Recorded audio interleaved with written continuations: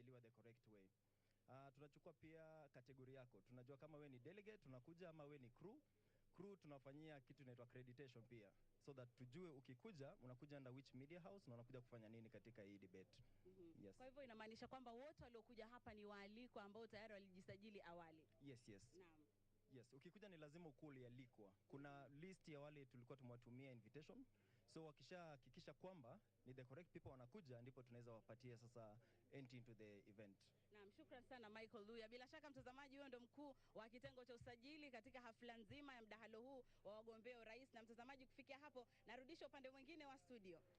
Asante sana Busara Nam. And just for clarity purposes, this broadcast is coming to you live from the Catholic University of Eastern Africa. Only those who are invited prior will be allowed into the vicinity. But we're not leaving you out. Online, you can always send us your views on presidential debates, KE 2022 as the hashtag, and the deputy presidential debates, KE 2022. Also, you can send in an SMS with your name and where you're texting us from to 22843 to weigh into the entire discussion. We'll sample some views during this broadcast that is being aired across all media platforms. Professor, I was coming to you in terms of your expectations for this. Before you went to the commercial break.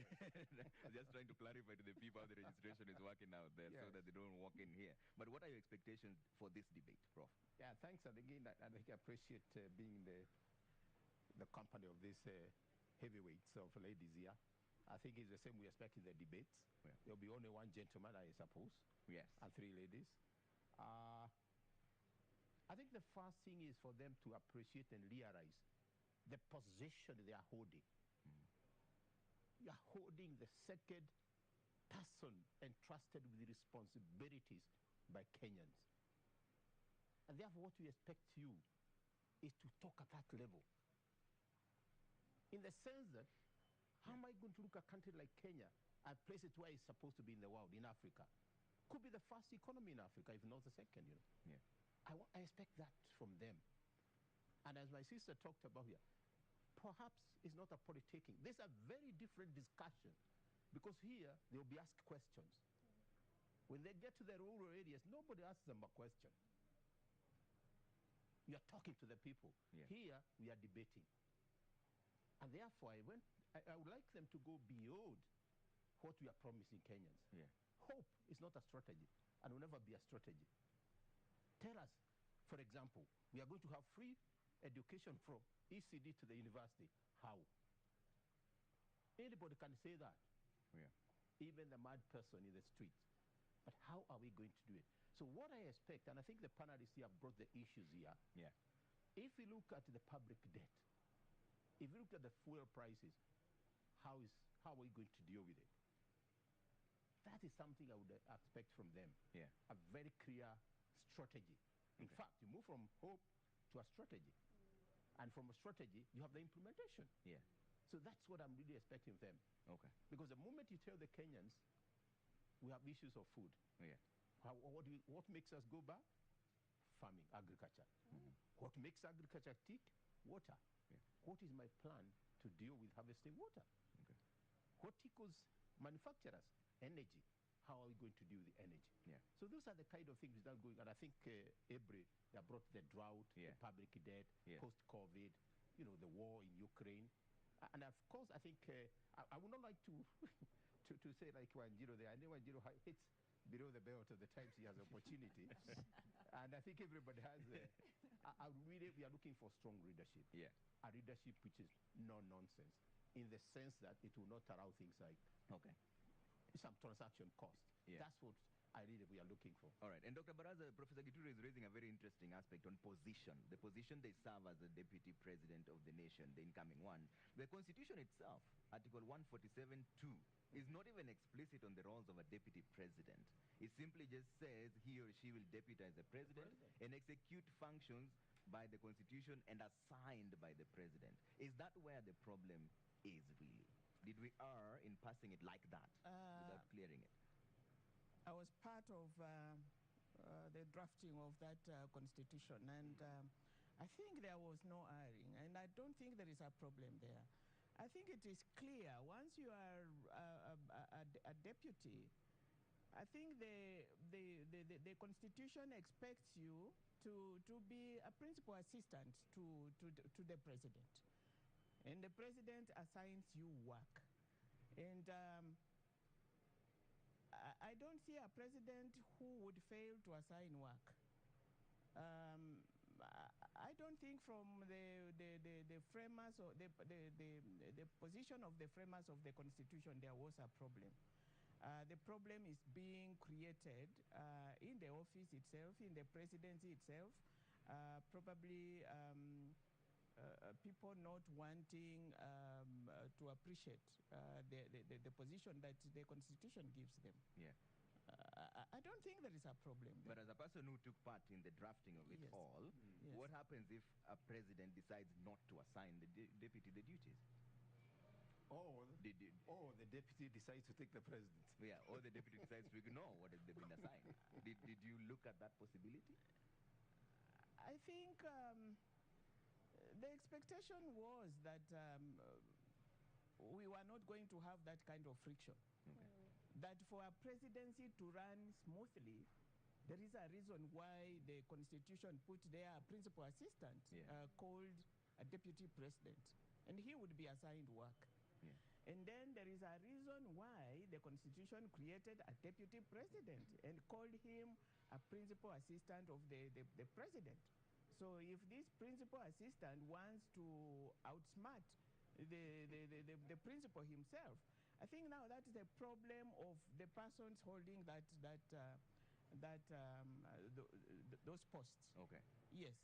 Wanjiru, was there a mistake there in the drafting of Article 147 that did not explicitly give the roles of what a deputy president should do? Well, I think if you look at the practice the world over, the deputy president deputizes the president on the assumption that ideologically they are together committed to the implementation of the party manifesto. That is the assumption. There are some things you can't legislate. And in fact, that is one of them. You cannot legislate that once you ascend to a position, you must abide to the spirit and the law. You can maybe take somebody to court when they violate the law, but we are struggling with the spirit, and I think that's what we are talking about here.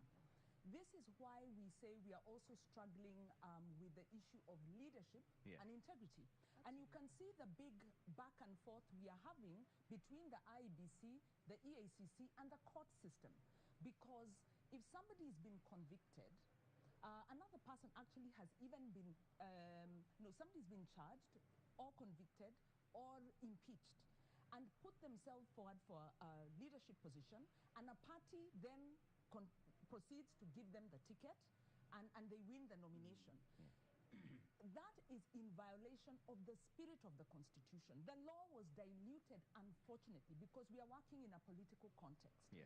So, Trevor, when we are talking about our expectations as citizens, we have to acknowledge that our political system has been frustrating the aspirations of Kenyans for the interest of our political elite. And one of those is on leadership and integrity. The other is on accountability of public resources. The other one is on, will these parties implement the lofty proposals they have put in their manifestos? Because if you look at the manifestos, we have very good promises. Based looking at the economy, and there's differences between the manifestos, but there's an agreement that we must focus on agriculture. We must focus on the informal sector. We must create wealth. We must open up these value chains and democratize our economic system. These are great and lofty ideals, and I think it's a big win in that citizens have been heard. But in Kenya, our problem comes at implementation stage. We have a political elite, we have a government administration that really roundly does not implement, subverts the law, avoids the law, evades the law. So that is the big question, and we want to hear what are the tangible proposals we have for the implementation of that. But also, I think we have to look at track record. Professor says that I'm hitting below the belt, but track record is how do you measure somebody when when you're assessing somebody for an employment position. You look at their ideas, you look at their education, you also look at their track record. What were you doing before?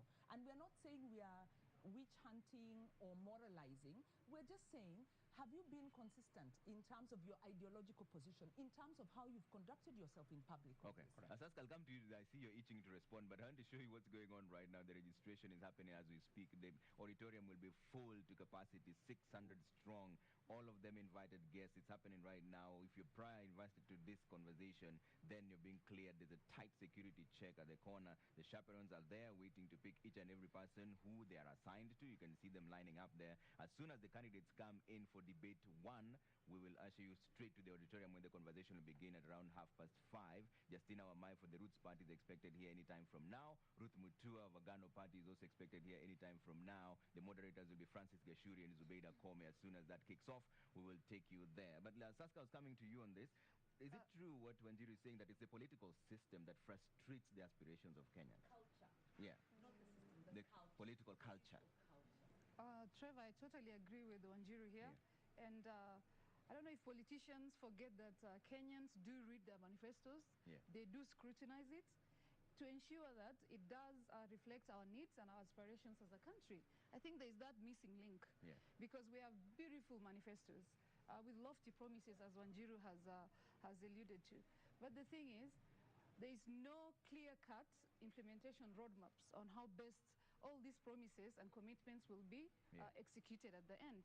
And that's what we're missing in this country. It's 6 years since independence. And as much as we have beautiful policies in place, beautiful policy frameworks and regulations, we still fail at implementation. And it's time for us to ask ourselves, why is this so? Yeah. Why does this keep happening? Okay. Prof, do you agree with that? It's only about implementation rather than the policies we have. Do we have enough laws in And this thing country? comes in my mind very clearly. Yeah. I think when Laila was the deputy president or something like that, I remember him in Prime Minister. I remember him in a safari park, and he emphasized, he did actually say in my presentation in 3 words: implementation, implementation, implementation. And I hope we can do that. It's not just the manifesto, even our strategies.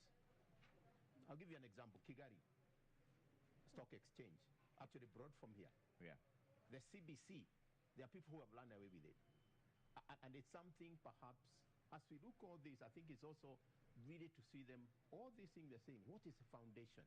Yeah. And one of the foundation is education. And I think Dr. Baraza has pointed about here. And I think it's very important to distinguish here the youth and workers.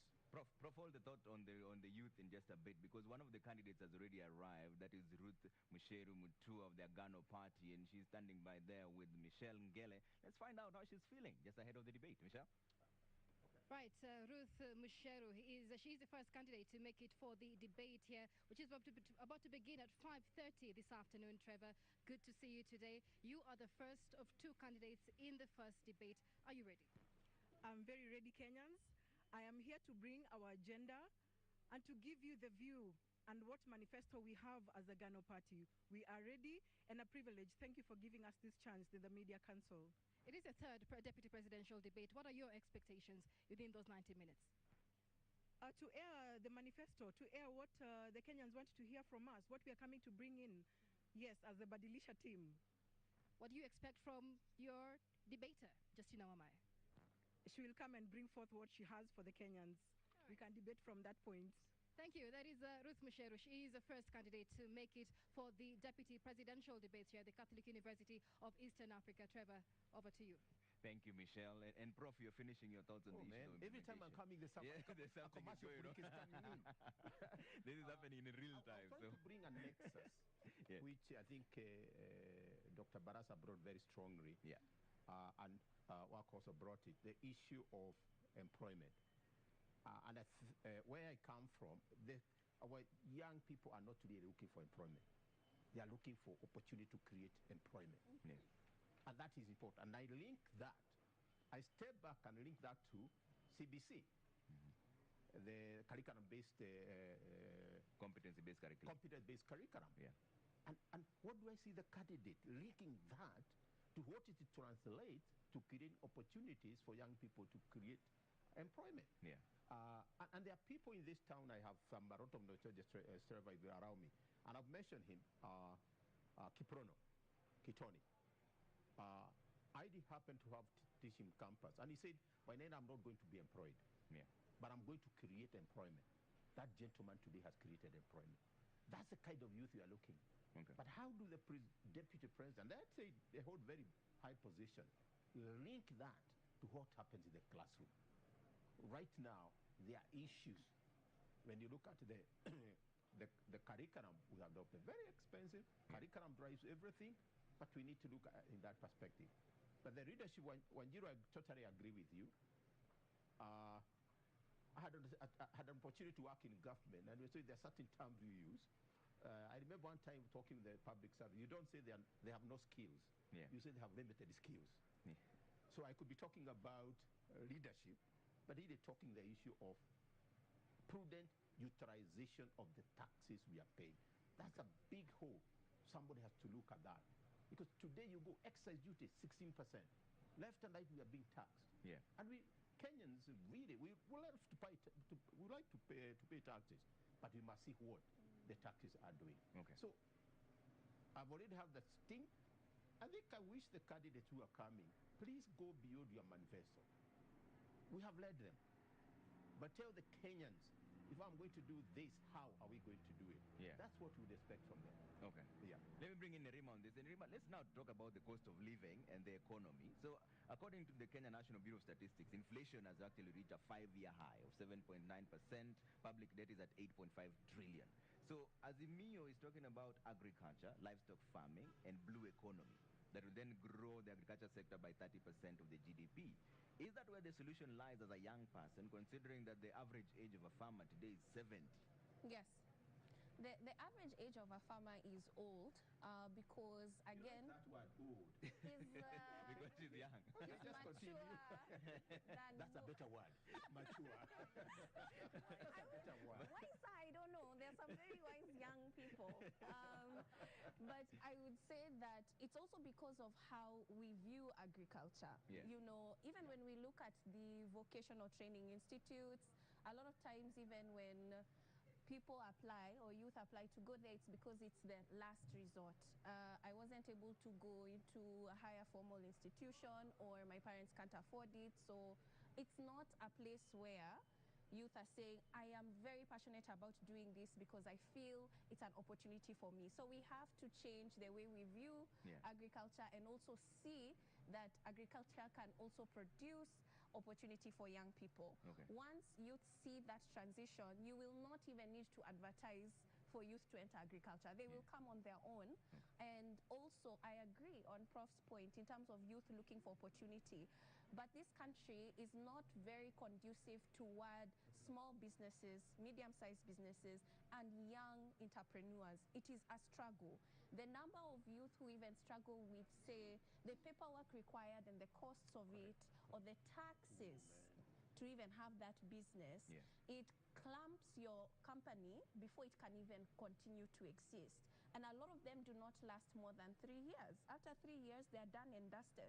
And so if we could focus on, sure, blue economy, agriculture, because a lot of countries are looking internally in terms of specialization, but we also have to remember that this administration was focusing on housing. We've talked about the high cost of living, and one of them is housing. Youth right now, talking about land, owning land, buying a house, building a house, is not even part of conversation right now. We cannot. You cannot afford it. But with this administration, they talked about housing. What happened to that? They managed to do some, but not as many as we anticipated beginning with their term 10 years ago. And number two, they talked about manufacturing. What happened to that? The president had a whole idea of having civil servants wearing Kenyan-owned, Kenyan-made fabric on particular days, which Buy is Kenya, Friday. build Kenya. Yes. But then what has happened with that? Even when we talk about implementation, the culture to want to support Kenyan-owned businesses is still far behind.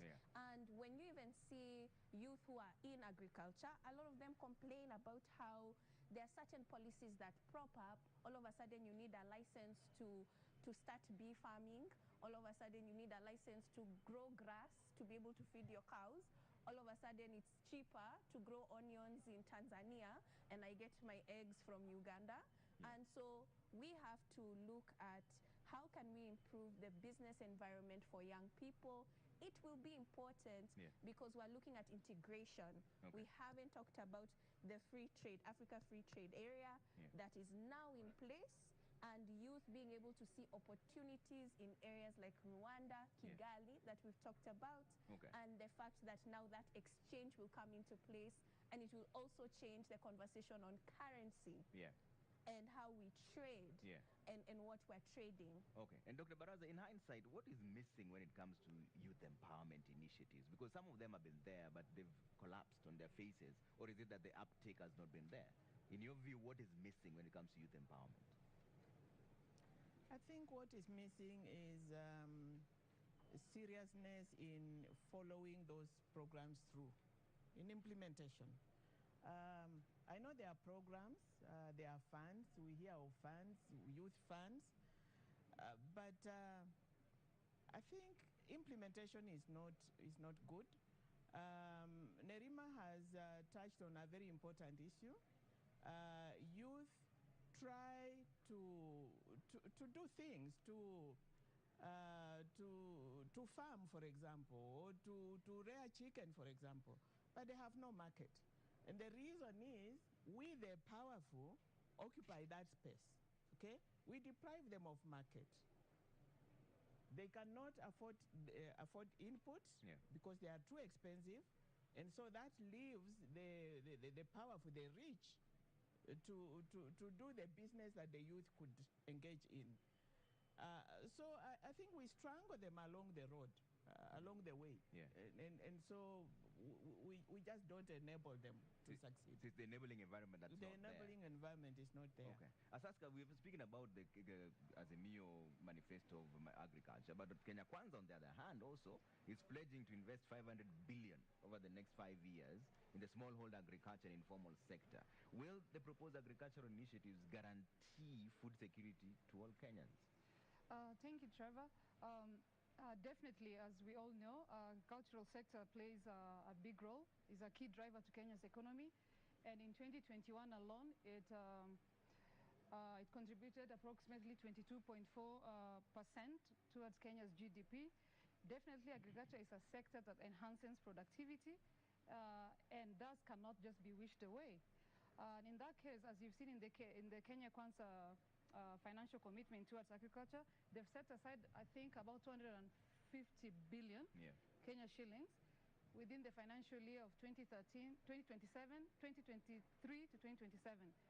And definitely, if it's implemented better, if a firm commitment is in place, I think agriculture can contribute sustainable development agenda by increasing food security, alleviating poverty, and even employment creation. And we lack that in a big way. Okay. Because the sector alone, as you know, employs about 40% of our total population. So that's a huge chunk. Okay. Wanjiru, is that the direction to take, agriculture? Is that where we should focus on? Well, yes. And, in our advocacy, looking at the crisis of public debt, that really goes, even before we entered into the COVID era, our economy was on a very weak footing because of imprudent choices, imprudent development choices. This large infrastructure development, eating up all the money, financed by costly debt, with corruption written in there, conflict of interest, real mismanagement of the economy by the Jubilee administration. Because of that, we are in this economic crisis. But even then, if you listen to the Parliamentary Budget Office, they were looking at the economy and saying majority of people are employed in the agricultural sector, over 50% of Kenyans. This, even during COVID, it was the steadiest contributor to our GDP because you're talking about the backbone of our economy. Yet, our investments are in places where people aren't employed, where the large infrastructure employs very few people. So yes, it has to be agriculture. And this is why I'm saying that there are wins. Even before we start the debates, before we go to the election, there are wins. The parties have listened. They have prioritized agriculture because both parties have prioritized agriculture. They have prioritized the informal sector. Both sides have recognized, we've had numerous policies on the role of the informal sector, the importance of the informal sector, but governments keep ignoring them. They have prioritized manufacturing and are linking manufacturing to agro-processing, which is to the agricultural sector, to the informal sector. So they are, committing to make those linkages. So the question becomes, that's why we were saying implementation. Can we trust the political parties, after they have wooed us with their promises, that when they sit in the seats of power, they will do what they have said, that they will listen to the citizens, they will be accountable to the citizens? Do they show in their manifesto the democratic space, civic space, the social accountability back to the citizens, the civic education to empower citizens to be very engaged, and answerability to the citizens? Do they show the public sector transformation to transform from the culture of impunity to the culture of compliance? Do they have the intergovernmental relations? We have seen the fights between county and national government under Jubilee that has really destroyed, almost destroyed the health sector. So are they speaking to the culture change that we need and the accountability that we need to implement these promises? Asaska, you wanted to jump in? Yes, Trevor, let's not forget that African countries, including Kenya, have international commitments in the agricultural sector. And if you remember in the 2009 Maputo Declaration, most of these countries have committed to give 10% of the national budget towards agriculture. And for 20 years down the line, Kenya has not been able to hit that target. It's always around maybe 3.5%. So it's a shame that we're not really prioritizing an industry that enhances our productivity and drives our economy. You asked the issue of agriculture. Yes, Prof, and that's right down your alley. It's like as an agricultural economist. Of my life. Yes. I think there's a simple reason why we should concentrate on agriculture. You had lunch. You have supper. You have... It's there. We demand it. That's the bottom line. But I think the question you asked, and I think panelists, maybe something we need to look at. What do we need to do? Because we all know, and I'm always get baffled. We know, but we're doing nothing about it. One, I think it's important to reflect back in terms of the skills we provide for the youth in the education system. And deliberately will be geared. How can a country like Ukraine, probably in one of our counties, be supplying grains to the world? And they have only 6 months in a year to grow those grains. We have 12 months. My mind goes back to a Bogo farm. I have some you can Bukula.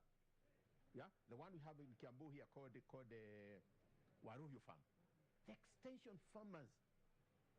And I can tell you, Trevor, if an extension person has come to the farm, the maize was very different from the other farm. These are the kind of things we actually want to bring back. I like her point. It's actually almost, I don't know, it's almost treason opening something in this country. The way you go through. You give up. And I think it's something we are looking for ease of doing business. I give this example. When we used to get our DL, driving license, we used to queue. And to get it, you give 1,000. Right now, you can get through your phone. This is the kind of thing when you get kids into 8. And the concept, any country, Trevor, which cannot feed their people, is headed for disaster. Look at US. Look at any country. What they do, they make sure that there's enough for their people. I think that's something we need to reflect back. And we should, and I like you're using the free trade aid in Africa, we should be the one exporting grains out there. Not exporting to us. So I think it's something we must get that. I like the word she has used, mature. We are exiting that in terms of even energy. How do we get back? And also, we parents, I think we have a problem. And Professor, you know, you're the one who said that every single time you're talking, something is always happening. Let me bring to your attention that the candidate Justina Wamae for the Ruth Party has just arrived at the vicinity. She's ready to do the debate one, and Ken Mijungu is standing by with her in just a bit. Let's find out how she's feeling. And they have actually given a very interesting proposal, Prof, and I'll come to that in just a bit, on what they want to do to deal with the economy. They're talking about legalizing cannabis. But Ken, over to you first. How is she feeling? And thank you, Trevor. And of course, Jacinta Wamae is here with us. She is the second candidate tonight for the first debate. How are you feeling now that you're here finally? I'm excited. This is our manifesto, so I'm energized and I'm psyched up. You ready for this? What did you do ahead of the debate? I prepared accordingly. You know, Kenyans are not bright, so I need to come off smart. So we're looking forward to the debate and all the best. Asante sana. Asante. All right, back to you, Trevor. Thank you, Ken. Prof, you're finishing your thoughts on this. Finish. I like this commercial break. Just comes to me. Yeah. So I think that's something, the point I was making here, we must do whatever it takes to ensure we are food secure. Okay. Had opportunity to talk to the military people. If we depend on our eggs from Uganda and there's war, they'll just stop the food. They don't even have to use a tank. Yeah. They'll come over. Okay. And I think that's something we need really to look at in terms of how do we make our country secure. Okay. And if there's something I had to do, one thing, agriculture. Yeah. It refers to manufacturing. Yeah, but there's a twist. There's now a twist to this entire agriculture issue. We've talked about Kenya Kwanza manifesto and Azimio manifesto. The Roots party is talking about legalizing cannabis. That's the point I was going to hear. I hear you, Trevor, but let me ask you, and I think we need to be more serious, and I think the presidential candidate is already visiting some farms in the US of where they plant. How much of GDP does that crop bring to those economies, even where they do it? Very little. Yeah. Then the second thing is, do we feed on that thing? There are farms here in Naivasha planting flowers. We never eat on those flowers. The most people Kenya will cash your call with their kids are in Naivasha. Yeah. So we also need to protect what people export. That balance is very important. And I will probably go towards grains. But the other thing is we need to change even the way we look at the grains. And I always give this example, and I think that Wako is here, I can give this example. Yeah. If we had unga in this cup, maize, it cannot even feed Wako. I know they don't eat ugali these days. But if we had muchere, it can feed all of us here. Okay. We need to change the grain revolution. India, Southeast Asia, there are more people than we are. Yeah. India is surpassing everybody in the world in the population. But you have never heard people have. Okay. Because they changed. All right. And najua kwako unatoka hakuna chakula kwa hapana ugari. But Dr. Baraza, let me bring in on this issue of the Roots Party manifesto. Speaking about legalizing cannabis, yani weed. First, what would it take for that to happen? And is it a viable resource? I think before I come to cannabis, I just want to chip in on what Prof has said about agriculture. We have strangled agriculture. Okay. I tried to farm. I got a big farm in Magarini. I tried to do pineapples. I tried to do sugarcane in Kwale. I tried to do mangoes. You hear of markets out there, but there is no support system for farmers in this country. I have now given up, but there is market out there. Now the problem with this country is we like importing everything and anything because of what we stand to gain out of that. I know of so many youth who in my endeavor to farm, I was meeting them in Kajiado. Young people, graduates, they are getting an acre here because they had, you can grow tomatoes, you can grow onions, but we strangled it. You go down Narok, young people on weekends going to Narok to get farms to try to grow wheat. So they are trying. It's not lack of will on the part of the youth. They are trying, but we strangle the agricultural sector because we want to import eggs, and of course who is importing the eggs? And what about that scheme in Galana Kulalu? I mean, it was hyped. We all waited. We expected we are going to feed ourselves with that maize there, and then it just went silent. What happened? And of course there is the issue of corruption. They are in this whole agricultural sector. Our youth can make a living and be rich within the agricultural sector, but we strangle it. Now coming to cannabis, okay, they say there are countries who have who are making incomes out of it. I think they need to convince us and to show us real data and statistics on how much they are getting and how we are going to protect our youth. I think the excited ones are not looking at it from the point of view of how much income. They are excited for other reasons. So we need to be convinced that it's not a dangerous thing that we are driving our youth into, and that actually wherever it has been legalized, wherever it has been made as part of the agricultural sector, that it is giving them the returns that really go into the economy to improve the economy. All right. And Wanjiru, is this an alternative revenue stream? Because it is in their manifesto, the Roots Party of Kenya manifesto. It is in their manifesto, and if you'll allow me, I'll just add something on the excellent points raised on the agriculture sector, which is it's important to prioritize agriculture. It's important to recognize a lot of agriculture in Kenya is smallholder farmers. It's important to recognize that as we're bringing in technology, it has to be suitable to the existing framework that we have, so that we are not bringing in very sophisticated technology that pushes out the smallholder farmer. And so my question is, where is the farmer? Where is farmer's voice? What is the governance system within the cooperatives? How do we, reawaken the cooperatives and the SACCOs that support agriculture? So I think much as we are talking about the technical and the economic priorities, we must not forget the governance. We must not forget the social accountability, the citizen voice and role, because that's Article 1. And really the sustainability of development is that citizens are at the center of development. Development with the people, by the people, for the people. And government serves the citizen. On the cannabis issue, of course, we want to maximize revenue streams. But we must remember that Kenya's problems are not just economic. We also have social problems. We have political problems. So one of the things I'm finding with the discussion we are having is that there's a strong emphasis on economic needs, which is really, really good. That's progress, because it means our democracy is maturing. But then we are pushing out some of the social and governance issues. They've kind of taken a backstage, and they have to go in tandem. On the issue of marijuana, there is a social side to it. Number one, right now, marijuana is illegal. Bangi is illegal in Kenya.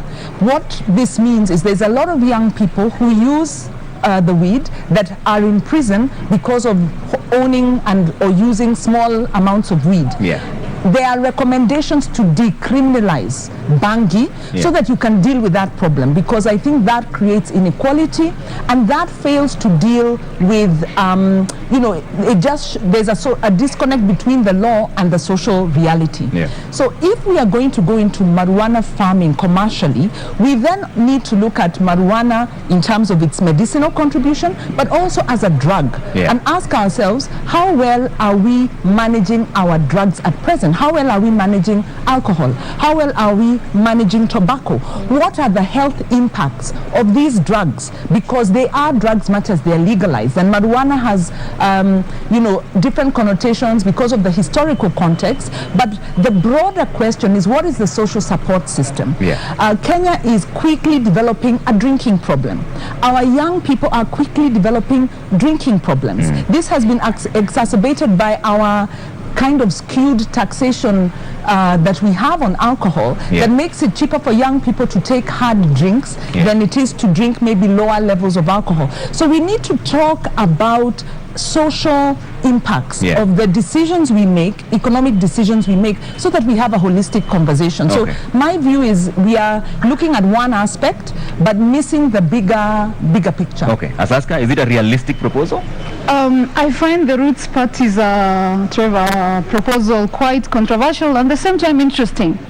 Like, if you ask me personally, I would look at it differently a bit. Yes, there's a social problem around drugs in Kenya. I don't doubt that fact. But if you look just around East Africa, if you look at Rwanda and Uganda, they've legalized the medicinal use of cannabis. and they're making money of it. They're exporting it just like tea or coffee. And they have investors who have come in and they're making money out of it, and that way they're having an alternative revenue stream that is helping develop the country. Yeah. So I'm not opposed to maybe looking at it differently and having guidelines, tough guidelines surrounding the production of cannabis. Yeah. I think it's something maybe we can look at, because but currently we have 10 countries we don't in have Africa. enough regulations to deal with the drugs we have currently. So if we add another one, wouldn't that's that be definitely an issue that needs to be addressed fast. Yeah. And if you remember the late MP of Kibra, he brought the Cannabis Control Bill of 2018. Yeah. And he had good proposals in there, because it can be used for medicinal value. Yes. And if we restrict it, not for recreational purpose, maybe we'll be able to have very strong guidelines that can ensure that it cannot be the drug cannot be misused. Okay. Nerima? I'm not coming to you last on this cannabis issue for any reason. No. Now, on that one, I like that you've come to me next, because I feel I hold the same opinion as Asaska. It's about looking at the differences. It's interesting. It really is. Yeah. We're thinking outside the box, because we have to. We're talking about a population that is majority youth, and not only is it now, it will be for decades to come. And we're talking about a global economy and a global citizen population that will continue to grow. Our health continues to improve, the standards continue to improve. So how are we managing? So things that are going to be key is access to resources, climate change, the environment, and managing pollution as we continue to increase and decrease the number of vehicles or the kind of transport and carbon monoxide going to the environment. Okay. So for me, looking at the regulations, if it's for medicinal use, it's very, very helpful for many people who are going through all sorts of long-term illnesses. It is even sometimes prescribed, and it's necessary for them to be able to survive. But then I think what a lot of people are worried about is the misuse of that. And it's the same with all the drugs that we're talking about, like Wanjiru has mentioned. So Prof, jump in. I think I'll pick from what he said, and it's economics. If you legalize something, it loses that value it had. And it doesn't become like a gold, the black gold. But I think that what is important, and hearing that it has, and when you're right, it has the value in terms of medicinal. I think what we are balancing here is what do we do for export, and what we do also for food security. So we need to balance that. So we can sell, but not at the expense. I think the first step is to ensure every Kenyan has enough food. That's the first thing. We can still plant flowers. We can plant tea. Tea plays two parts. It plays as an export, but also consume. But it's not food really. I cannot have tea and I say I've had lunch. So we think to be careful in that. The contribution to the economy is questionable, and I hope they have done their math. I've just looked at it, and really no economy it's actually saying we are getting so much from it. But the most important thing is medicinal, because it's medicinal, it helps us now to be productive in other sectors. Dr. Baraza, I know you still want to be convinced in terms of how much money it brings to the economies that have legalized it, but legally speaking, if that was to happen and make cannabis legal, what impact would it have on the previous rulings on people who are incarcerated as we speak for having had some marijuana on them? What impact would that create in the judiciary where you've served before? If they legalize marijuana now, what it will have on the people in the cells? Well, I guess, is the law retroactive? No. I think the law doesn't apply retroactively, but I think the issue here is not the legalization. I think good points have been raised around Wajakoya's or that manifesto about marijuana. I think if it is properly managed, and personally I want to be convinced that it is of an economic value. If it is, then I think a law can be passed, an appropriate law can be passed. We put in place mechanisms to protect the youth from abuse, And then I think that will be okay. But I need to be convinced that there is some useful. It is a useful venture in terms of agriculture. All right. Let her finish. I'll come to you. Yeah. Go ahead. As to and then that will take care of the abuse which has caused the fellows in the cells to be in the cells. Okay. Yeah. All right. All right, Asaska, you wanted to jump in? Yes, I'd like to add on what Ms. Barasa has mentioned, that yes, definitely there's a social problem. Yeah. We all agree. And if you look at the 10 countries, I would like to clarify, the 10 countries in Africa that have legalized cannabis, they've only legalized for medicinal use except South Africa. South Africa has legalized both for medicinal use as well as recreational use. So yes, there's a fear around the social problem that the cannabis will bring about. But I also want us to look outside the box, as Nerima has mentioned, that hey, it's estimated that in Africa alone, cannabis has a market, is worth about $7 billion by 2023. So it's a market that maybe we could try and figure out how best we can get into for the benefit of our development agenda in the country. Okay. Wanjiru? Yeah, so I was going to just be clear that I'm not advocating that it don't be legalized. I think I'm actually a proponent of, if you look at the social reality, cannabis is being used, it's being used by youth, that's why they're winding up in jail. So first of all, it shouldn't have been criminalized, because people shouldn't be in jail because of smoking cannabis. That is quite regressive, and so that's a situation.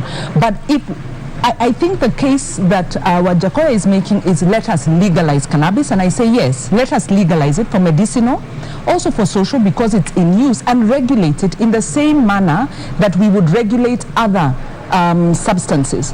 But recognize that right now our regulation of other substances is not doing so well. That there is a risk that we go in and legalize and we create a culture that is going to destroy our youth. And it's not just youth who have problems with substances, people our age, because we tend to moralize the use of substances instead of looking at maybe the practical. Maybe we don't deal with our mental health issues so well, maybe our social structures. So this is why I'm saying we need a proper policy framework that looks at the issue holistically, not just from an economic point of view, and definitely not from a moral point of view. Okay, let's move away from the economy and now talk about the war on corruption. And Dr. Barasa, I'll start with you on this. You've been at the helm of the judiciary. What is really hindering the war on corruption? The war on corruption is being hindered by corruption. Corruption itself? Yes. Okay. I think it is. Yes. Nice, well put. Because we have institutions to fight corruption. We have the law to fight corruption. We have constitutional provisions, although we've watered them down, as Wanjiru says. So what is the problem? And so we hear of cases of corruption, and they are major, and there are many, they are on a daily basis. They come to the courts, and probably you hear about them day one, and then that's the end of it. We just never hear of people getting convicted for corruption. So I don't know what happens, but I want to imagine that there is corruption in the fight against corruption. People have blamed that on the judiciary for not explaining. Well, I'm saying I'm not exonerating the judiciary from the corruption issue at all. Because there are things you just can't explain. Or in other institutions, those other institutions to fight corruption. When you say the things you can't explain, what do you mean? You arrest people. And by the time you go to arrest a person, you must really have a reason. So what happens beyond the arrest? All right? What happens beyond the being charged in court? I think there is so much which happens in that chain of dealing with corruption. And my argument is that there is corruption. which is fighting to sustain corruption. Yeah. Yeah. So Prof, what then would be the solution? Just deal with it head on. Yeah. Yeah, there's no two ways about it. The Roots party is suggesting bringing back the death penalty. Do the head on. And what am I talking about head on? We know some countries, you mess up and you are in. That's it. Yeah. And look, this terrorism. We, as African culture, we respect leadership a lot. Because that's how we've grown up, to respect leadership. I'll give you an example. Magufuli, and God bless his soul. Magufuli convinced Tanzania there was no COVID. Yeah? Majimaji, Milani. They believed him. We knew there was. But that trust of leadership.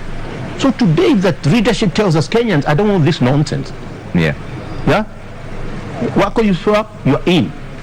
When it's settled up, stay there until we sort it out. Yeah.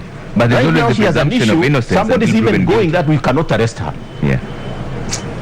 Fine. You see the narrative you're going. Yeah. You are guilty and arrest proved. You're innocent until proven guilty. We prove you when you're inside there. But Dr. Baraza, the reason I'm coming to because you, this is the animal you're dealing with firsthand. Yeah. The animal we are dealing with, and let's be a bit serious, and I think we are. Yeah. The animal we are dealing with, it's what is making our food expensive today. Okay. The animal we are dealing with is the one which is making very unsafe to go certain areas. Okay. Let me bring back Baraza before I come to the rest of my panelists. How can it be dealt with, having dealt with this firsthand? I think the issue of integrity is what is standing in the way on the fight against corruption. It's corruption. It is lack of integrity. And we should deal with it seriously. Look at the people that we have in our institutions. Are they corruptible? From where I sit, I think they are corrupt people. Okay. But Prof, we have enough who are not able to deal with corruption. And that is how those cases go in such a zigzag manner that you never get to get the outcome there. If there you look at even the word the president. He said last week. Huyu atafunga nyinyi. We are looking for people tutafungwa. Okay. All right. Why should a youngster who is perhaps my grandson is on the road with a 33 million car? What the hell have you got the car from? Okay. Surely, even if my father is built, whatever, is that a priority? And I think she's right. It's in our bones. And you know, is something in your bones, you have to go through the cancer process. That's, you have to go through that process. At times we cut it off. Okay. All right. So here, yes. Sorry, let me just interject. We watered down chapter 6 of the Constitution. We watered it down because right now I don't understand how people who are facing charges of corruption are the ones seeking the leadership position. How are they ever going to fight corruption? Our devolution, the gem of our Constitution, what is killing devolution is corruption. And they are the same fellows who are benefiting from corruption in those counties. And they are the same ones running for positions of leadership. How are they ever going to fight corruption? I think their main aim is to come and preserve themselves. It is unfortunate we watered down chapter 6.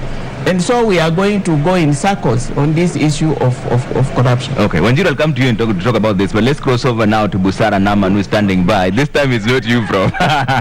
Busara Naman is standing by with the security situation at the Catholic University of Eastern Africa, where this multimedia broadcast is coming to you live. Busara? Na mtazamaji, moja kwa moja tuangazie swala zima la usalama katika chuo hiki ambapo mdahalo unafanyika, na kwa mengi zaidi tunaungana na mkuu wa kitengo cha usalama. Moja kwa moja ningependa ukaribie na uanze kwa kujitambulisha alafu tuendelee. Kwa majina naitwa Benjamin Mwanzi, Sub County Police Commander Lang'ata. Na ningependa utueleze, je, ni mikakati gani ambayo mmeweka kuhakikisha kwamba tuko salama, na je tusiwe na wasiwasi? Nataka kuhakikisha Wakenya na watu wote ambao wamefika pande hii ya kwamba usalama uko sawa sawa.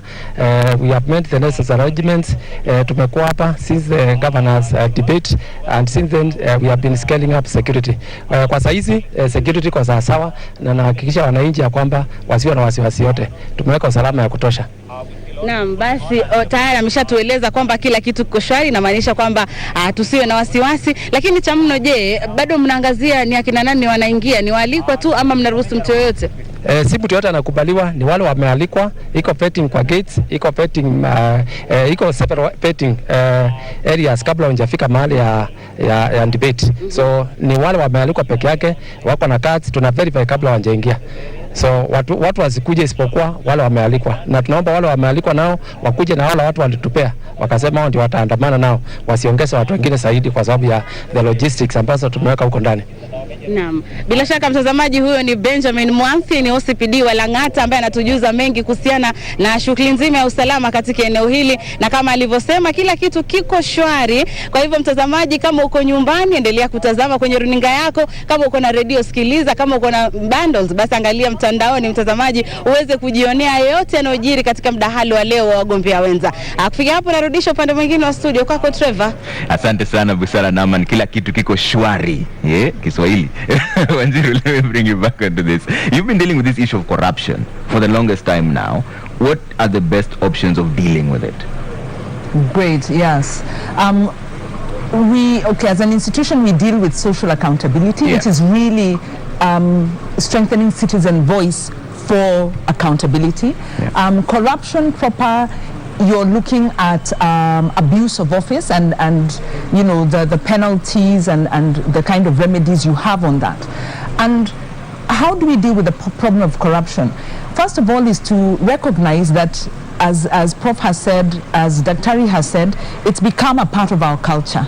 In 2015, I think it was, the Agano University published a study on youth perceptions and expectations, and youth said it doesn't matter how you make your money as long as you make your money, and corruption's not a big deal. Yeah. So if you're going to talk about prudent use of public resources to youth, it's not going to resonate, because the interest is to make money by any means. We become very consumerist. Our value system is about consumption, and it's about acquiring money so that I can consume, like Prof is saying, enjoy a big car, the soft life. Yeah. So one, we need to deal with the culture. The other thing, of course, it's about leadership, and it is about Chapter 6. And so we are looking for a political party that is serious about Chapter 6, that's making some good, strong recommendations, and have a track record on delivery. The problem we are having, and it's a crisis that's facing us, is we are having more and more leaders who have violated public office, who are involved in drug cartels or money laundering cartels, rapes and violations, and are actually in court. Sometimes it's rumors, sometimes they're even in court, and they're able to get into public office. And as Daktari has said, what will they do once in office? They will water down the law. So we are caught in a cycle. So it's a vicious cycle. It's a vicious cycle, but we must give ourselves some opportunity for hope. Number one, as we go to vote, Kenyans must refuse to vote for leaders who are implicated in corruption or other forms of abuse of public office, socially. Number two, we need to align with leaders who have expressed their interest and have a track record in fighting corruption, and then also in our own... Wanjiru, hold that thought in just a bit. There's an important process that's coming through. This time it's not Prof again, it's you, interruptions coming through. Let's crossover. We're equal. Twice now, so at least now you're even. Nimrod Tabu is standing by with the balloting process. It's an important process, and he'll explain why. Nimrod? Na asante sana Trevor Mbija kutoka studio nyingine. Hapa tuko katika sehemu moja muhimu, na kama unavyoona ninao wagombea wenza wawili ambao tayari washafika tayari kwa mdahalo wa leo. Bi Justina Wamae hapa na Bi Ruth Mutua tayari kuanzisha kipenga chetu cha mdahalo wa leo. Lakini kazi iliyoko hapa ni kazi fupi ndogo ya moja kwa moja kuweza kumchagua yule atakayeingia jukwani wa kwanza, yule atakayerushiwa maswali ya kwanza na kujieleza wa kwanza. Kwa hivyo Bi Ruth na Bi Justina, ningewaomba tu kwa wepesi tu kila mmoja aweze kuchukua karatasi yake ambayo ni kura, halafu moja kwa moja tuweze kuzionyesha kwenye mpiga picha moja kwa moja. Mwaweza kufanya hivyo, maana nishawapa kibali. Ameanza Bi Justina, akafuatia Bi Ruth, moja kwa moja kuweza kufungua tuweze kujua.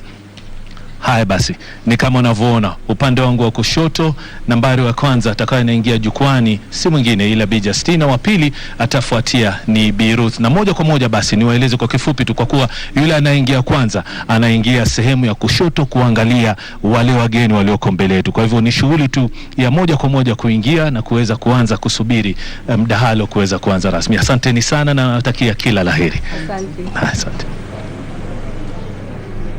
All right, asante sana Nimrod Tabu. That's Nimrod Tabu during the balloting process. Now that's an important process because now we know Justina Wamae of the Roots Party is taken number 1 and Ruth Mutua is number 2. What that means is Justina will be the first one to make her opening remarks and also the first one to make her closing remarks. That's the reason why the balloting process is important, so that we align on who goes first, right? Yeah, you're finishing your thoughts on recommendations of dealing with corruption. How do you deal with this monster of corruption? Number one is implement the law, because there are provisions. We need transparency.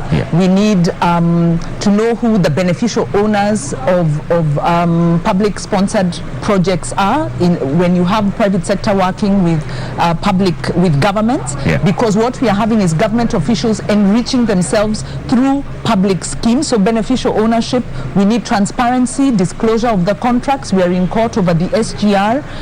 There is also a case on the Nairobi Expressway and many other. So we need to enforce the law. We also need to revisit our civic education, because how did we manage to overthrow the dictatorial, authoritarian Moi regime? There was a lot of civic education done in the 90s to ensure citizens owned their democracy and, were pushing for a democratic dispensation. Unfortunately, after the NAC administration came into office, we continued with civic education, but we lost the tempo. And under the Jubilee administration, there's been no civic education at all. So citizens are really not in step with our governance structure, which is becoming more and more sophisticated.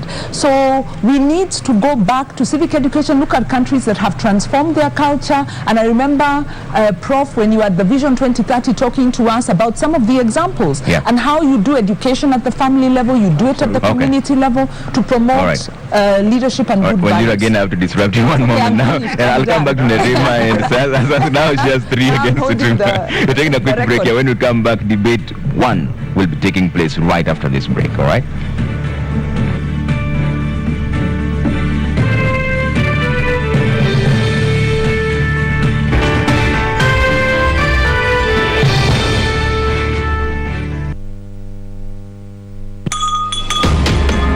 What is a secondary school in Kenya?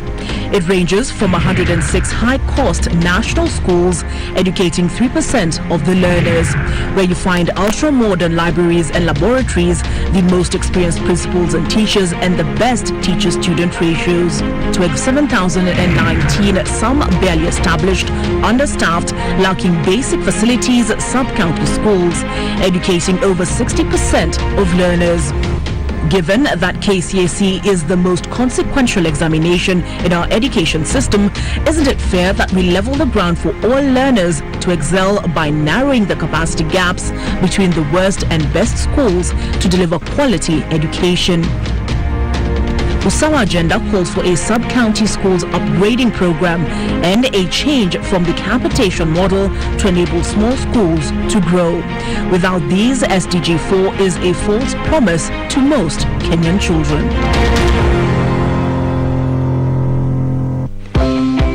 Karibu Kam. By offering market linkages, networking opportunities, and technical assistance, Kenya Association of Manufacturers assists its members to grow and scale up their businesses. Join us and let us work together to grow the manufacturing sector. Becoming a CAM member is as easy as 1, 2, 3.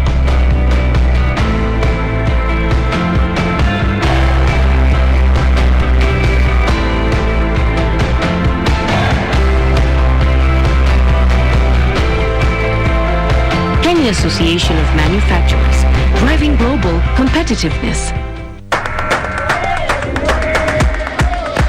Najivunia sana kwa Mkenya kwa sababu ni nchi ya amani. Naweza tembea Kenya yote bila kusumbuliwa. Kenya is one country that is not admired because of marathon runners. Our culture is one of the best in the world. Nashukuru kwa sababu ya demokrasia tulionayo. Kenya ni nchi bora, yani yapendeza tu.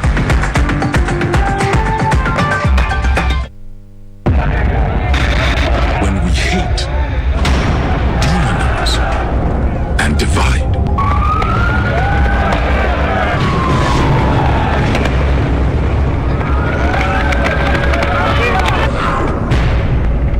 we become them and us. But when we unite in solidarity, tumechoka na mauaji ya kiolela yanayofanyika katika mitaa yetu duni.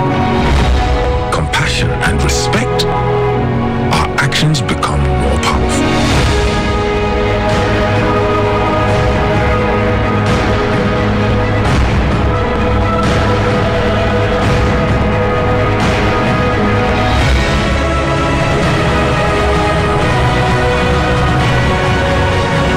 And together we can change the world.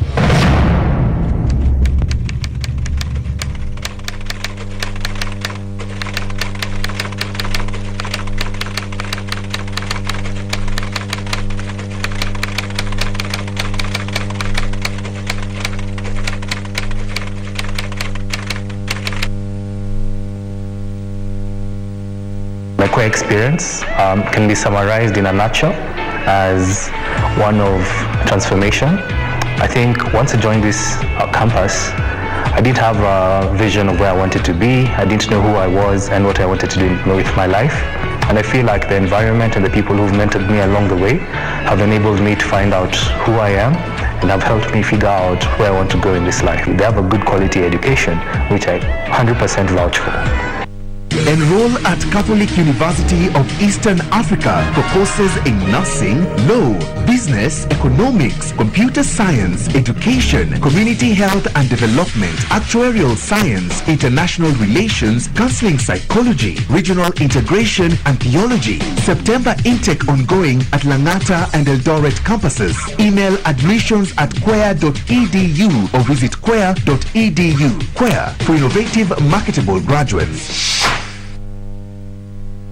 Check it. Let's talk about banking. Or let's talk about dreams and goals. Your dreams, your goals. If you're like Louise, you value doing biz with ease. Or maybe you're like Dan, a family man with a plan. At Diamond Trust Bank, it starts with one dream, one goal, one deposit, and one transaction. Pamoja, let's make it happen. So don't just bank with us, bank on us.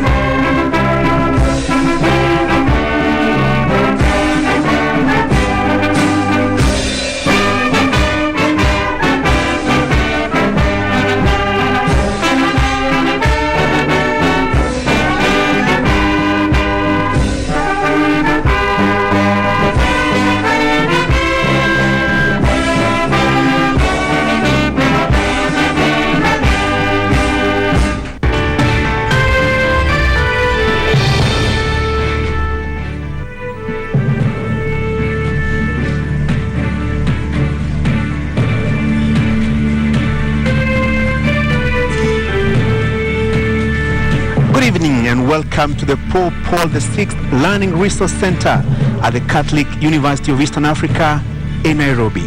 My name is Francis Gashuri of Citizen TV and Inoro TV. Na jina langu ni Zubeida Kome kutoka kituo cha KTN News. Karibuni popote pale mnapotupokea katika mjadala huu kati ya wagombeaji wenza wa kiti cha urais katika uchaguzi ujao wa mwezi Agosti. This is the first of two debates involving running mates of the four candidates cleared to run for president. In this debate, we are hosting Ruth Wangoi Musheru, the deputy presidential candidate for the Agano party, and Justina Wamae, the deputy presidential candidate for the Ruth party. Na kulingana na maelekezo yanayothibiti hafla hii, wagombeaji wenza wa urais wana muda wa dakika 90 za malumbano kati yao wenyewe, malumbano ambayo pia yataelekezwa na maswali kutoka kwangu Zubeida na mwenzangu Francis Gashuri. Maswali ni yetu wenyewe na hayajajadiliwa kati yetu na yeyote yule ndani au nje ya kampeni husika. And indeed, our questions are clustered into 6 segments, each running for 15 minutes. As per our debate rules, each candidate has 2 minutes to make an opening statement, 2 minutes to answer a question, and 60 seconds for a rebuttal. The topics have carefully been selected through a thorough assessment of sentiments over Kenyans across the country.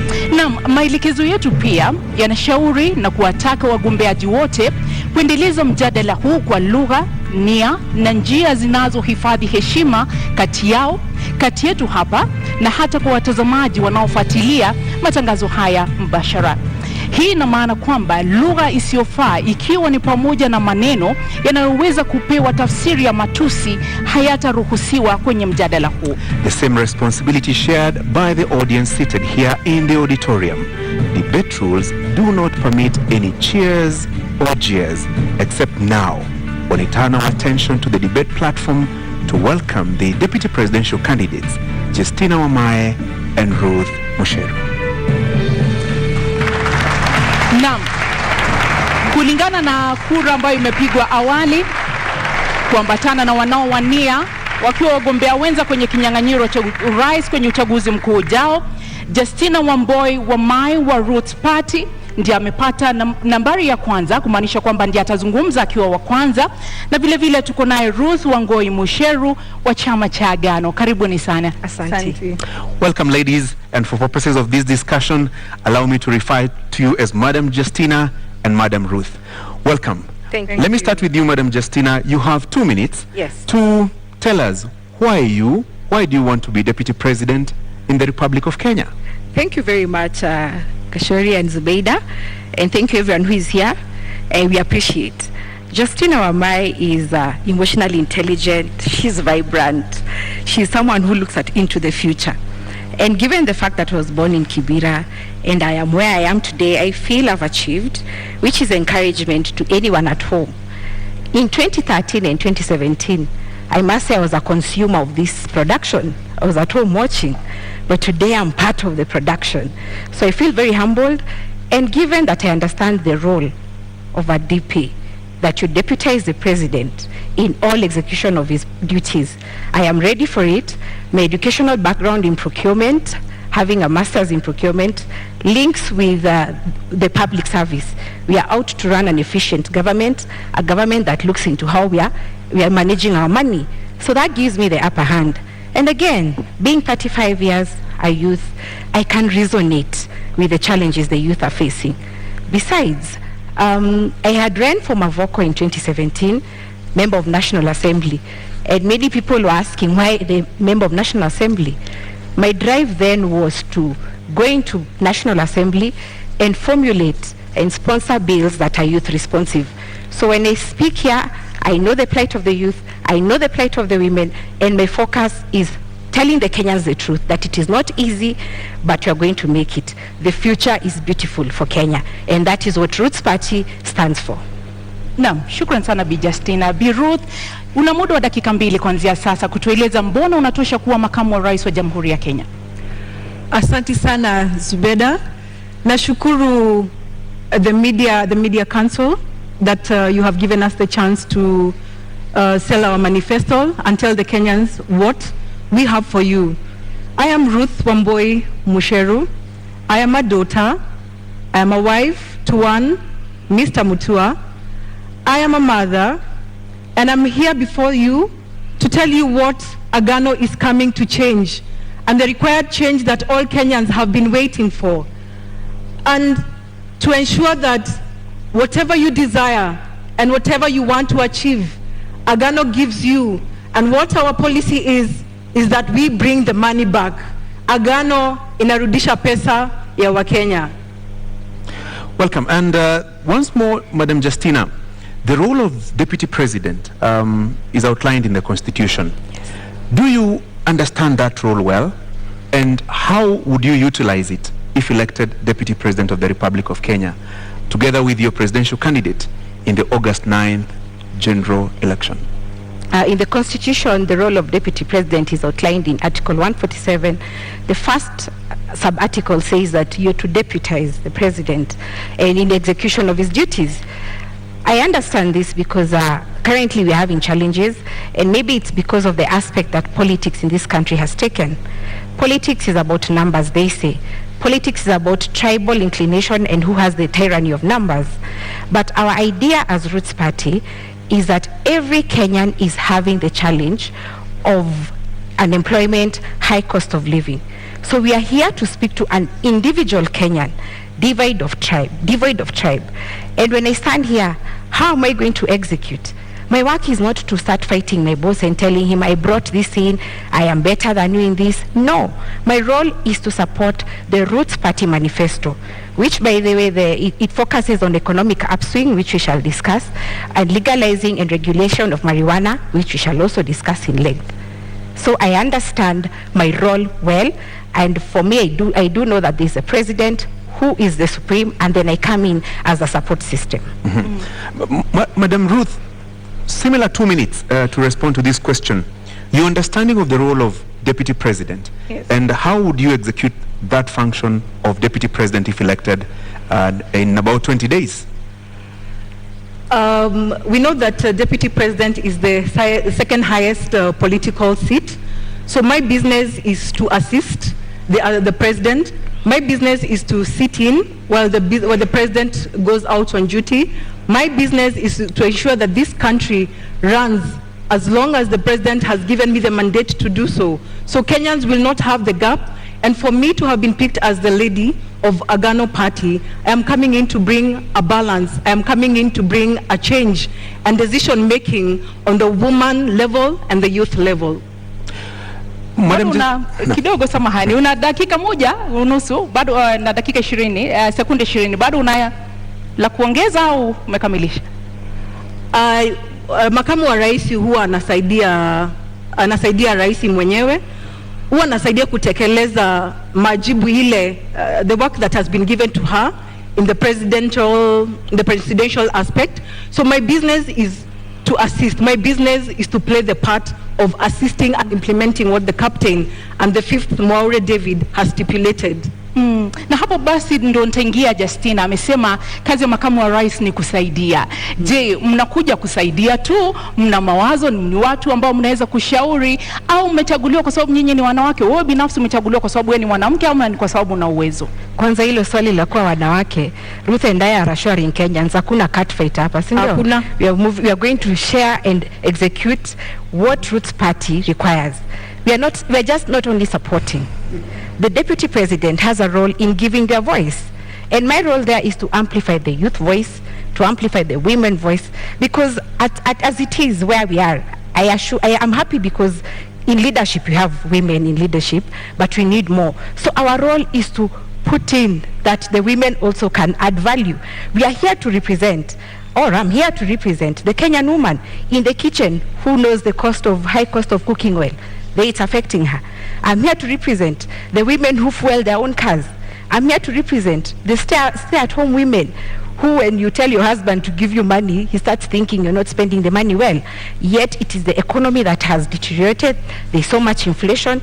So it is not just to support. That is part of it. Part of it is to amplify our agenda as women, who we have been left behind for a very long time in this development agenda.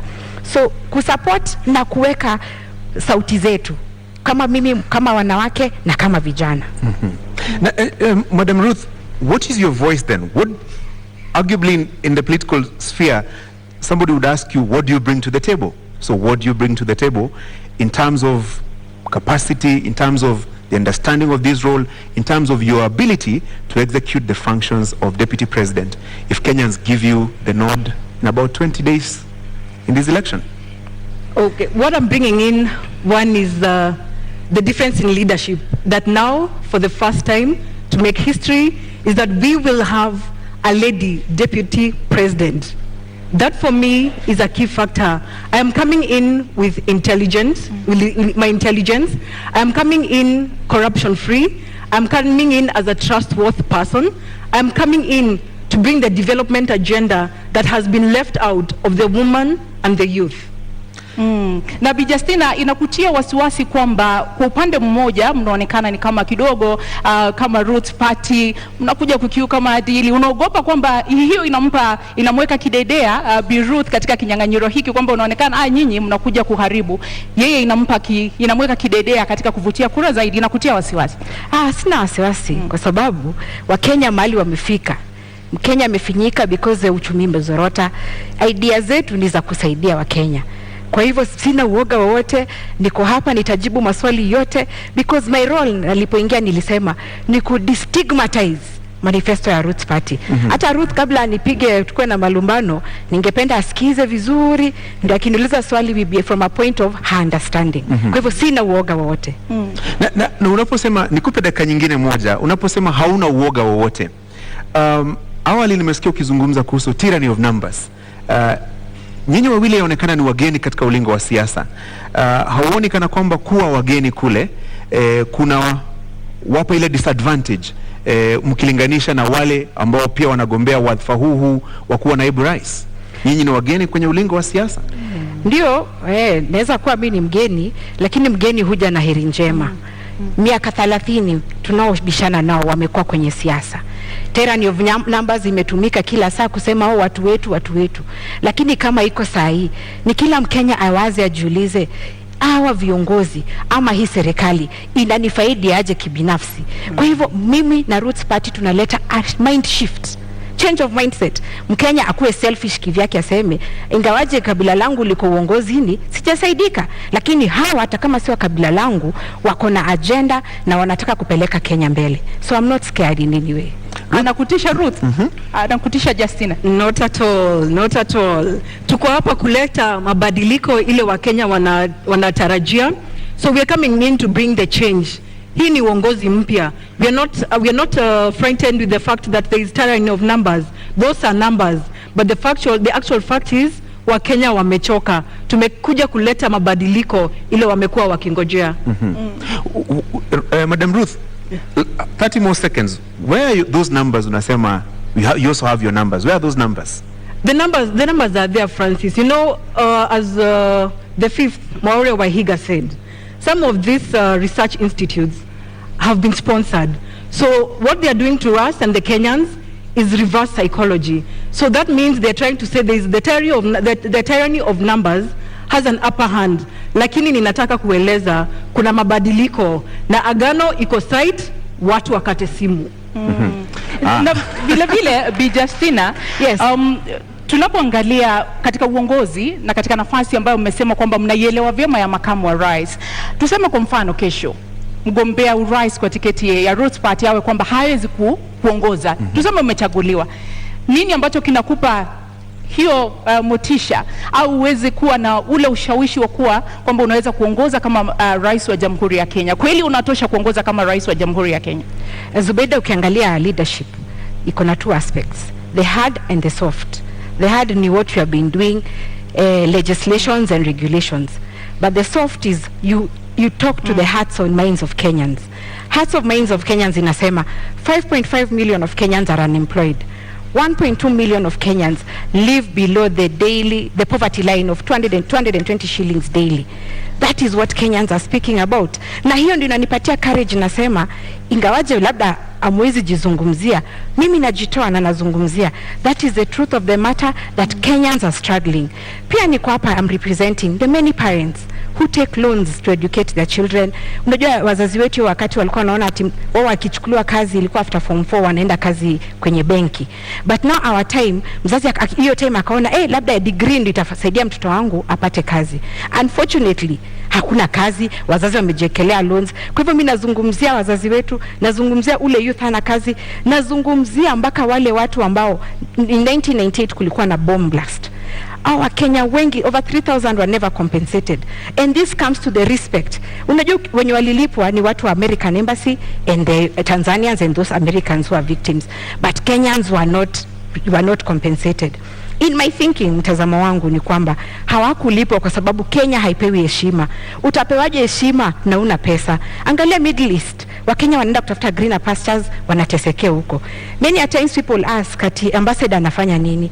Lakini niulize, ambassador na pesa ya mafuta, sisi hatuna, ni madeli tumejaza tele. Atawezaje kusimama na huyu mwingine? So our idea na Kenya kinanisukuma ni kwamba tunataka Kenya ipewe heshima, and we want when we talk, venye mzungu alisema put your money where your mouth is, tuweze kuongea juu tuko na nguvu. Madam Justina, 1 minute. There's something that has come up about sponsorship. Are you being sponsored by anybody? Your ticket to run for this presidential race? No, we are not being sponsored. And this is a question I'm posing. Why should we have the best ideas than the sponsoree, if that's the question? Our idea is unique, we are fresh, we are new, we are not being sponsored. The challenge we are facing is that when we say that this one is doing well, people say we are being sponsored by the other. When we say we anafanya vizuri, tunasema si hivyo. But the politics you are pushing right now is that politics you are doing. Politics is about amplifying the voices of Kenyans, giving different interest groups their voices. Na mwenye anashinda tunampa heshima. So we are not being sponsored by anybody. We are here mpaka mwisho. Ruth, where do you get the impression that they are being sponsored by anyone? Clearly, wanakatata kutupatia even our own marks. In school, even the student who has 0 wanarudishiwa karatasi yake na scorecard. Lakini sasa our research institutes wamekuwa sponsored, wanatoa huyu mtoto mmoja, which I seriously think that ni kupunguza, wanapunguza namba zetu. Probably we could be a threat because Kenyans are tired. They want new leadership. Na haswa iwapo hampati ufadhili au msukumo kutoka kwa mtu yeyote, haswa nani anafadhili kampeni zenu kama Roots Party? Our mode of campaign ni kama ile ilitumika na PM wa India Modi. Wakenya wamechoka in a way, they tell us come to Nakuru, tunawaambia hatuna pesa. Someone tells you end of fuel kwa petrol station yangu, ama wanajiunga wenye petrol station fuel there, mwingine lala in my hotel, I'll give you food, bora mkuje Nakuru muongeleshe watu. That is our mode of campaign. And by the way, hakuna pesa si tumeibia Mkenya, and that is what hiyo kasumba tunataka kubadilisha. Kenyans, I blame you for poor leadership.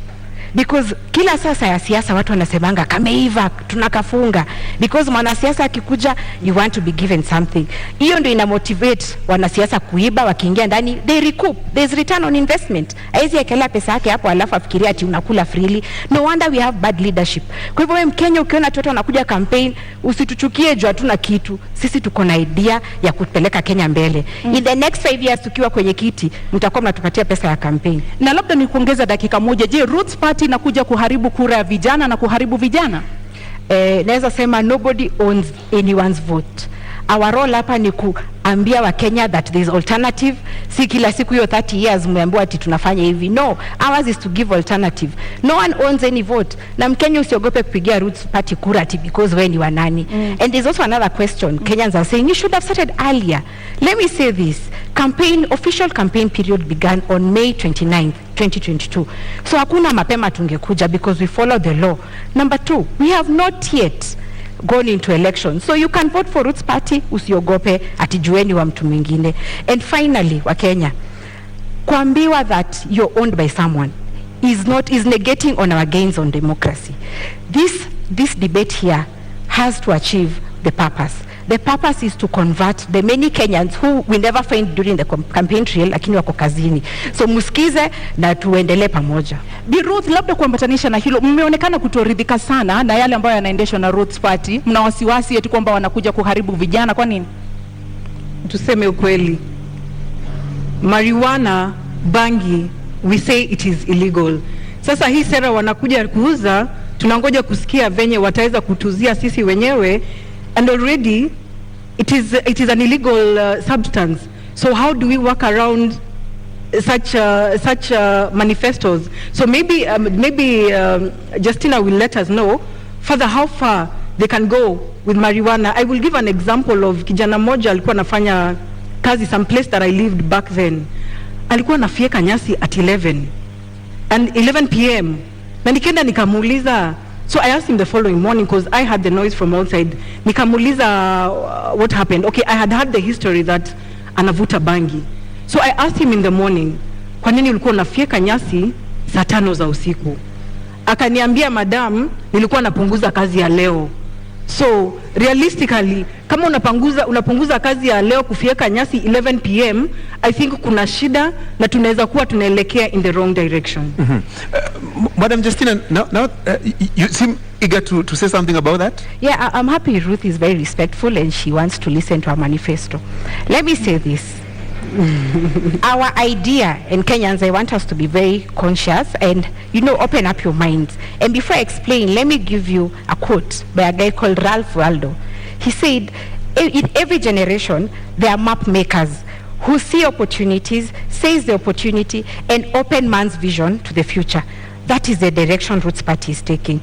Now, marijuana, it's true, it's unfortunate. By the way, it's true, many people get that I have seen. I cannot say that they are not there.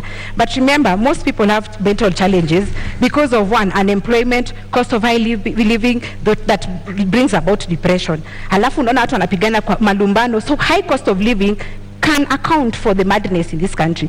Actually, in Mathare, or rather the statistics in Kenya, 3 million of Kenyans suffer mental challenges. Why is it so? And yet marijuana is illegal. But let me say this, the marijuana we are advocating for, I'm happy that Kenyans have all gone through a science class in primary, a biology class in high school. There is something called species or cousins of plants. The marijuana is a plant, yes. No. Muda umekwisha, lakini nitakuongezea sekunde 30 kabla nirudi kwake Ruth. Wewe binafsi umewahi vuta bangi? Sijawahi na sitawahi. Sijawahi na sitawahi. Hujawahi na hautawahi. Zubeida, usikize hapa kidogo, niulize swali kisha utanijibu, na nitakupa dakika 2 kuweza kueleza. Hujawahi kuvuta bangi na hautawahi kuvuta bangi. Ile tutavuta ni ya ku purify. Na mbona mruhusu vijana na mbona mhubiri kitu ambacho wewe binafsi haukiamini? Mbona uhubiri mvinyo ilhali wewe unakunywa maji? Haya, tulia Zubeida, usikie mambo. Now, Kenyans, like I said, we are here to open up your vision to the future. There are 2 species of marijuana, or they are cousins, let me say that. Cousin moja anaitwa THC, which has the psychoactive ingredient, that is the cannabis sativa that you hear all the time, imeshikwa na watu wa DCI. But sisi focus yetu ni CBD, or cannabis. That one gives you industrial hemp. So when you go hata venye professor anasema itapandwa kwa expressway and you pick a leaf and chew, it's only going to give a detox, let me tell you. And saidi watu wako na simu zao, can you Google hemp seed sales in Kenya? Those products are in sale because zinakwambia zinakupatia immunity, zinakupatia omega 3, unaona, it boosts your immunity. Those products are on sale and they do not have the psychoactive ingredient yenye inafanya watu wana lose focus. That is the bang you are advocating for. And industrial hemp is used in 9 sectors, namely textile, construction, magari, makeup, unaona hii makeup tumejipaka. The options, food and beverage, the options are many. So we are not here. And let me tell you Kenyans, consumption ama kuvuta ni kitu kidogo sana. Ruth, unamwamini? Simwamini. Ya kwanza amesema ni ya kupurify. I don't know what we are purifying with bang. I don't know what part we are purifying.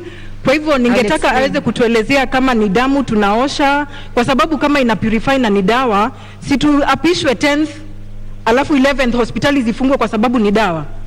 Let us hear, how does it purify? I would wish to know. Nimjibu Ruth, purifying si ati detox, kuna difference. Nimesema purify si detox. Kwa hivyo una need dawa ndio. And most medicine is made out of marijuana. Those medicine for epilepsy, cerebral palsy, pains, easy pains, watu wanakuanga chronic pains. So medicine inatengenezwa from marijuana. So already you're consuming. But nimesema purification process. Purification process, angalia, purification process ni we have a challenge in this country, mainly corruption. 2 billion is lost every day, we were told that. But you know, corruption stems from what? Scarcity mentality. There are no other options in this country to make money. So everyone wants to go into politics where the salaries are lucrative. So your scarcity mentality, unaingia, you amass for yourself. So we are going to be purifying the scarcity mentality and the bad impact of corruption, colonialism, tribalism. Hizo vitu ni spiritual, and we are going to purify them. Ndio ziishe kwa hii nchi. Ndio tukianza kazi, ile siku tutaapishwa, Kenya ikuwe safi, clean slate. So we are not smoking ati kufurahisha. Justina, umesema how you don't take the substance. Na umesema that means we are all consumers of bang through medicinal, yes, the medicinal part of it. So that means then why are we having it legal in our constitution? So what is the reason why we have not legalized it from the beginning? That means kuna madhara ile wataalamu wanajua ndiposa hawajapitisha hapa kwetu Kenya. Let me answer Ruth. Ukiangalia Nakada ilipatiwa gazettement in 2001. The economic challenge at that time, we had a government, a new election was coming up in 2002. There was teacher strike, banker strikes, the economy was doing badly. So IMF told Kenya, come up with a law criminalizing marijuana. And you know IMF ni akina nani? China is there, France is there, UK is there, Canada is there, US is there, they have legalized. So for them waliona, our jinga Joanna do, let me use that word, we give them, we curtail their opportunities. Remember, we have arable land, plenty of land for this thing. So they curtailed our potential to invest in this so that they can give us loans on high interest. That was the idea. And when I say Kenya inastahili heshima, it's because we are disrespected juu hatuna pesa. So our idea, if they have legalized, yet they're the same ones who are coming here to tell us it's wrong, then I think we are still being colonized. Aki Justina, mi sija approve hiyo. I don't expect you sija approve kwa sababu Jamaica would have been a first world country. They are doing so well in terms of their economy. Their GDP is growing more than ours. They are doing well. Take a book. Madam Justina, in 2 minutes. Yes. Marijuana is not just illegal in Kenya. It is also illegal in other countries. Yes. We've also seen situations in this country where certain people grow marijuana. Why have they not been rich if growing marijuana was such a lucrative business? When you look at our neighbors, let's talk about Africa. Malawi has legalized for medicinal and it's restricted. Uganda is doing it, but it's the Israeli government who have come in to help them. As it is with their loan, Uganda was about to go the Sri Lanka way. So Uganda went to Israel, their land is rocky. So they came here and they were located in Uganda, 500,000 acres in terms of a bilateral agreement, and they are reaping returns from that. So the other countries, they have done it. Why not us? Why not us? Why should we not do it? That is my question. And like I said, our role is to open the vision, Kenyan's vision into the future. Marijuana is versatile. I said it is used in 9 sectors: food, beverage, medicine, construction, textile, makeup, easy fiber za gari. A headlight today, ukigongewa headlight yako, goes for 27,000 for those who own cars. But you know why? Because the demand is in Kenya, but the supply iko China. So of course the forces of demand are in place, na ndio maana inakuwa costly. And I'll say this, there is this governor of Minnesota, he was called Jesse Ventura. Jesse Ventura was in wrestling a while back. But why he was fighting for legalization of marijuana in Minnesota was because after 41 years of marriage, his wife suffered epilepsy. And he was pushing because when he took her to South Carolina, she got well. So the idea is, do not control the supply, control the demand by making sure it's going into the 9 sectors that you have said and for export. That is our idea. Madam Ruth, I can see disbelief all over your face. I still do not agree to all this theory. Na ndiposa naambia wa Kenya, kateni simu, Agano iko side. This is not practical. The law tells us clearly that it is illegal to have bang.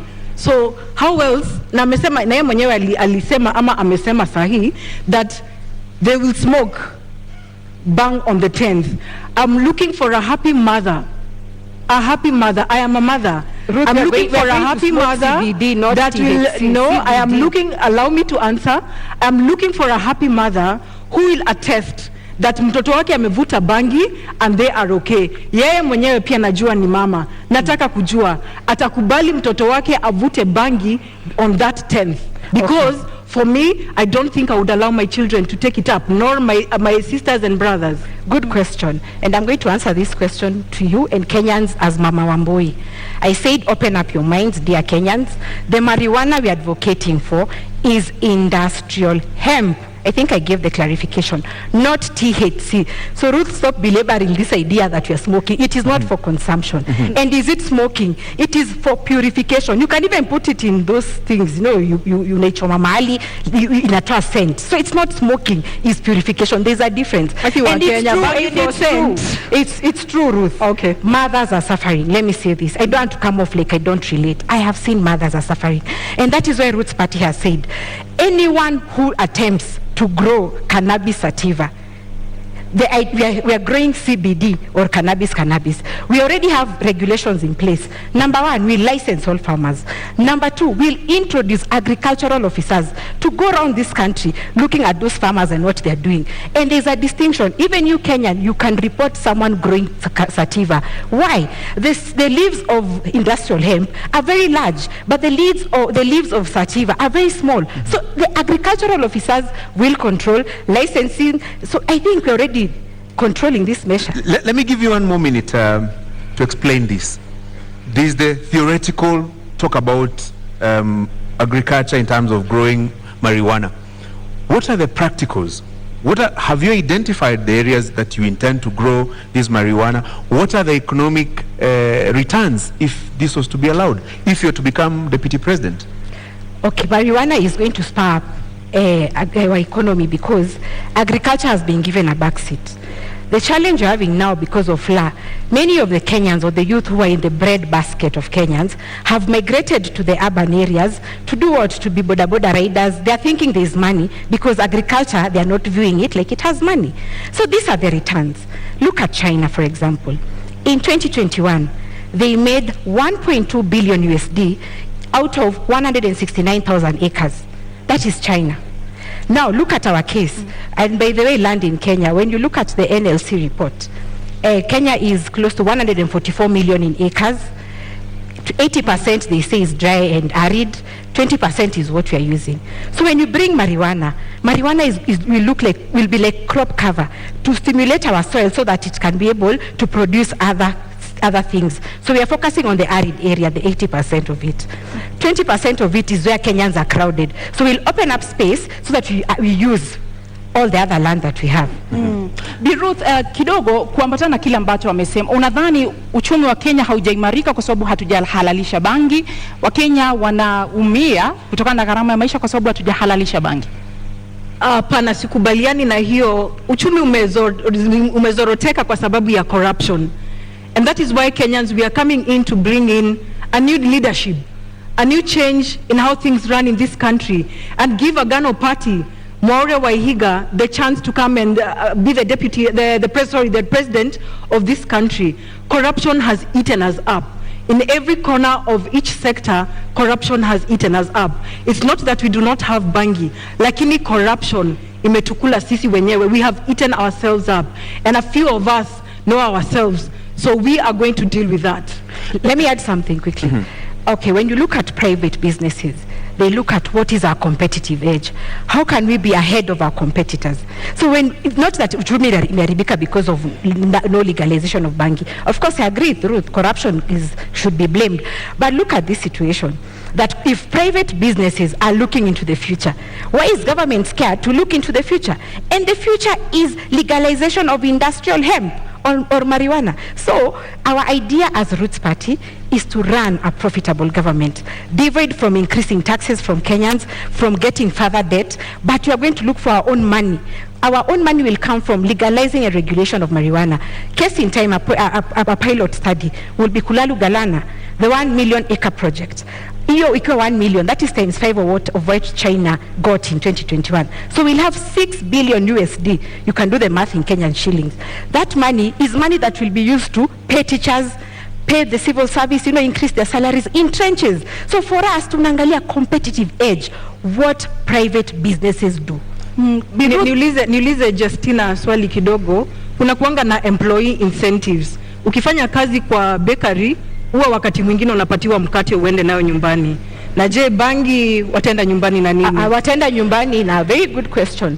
Wataenda nyumbani na proceeds of bangi. And it's good you brought me to this idea. The youth in this country, not all of them want to be employed. But hawa vijana wanatafuta capital. Unaenda bank unaitishwa logbook, title deed. Kweli, you don't have. What you are going to do with Roots Party? I told you government owns 10% of 144 million acres. In every county, government land will give 200,000 acres to a youth. We'll have a thing like the YALI project, which we're calling Roots Entrepreneurship Initiative. Tunafanya competition, tunachukua 50,000 youth. Kwa hiyo mradi ya 200,000 acres. Na ujue bangi grows in 4 months. So akishauza hiyo bangi yake, hiyo proceeds, 2.8 million according to hesabu za China, youth atakuwa na capital, seed capital ama capital to boost their business. So you won't take home bangi, Ruth. You'll take home capital for investment. But ni illegal, lakini bado watu wanavuta. I don't know how we will deal with those incentives. So those are the challenges in this country. In fact, we should ask the ones who are in government now, why is it illegal and Kenyans are smoking? That's the question to them.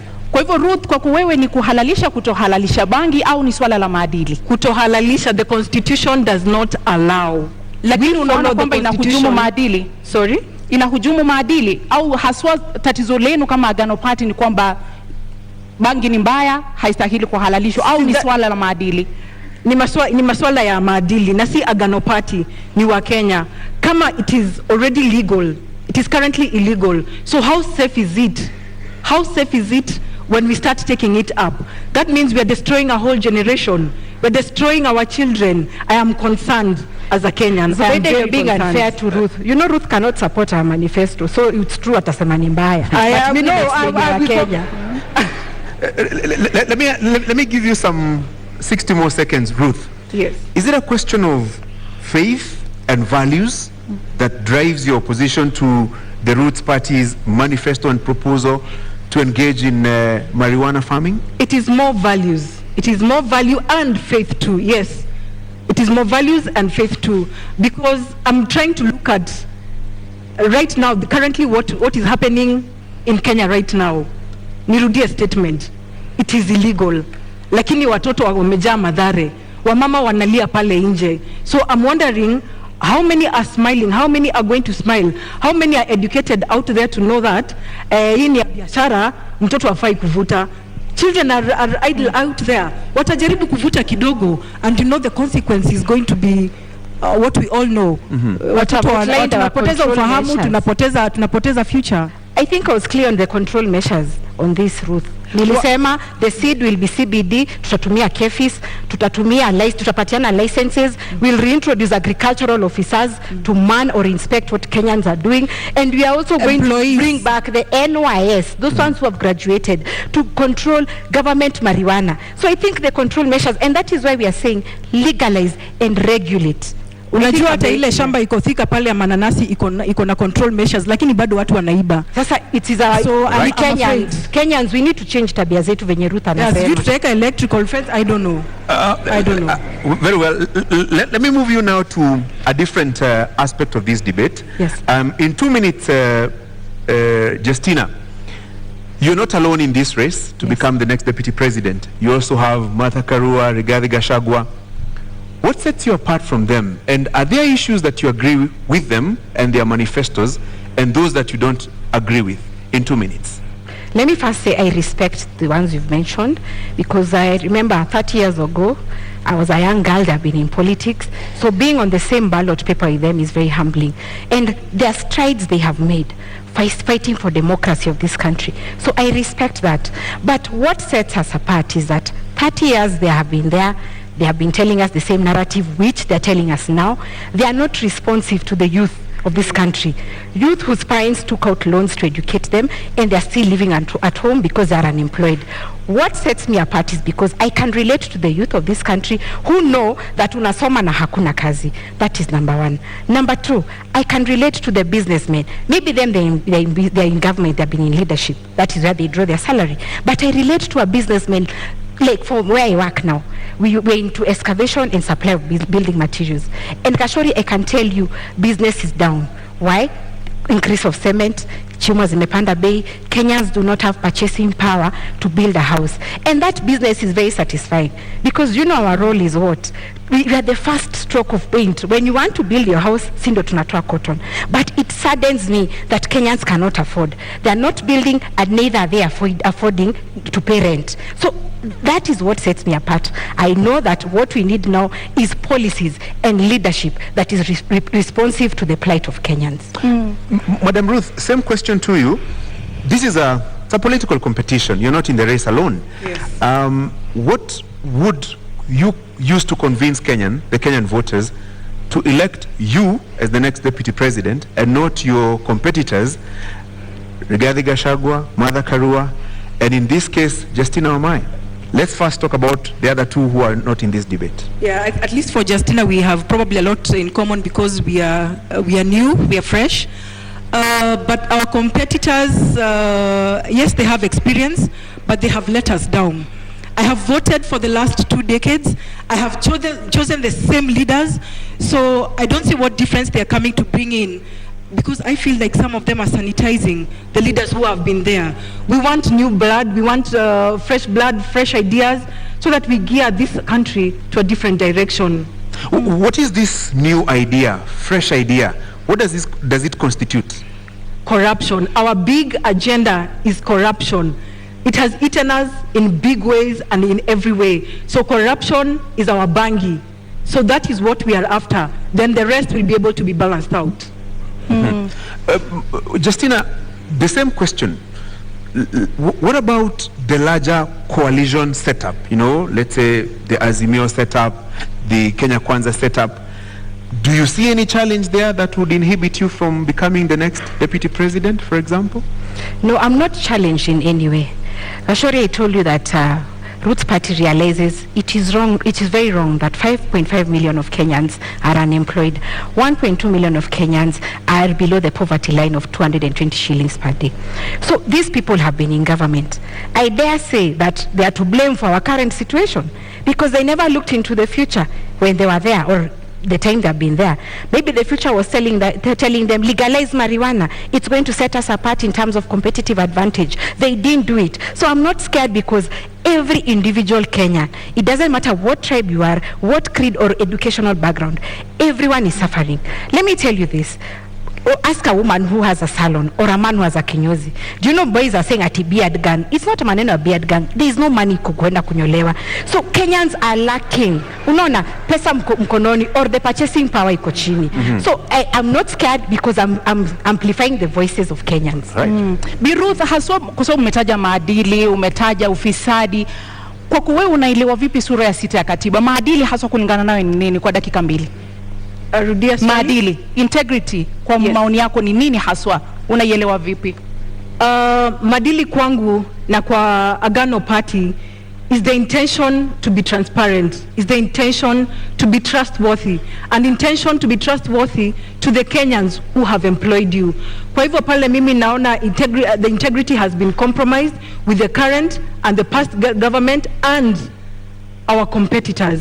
Kwa hivyo tunaomba Wakenya waweze kutupatia nafasi kwa kuwa sisi ndio we are ready to be audited, we are clean. So why not give us the chance? We are not threatened by the other pair of competitors because they have been in it. Kenyans have seen, Kenyans know. This is nothing new to us. Ni kubadilisha tu, tunahitaji kubadilisha. And Agano Party is coming in as the option ya kubadilisha. Na kwa nini mnaamini kama Agano Party kwamba Agano Party ndio inakuza maadili na sio Roots Party? Mbona mnaona wao ndio wanahujumu maadili? Maadili hapo ni personal. If I got your question right. Integrity is very personal. For me and the fifth, Maure Wahiga, he's entitled to audit. I'm entitled to audit. Ndiposa tunaweza kusimama mbele ya Wakenya kuambia they trust us with this job. We have nothing to hide. We have no worry on what we need to do. Pale corruption tumesema lazima tutamalizana nayo. Pesa ile iko nje. I believe this is the only party and the governance that is going to bring Kenya back its money. Ile pesa imefichwa pale nje, the development money that has been kept out, that is over 10 trillion, inaweza lipa deni ya Wakenya in one single day. Zubeda, one single day. Justina, let me get your understanding of Chapter 6 of the Constitution on leadership and integrity.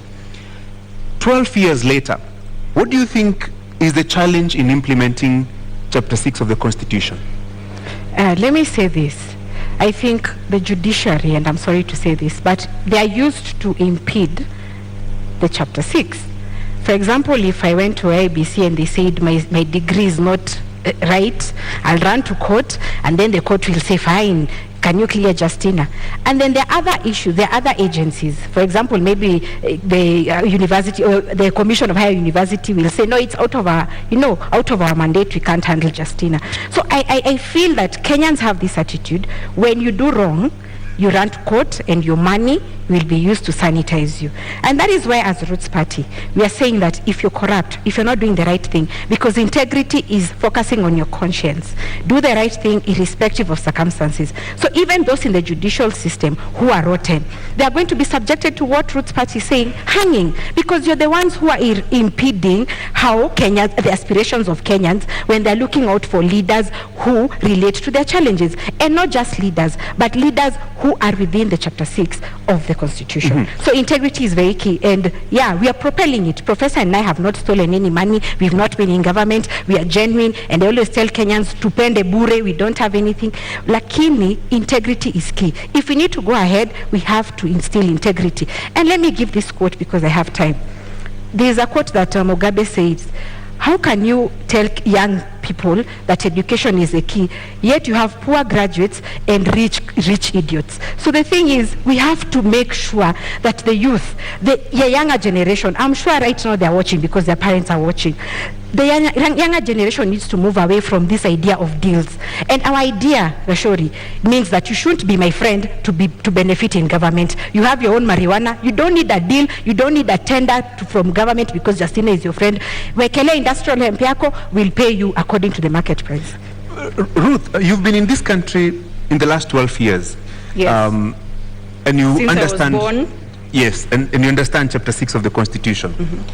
When you look at it, what do you think has been the major impediment in the implementation of the leadership and integrity chapter of the Constitution? That is lack of will.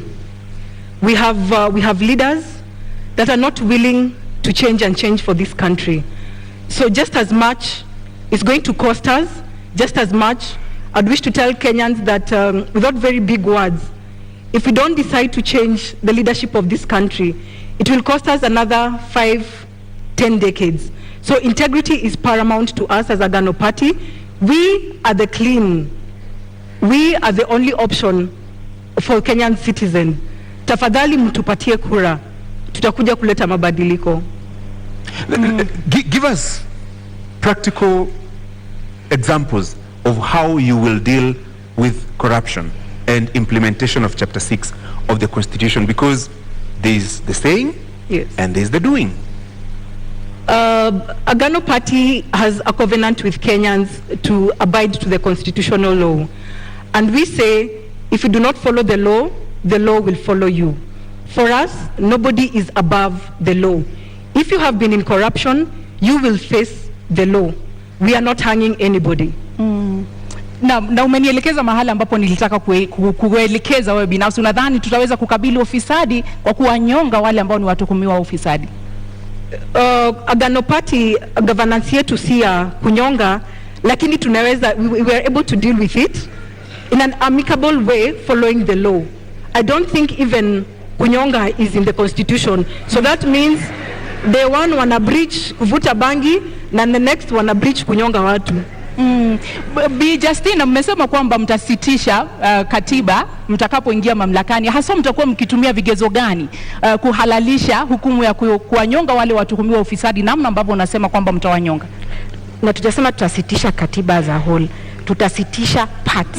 We will suspend parts of the constitution that are not working. chapter 6 is not working, hiyo tutasitisha, because we need to instill fear in public assets of the public. Let me tell you this. In China, if you're corrupt, you're shot. In UK, if you're corrupt, you're taken to court or you're jailed. In Japan, if you're corrupt, you're so scared, you commit suicide. So why is it that Kenyans are jittery about, we are crying every day, corruption accounts for this loss of money, but when it comes to executions, Kenyans are jittery. We are going to suspend chapter 6.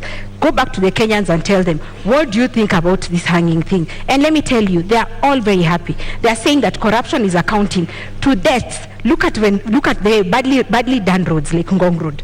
Ngong Road is badly done, a local contractor, and we are assuming that the money was used as kickbacks and then they had to save some little money, so they didn't give qualities. So when that person dies or someone is in an accident and they die, it's not an issue. When medicine is stolen or medical money is stolen and people die because there is no medicine, it's not an issue. Let me tell you, Kenyans, it's about time we be stand on corruption.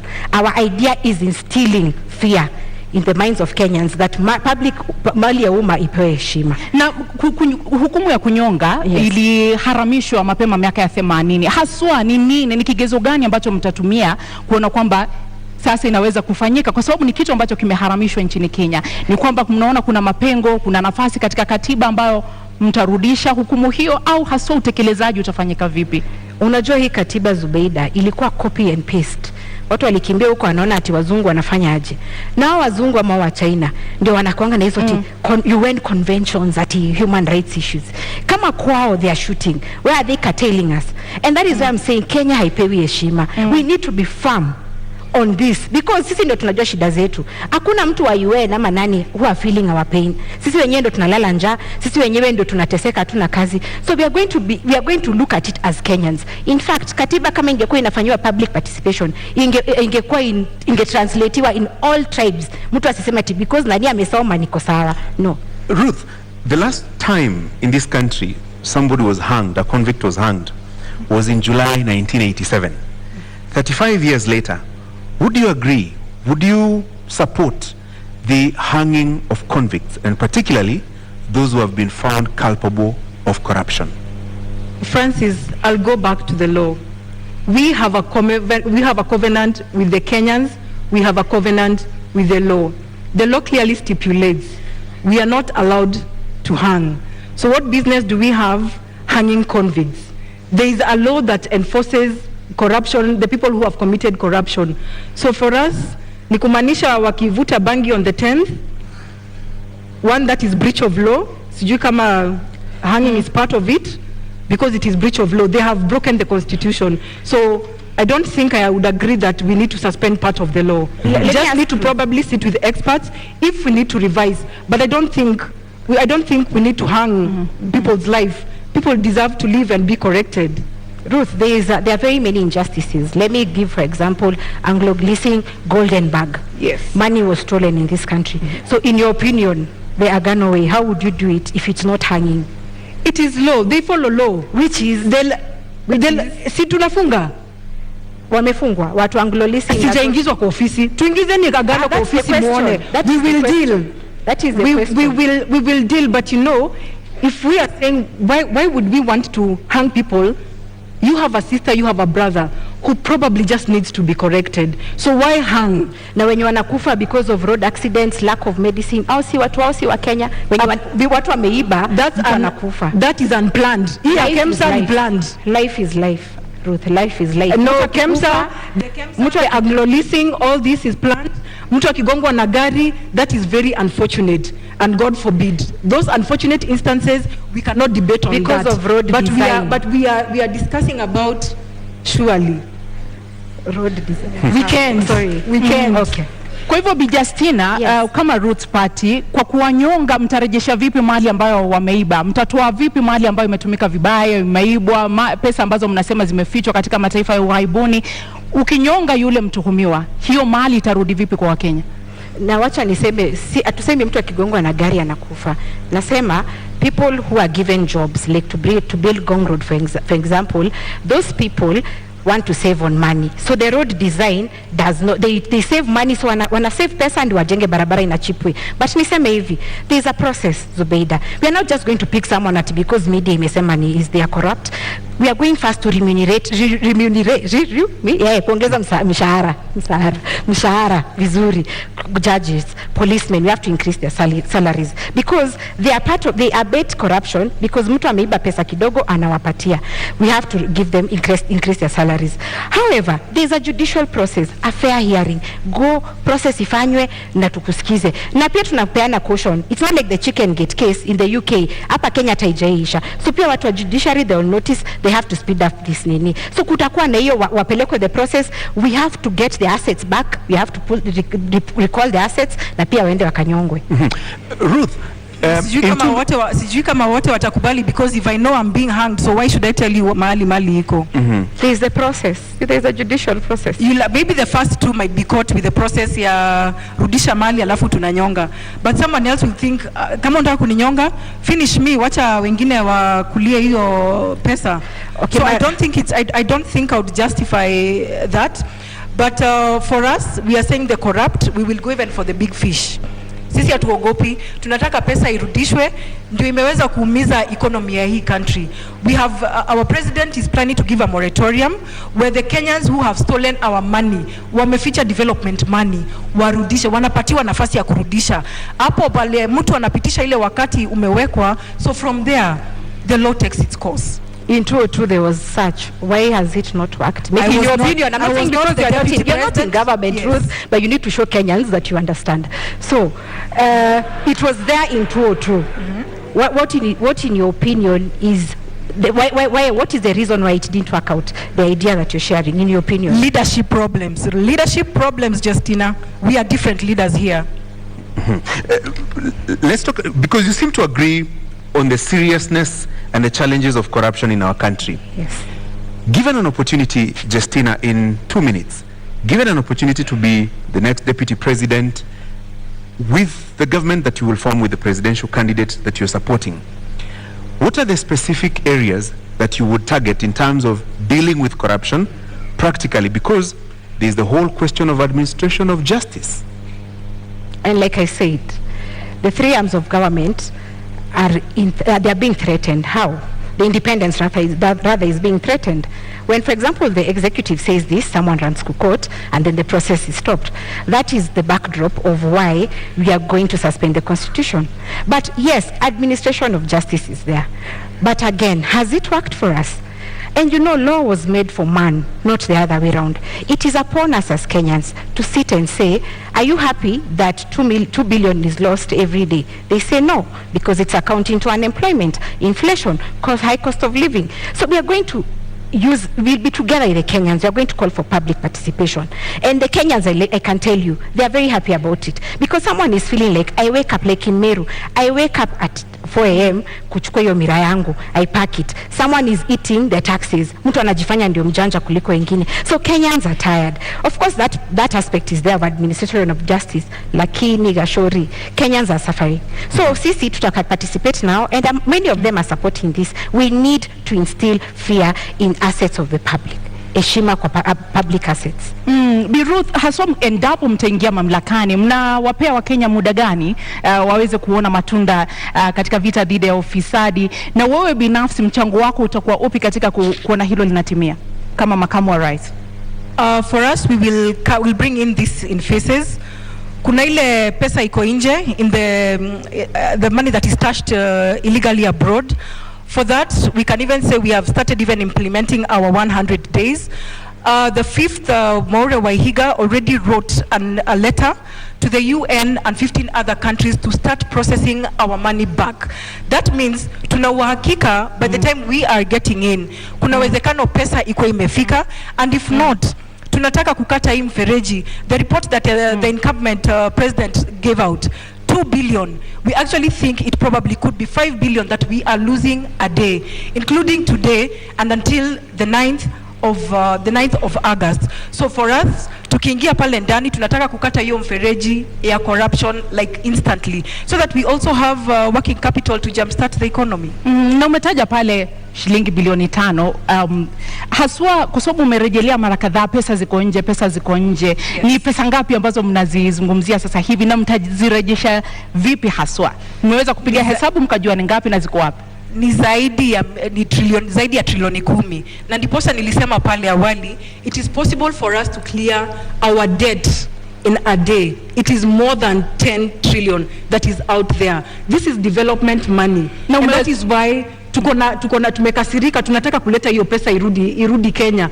Tunaweza kosa kuleta na the first 100 days, lakini wa Kenya, we are committed to bring this money back. And in 2017-2018 budget ikisomwa, the Henry Rotich he's on clip, he's on record akisema there is money outside. Here hatuna confirmation that pesa ilirudi. It has only been accumulating over a time. Now, as by the time we were getting into this candidature, it was over 10 trillion that is outside there. Ruth, unaona kwamba mikakati ambao wako nayo kama Agano Party kweli itasaidia katika kurudisha hizo pesa, na unaamini kwamba ni trilioni 10 ambazo ziko nje? Okay, one thing I'm happy about sababu Ruth and I agree that corruption in affect wa Kenya sana. Lakini mikakati zao are not practical.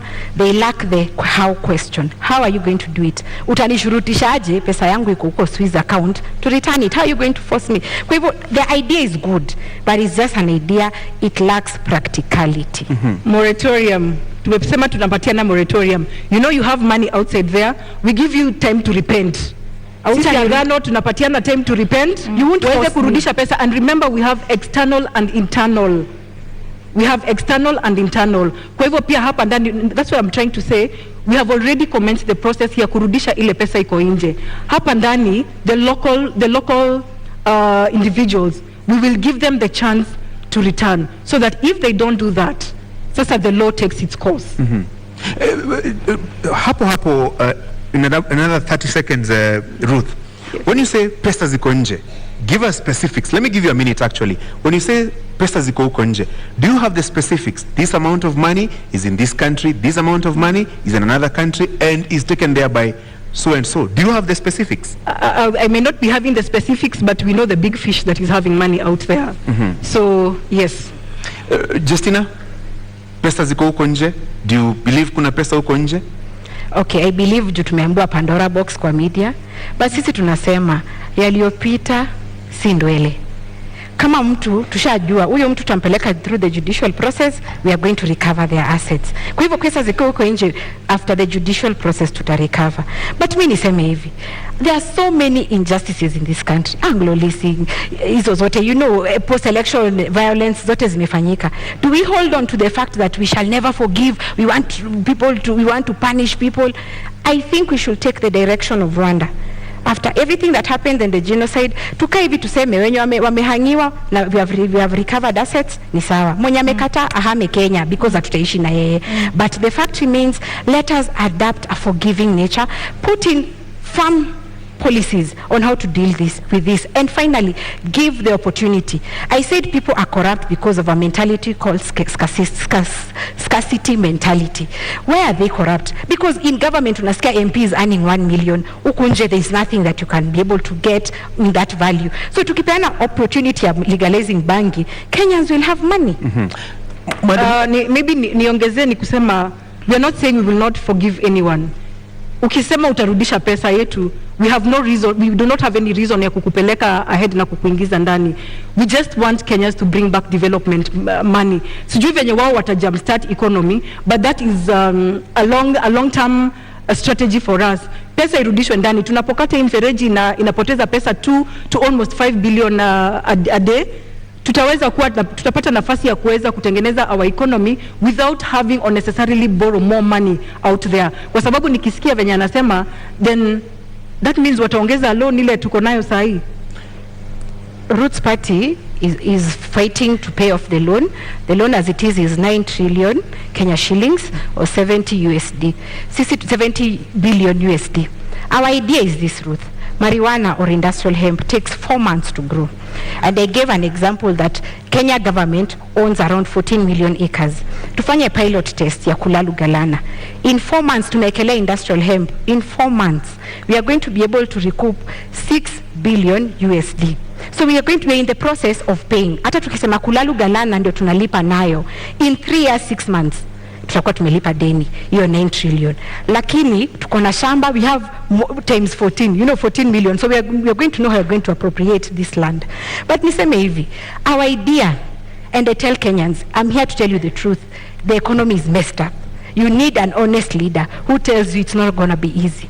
But our idea is that don't even question us at the first 100 days. That one will be lying to you, atutafanya. But in 1 year, ask me as Justina, did you achieve to get the 50,000 times 2 youth who got 2.8 million each? Because I said marijuana takes 4 months, 4 to 6 months to grow. Right. So in 1 year, tutaweza kufanya hivyo.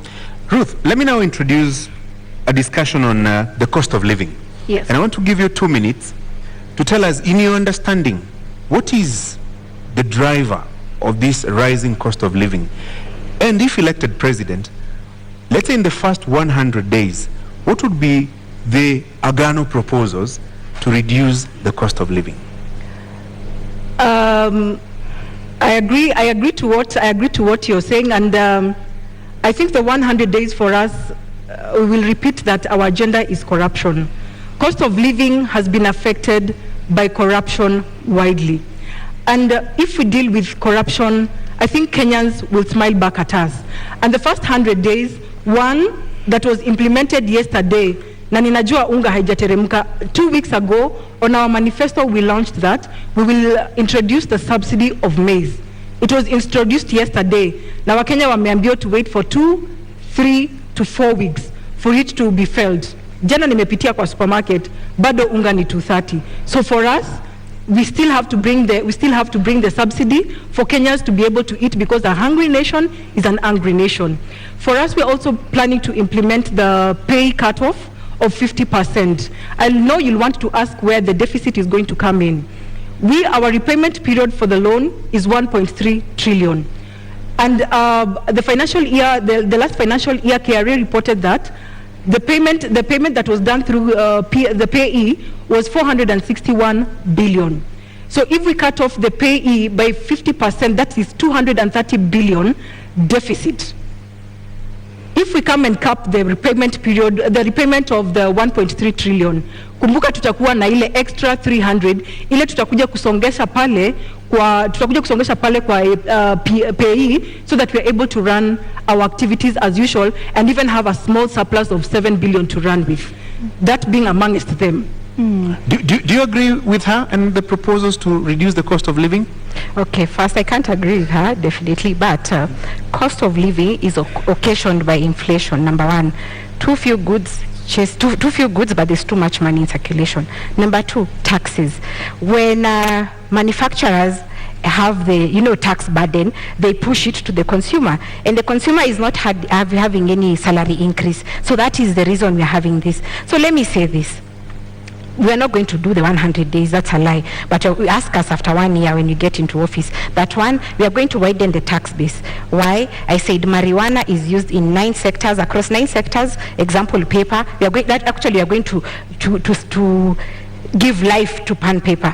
Pan paper had been given life, but again the logging law came in, so they don't have raw materials. We'll have marijuana that will be used for that. So our idea is to drive local economies whereby a Kenyan, instead of importing something from China, like the people of Nyamakema, their stuff was burnt for lack of quality, let them organize themselves, have local industries. If it's textile, plastic, paper, printing paper by the way is very expensive. So when we have local economies, we are going to widen the tax base so that a corporate tax shouldn't be 30%. We can lower it because we have more in the tax net.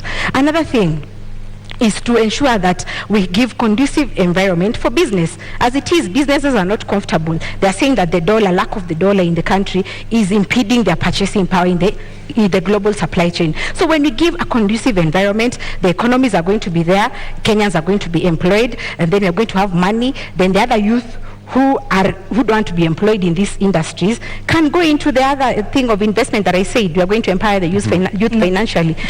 Kidogo hapo, hata kabla usonge sana, kwa sababu umesema kwamba hamtaahidi wa Kenya kwamba katika muda wa siku 100 mtafanya hivi na kadhalika. Awali ulituambia bangi inachukua muda wa miezi 4 kukua, na umetuambia kwamba hamtaahidi kwamba mtatimiza baada ya miezi ama mwaka siku 100. Kwa hivyo yule Mkenya anakutazama sasa hivi hawezi kumudu gharama ya kununua pakiti moja ya unga. Kwa hivyo unamwambia nini? Huyo Mkenya nitamwambia that the truth is tumeteseka miaka 30. 1 year tunaweza vumilia, but we are putting in, you know, Kenyans need an honest leader as it is now. Hii maneno ya kusarakasi na siasa is what is getting us here. We are being honest. We are saying, of course they have put in the nini, unga imeshukishwa bei, but sisi tukiangalia the truth, marijuana also gives flour. We can look at alternatives to the challenges. If maize flour is costly, then marijuana flour can cook ugali, can cook chapati. And then cooking oil, the seed produces cooking oil also. So we tunaangalia kama hii ni expensive, we are going to use this. So the alternatives. So mimi naambia Mkenya, hatutawadanganya. Tumedanganywa miaka nenda miaka rudi. We are telling you the truth. Question us after 1 year. Ruth, unaona Wakenya wavumilie, watumie unga ya marijuana, watalala njaa 365 days from the 9th. But they know the truth. But they will die. No, let's be frank. There's, of course, we do not need a list of 10 items. I would almost agree, but we do not need a list of 10 items kufurahisha wa Kenya that we can accomplish all this in 100 days. Tuweke vitu realistic. Mkenya aweza kupata chakula. Yule mama anaangalia watoto peke yake aweze kupata pesa ya kulipa rent, kulipa school fees.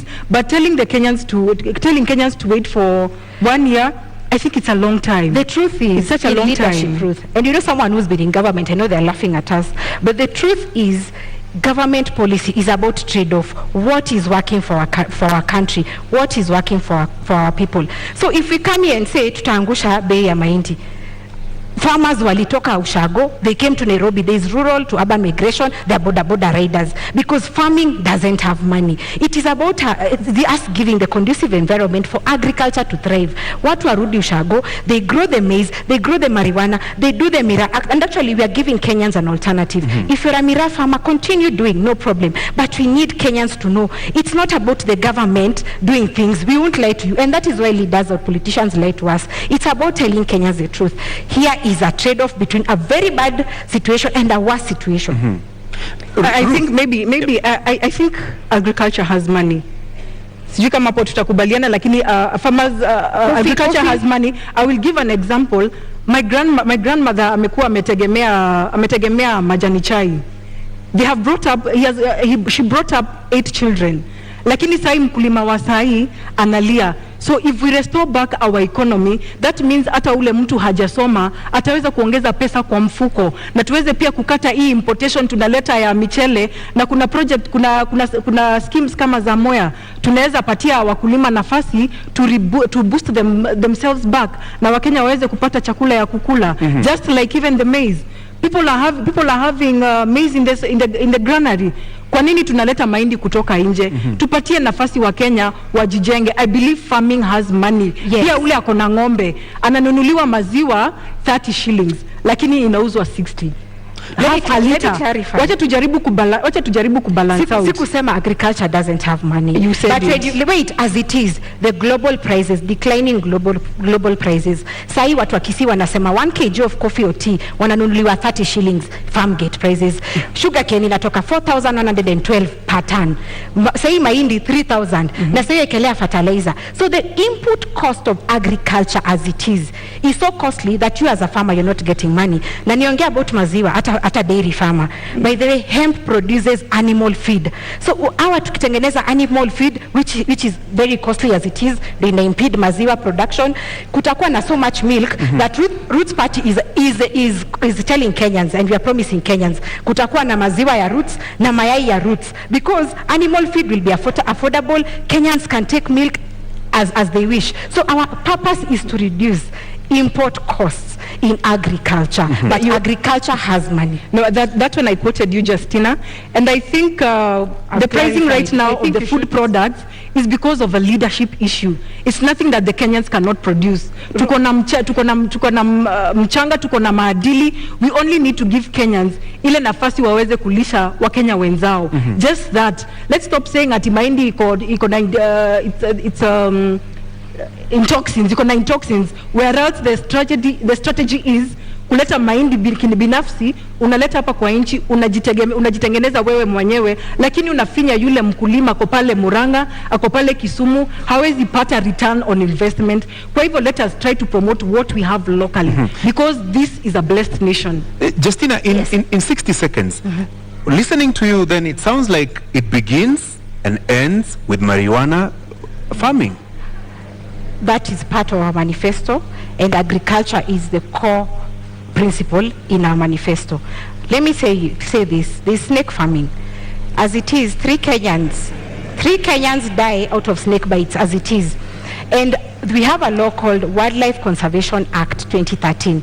And this gives us the option of having this snake farming as an income generating activity. So even if you go to KWS right now, the law is there. Ours was just to amplify that voice and give options.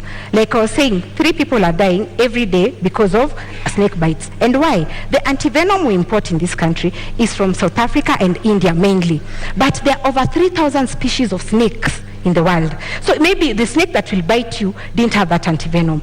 And if it's antivenom, one vial goes for 13,500. And you need between 5 to 10 vials ndio upone hiyo kumwa na nyoka. So ideally utakuwa na 135,000 ya kupona hiyo snake bite. What is our agenda? Our agenda is to look at what we have. We have snakes around. One, we'll have the venom industry. This is where unasikenga mtu kushagua amesoma biochemistry, but you don't know where they're going to work. We are going to bring them into this pharmaceutical industry where they are getting the antivenom so that we can compete in the international market. Right. And then protect the 3 Kenyan lives who die because of snake bites. Ruth, in 1 minute, story ya nyoka. Story ya nyoka ninasema for our government, Agano party, we cannot deal with snakes surely. Tutafunga kwa compound ama ni kuku tutaweka shwari ndio tupate mayai. Then again, how much do we have to wait for this venom itoshe ndio Wakenya waweze kupata medication, whereas we are going to start probably, if at all they get the chance to lead from 10th, tutaanza kurea from 10th ama tuko na za kutosha Kenya. What business do we have putting in snakes here? We have amplified what is there. There is a law, Wildlife Conservation Act 2013. Today is 2022, so it's been there for a while. And it gives this leeway for wildlife snake farming as an income generating activity. Let me tell you, our idea is making Kenya an export hub, putting money in the pockets of Kenyans. Ndio tunapata ile foreign exchange tulikuwa tunaambiwa tukiwa shule ati Kenya is earning foreign exchange from wherever. So yetu ni ya kwamba let's get other alternatives, income generating activities for Kenyans and to sustain our export manifesto. So how much venom do we need probably? Like I said, do the math. 1 vial goes for 13,000. You can check, you can Google. 1 vial goes for 13,500. If we do it locally, we are going to lower the cost. And remember, even your government, if you win, is going to incur the cost of importing antivenom. So why not have our own here so that we can lower the cost and save the lives of Kenyans as we create an industry. An industry for this venom thing. There's someone at home amesoma biochem. Me unaonanga ama pharmacist sijui nani. They only sell in chemists. There is no employment. Our target ni kuemploy everyone. Mwenye amesoma asiregret. Mwenye hajasoma kuko na hizi zingine economies anaweza invest in. So yetu ni kuweka pesa mkononi. Na Bi Justina, ni baki kwako kabla kurudi kwake, na una muda wa dakika 2 kuweza kujibu hili. Kwa yule mtazamaji au mkulima ambaye anakutazama sasa hivi, imekuwa vigumu kwake kulima mahindi yake au kahawa yake, majani chai na kusafirisha nje. Itakuwa vipi kwake ukianza kumwambia sasa tufuge nyoka tusafirishe sumu? Kama hawezi kusafirisha mahindi, ataweza vipi kuuza katika soko la kimataifa sumu ya nyoka, fisi? Haya, niseme hivi. Bangi, nyoka already kuna frameworks na ziliwekwa 2013, tutafuata hizo. But bangi, ile challenge mkulima sasa yako nayo, tukaangalia kama ni farmer, kuna watu wanaitwa KTDA au coffee board au wote. They come here, they take your produce, they go sell it and then come back to pay you. Many times wanakuja wanakuambia you owe us. Unaona? And that is why farmers wanakasirika, wanasema hii ni ya nini? Our idea of marijuana because this is fresh. Snakes is in the law. Idea of marijuana is we are going to cut down these brokers, these KTDAs atuataki. Hii tunasema buyer representative anakuja kwa gate yako. If you've sold 50 kgs, we are going to ensure ananunua according to the price, market price. You're given your money cash as opposed to venye KTDA inapatianga farmers annually. This farmer needs to educate their children, ataka kusustain maisha yake. That is why farming is no longer lucrative. So we are going to cut off the brokers au watu wote wakopo katikati na buyer representative. Kama ananunua anakuja kwa farm gate, anachukua produce, anapatia cash, unajipanga na pesa yako. Na hao nyoka wataiko wapi? Ni kwamba mtajenga vibanda. Unajua sasa hivi ukienda kule mashambani kila mtu ana mahali ambapo anaweka kondoo, ng'ombe. Hivyo sasa utajenga pia panyoka, fisi na vitu vingine. Na hii agenda yetu inaleta msisimuko. But I'm happy because Kenyans are opening up their mindset. Maneno ya nyoka. There is the Wildlife Conservation Act 2013 that stipulates the process and the procedures and the systems. KWS itakuja kwako. You show interest, yeah? Expression of interest. Before they give you a license, wanakuja kwako na wana inspect. So hiyo sitaongelea sana because already the law was passed by parliament. But this is the idea. Unaenda express interest, unaambiwa before upewe a license, they have to inspect your premises. Can you afford? So we are going to use KWS, and Kenya is not devoid of experts. Wako watatusaidia on how best we can cash in on this. Na nimesema it is being done because we import venom from South Africa and India. They are doing it. Why not us? Ruth, utafuga nyoka? I think for Agano party, our governance, we leave the snakes to the zoo. Tunakuja kuziona, tunaziangalia, tunasoma. That's good for us. Pesa nayo. Justina, yes. I'm looking at this from a practical point of view. Yes.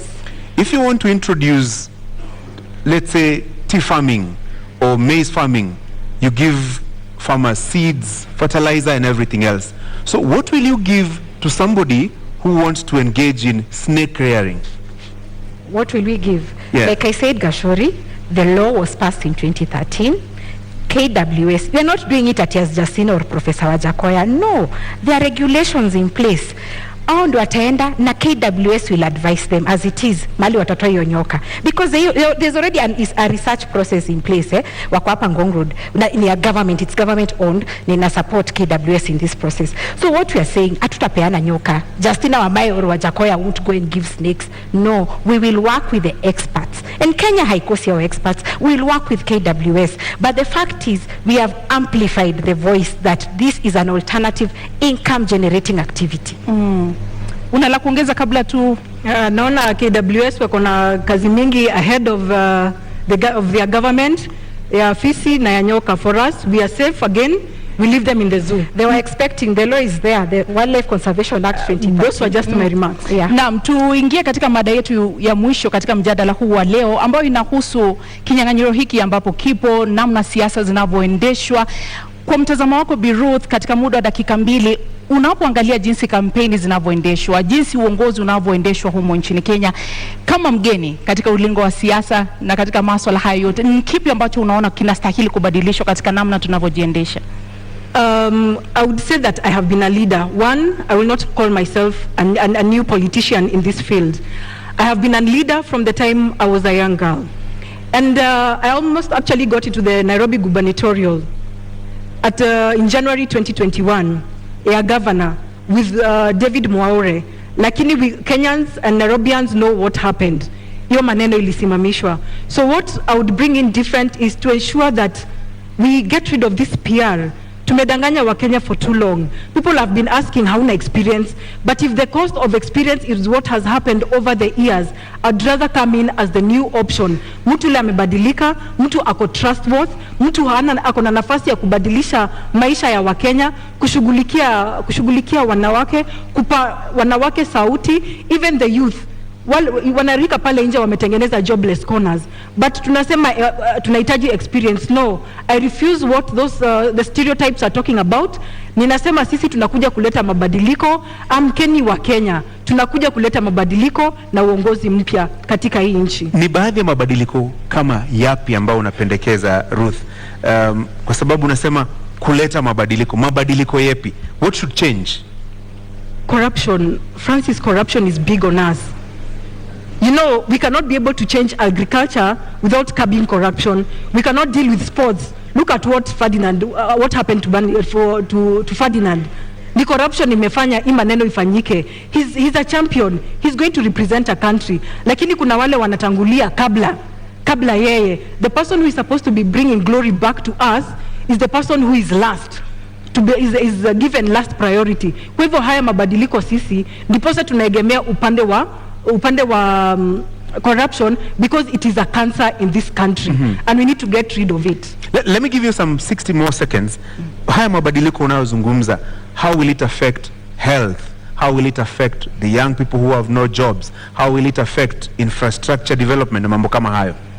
Tukipambana na corruption, tutakuwa na operational capital. Remember, we'll be able to create jobs for the youth. Kuna wale wamefanya degree, 2,000 of them probably after every year wana graduate, hawana makazi. Wakienda kutafuta kazi, they're being asked for 3 years experience. It is not bought over a shelf.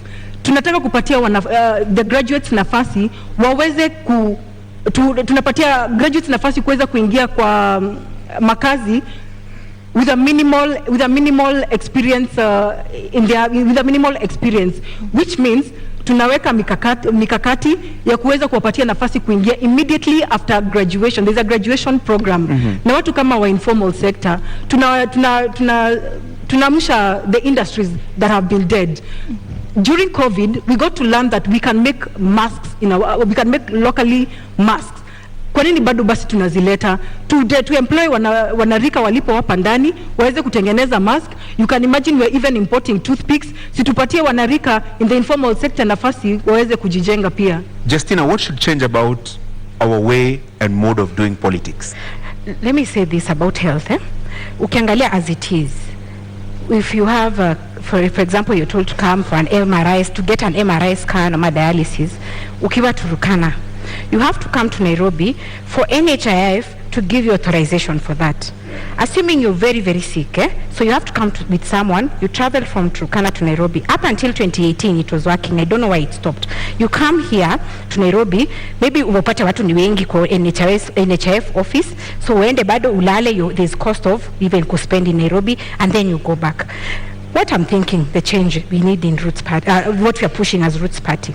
Number one, NHIF zote in all localities and branches, can they authorize this thing? So that kama ni dialysis, kama ni MRI, we were told that machines were bought. Why should they come to Nairobi all the way from Turkana or Mandera for authorization in Nairobi? So that is the change we want. Number two, doctors are professionals. They should also have their own health service commission. They have been fighting for this. So as Roots Party, we are going to push for that. Wacha wajipange kama judicial service commission, because health is very, very paramount in this country. Another thing which borders on devolution. Our idea as Roots Party is that we've seen that 15% is not possible because national government is not able to give county governments, and county governments are crying. When we say we are going to suspend the constitution, that comes into chapter 11 of devolution. What we want is for the counties, they are already organized in caucuses. Wajipange, they get their own revenue, wagawane according to their regions. They are only going to give national government ya Roots 10%. Iyo a doctor wa county atalipwa, suppliers who've been auctioned because they have not been paid watalipwa, unaona, and service delivery ya county will be manageable. So that is the change we are pushing as Roots Party. Na Bi Ruth, katika kauli yako ya kumaliza, una muda wa dakika 2, ni kipi ambacho mtakifanya tofauti na utawala ambao upo sasa katika kauli yako ya kufunga? Wakenya tunaleta transparency, Wakenya tunaleta uongozi mpya, tunakuwa we are the new broom. We are the people who are coming to clean up the corruption. We are people who are coming to stabilize the economy. We are concerned about our youth. We are concerned about the women plight, just as like the disabled, the people with disability. So give us the chance to take care of you. You are our bosses. It's paramount to know that you are our bosses. You are not the subject. So give us the vote and we shall bring in the change that we have been talking about. Kauli yako ya kufunga, Bi Justina. And I called for mindset change when tulikuwa tunaanza hii debate. Kenyans, Let us respect the media owners. They have organized this debate. And the purpose of this debate is to give you an opportunity to ask your leaders questions. And here we are. So don't see it like it's something that you're time wasting. No. If you need a different Kenya, a transformed Kenya, this is the opportunity. Let me say this as Roots Party. We might come off as jokers, as not serious people, but one thing we are doing is to push your mind and to ask yourself, by the way, my tribe doesn't help me, but the challenges I'm facing as an individual is what I want my government to help me with. So we are coming in with fresh ideas. We are coming in with the idea that Kenya can do better. Kenya is beautiful. We have athletes who we are always trending that they are doing well. We have musicians who are doing well. But when it comes to leadership, why do we have low self-esteem? Why do we choose people? Why are we scared to go a different direction? So my call to Kenyans is that Roots is different. We are giving you a solution. We are explaining to you where we are going to get the money to run government projects, and we are ready to serve you. So be different. Don't feel like anyone owns you. Don't feel like you're doing someone a favor. And for the 44 million undecided, I hope I've convinced you. And the ones who are decided, I hope I've converted you to vote for Roots Party, because this is the government and the party for the future. Thank you very much. Asanteni sana. Mnaweza kupokezana mkono. Thank you. Na wanavyosema wahenga, kilicho na mwanzo lazima kiwe na mwisho. Hii sasa ndiyo tamati ya mjadala wetu kati ya wagombea wenza wa kiti cha urais. Indeed, our appreciation to candidates Justina Wamae and Ruth Musheru, and to you, the audience here and out there watching on television here in Kenya and around the world. Thank you all. I'm Francis Gashuri of Citizen TV and Inoro TV. Nami naitwa Zubeida Kananu Kome kutoka KTN News. Usiku mwema.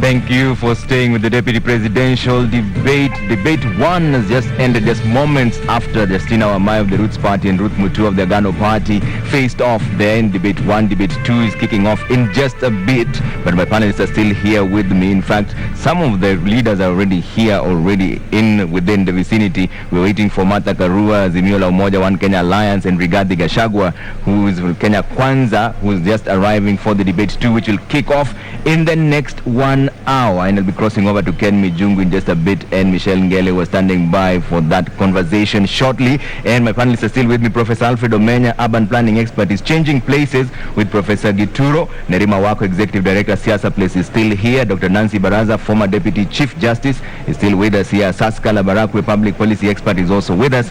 And Wanjiru Gikonyo, executive director, TISA, which is the Institute of Social Accountability. Just moments before this debate kicks in, the second debate, Wanjiru, who impressed you in the first debate and why? Well, I have to give my kudos to Justina. First of all, I think both were impressive, and it's a landmark that we have two women being able to hold this debate. Yeah. So that means out of all the candidates, we've got a total of 3 women as deputy. That is the trend we need when we are talking about gender inclusion. In terms of the debate, I'd have to give it to Justina. Yeah. I felt she argued her points very convincingly. I think she gave a lot of good background information. I've learned a lot. Yeah. But they both did well. Did well. Asaska, who impressed you?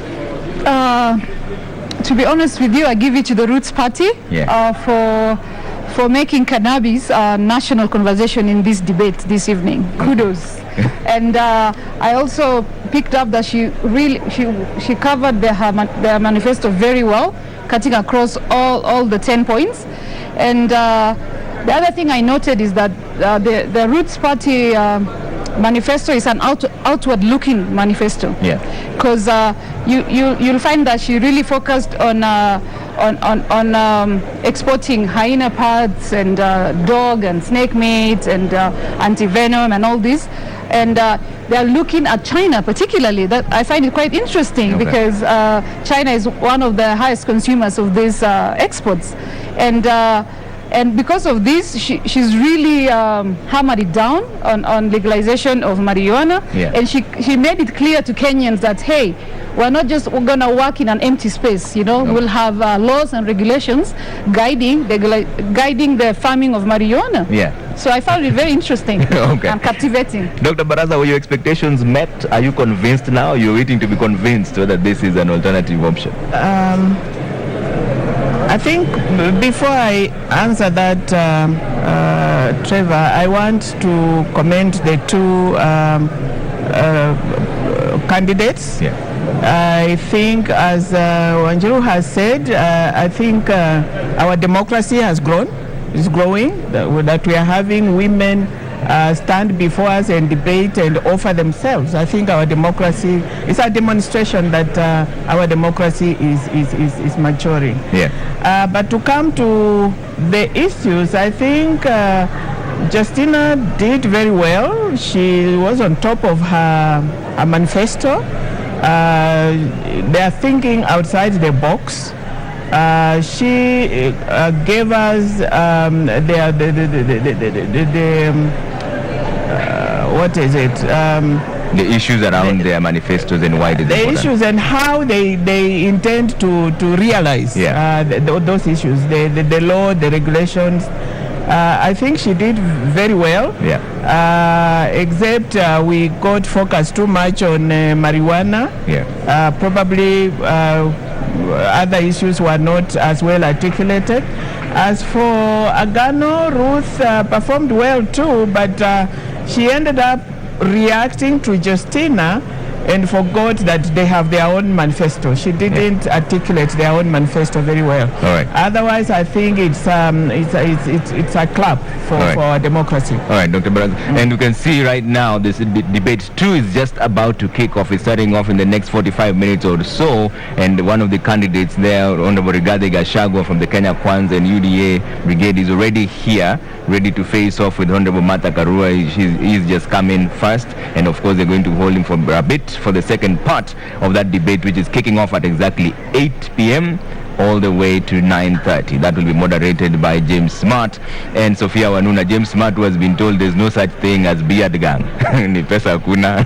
Cross over to James Smart and find out what's really going on. But right now, one of the candidates who's arriving for the second debate, that is Honorable Rigathi Gachagua, is heading to speak to Ken Mijungu and Michelle Ngele to find out how he's feeling this evening. Trevor, thank you so much. And of course, the Kenya Kwanza Alliance candidate, running mate Rigathi Gachagua, is here, all decked up, looking really nice. Thank you so much for you quite early. You keep time. It's about 5 minutes past 7. How have you prepared for this debate?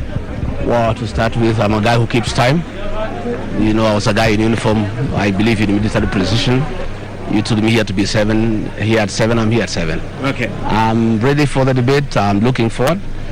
I hope this debate is about the people of Kenya. I hope we are not degenerate into triviality and innuendos and rumors and unnecessary issues. I trust that the moderators will give us a chance to present to the people of Kenya our plan to turn around the economy, to change their lives, to put food on the table, to make sure that every Kenyan can pay their bills, they can take their children to school, to make sure that every Kenyan who goes to hospital cannot be detained there because of lack of money, and to restore the dignity of the Kenyan people. Okay. You know, Kenyans are in a state of helplessness. Kenyans feel very dejected. They lack hope. We need to give them a plan. Okay. And we have that plan, and given an opportunity tonight, we'll talk to the people of Kenya and tell them the plan that we have. Very, very interesting. But as I let you go, because you need to take a little rest before you take to the podium, you are prepared for this debate. You have been going around campaigning for Kenyans. But how do you feel being here tonight? This is the day, you know, because obviously you're prepared for it. I feel good because I'll have an opportunity to talk to many Kenyans who don't come to public rallies. There are many Kenyans who, because they are working, they are busy in business, some outside the country, they don't get time to attend public rallies where we have been pushing our agenda and explaining to the people of Kenya why they should give Dr. William Ruto and I a chance to change their lives, to restore their dignity, to give them hope, to inspire them. And those are the Kenyans I want to talk tonight. And I trust and pray that the moderators will not be trivial. They'll give me an opportunity to talk to the people of Kenya about our plan and convince them that we have the best plan for them, and that is why they should come out on the 9th of August and vote for Dr. Ruto and I. All right, Rigathi Gachagua, running mate for the Kenya Kwanza, all the best as he walks into now take his position. And Trevor, very interesting, he's a man who keeps time, and he says he's ready for the debate, and I know we are also ready. Over to you, Trevor.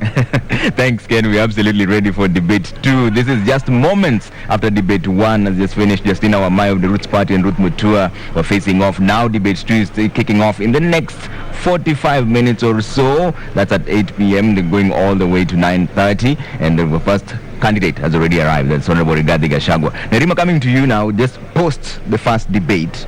Who impressed you and why? Well, I would have to say that as well. I agree. I believe it was Justina Wamae. You could clearly see in the way she articulated herself that politics is something that she is well versed and used to. She was able to use very personal stories. She identified with the people, the audience. A lot of times with her responses, you could hear the audience chiming in and laughing. But also the fact that she had tried to stand in Mavoko and also applied for a permanent secretary position. It shows you that even in her articulation of responses, she could see how things work within the counties. And Nerima, I'm going to ask you to hold that thought. Now the interruption comes to you for the first time. At least that's one vote on your side. Let's go somewhere to Busara Naman, who's standing by with Justina Wamae of the Roots Party. Post the first debate and let's find out how she's feeling. Busara? Naam, mtazamaji, bila shaka duru ya kwanza ama awamu ya kwanza mdahalo imetamatika na tayari tunajitayarisha kwa awamu ya pili. Lakini kabla tujajitosa katika awamu ya pili, ni lazima tuweze kujua jinsi mambo yalivyo.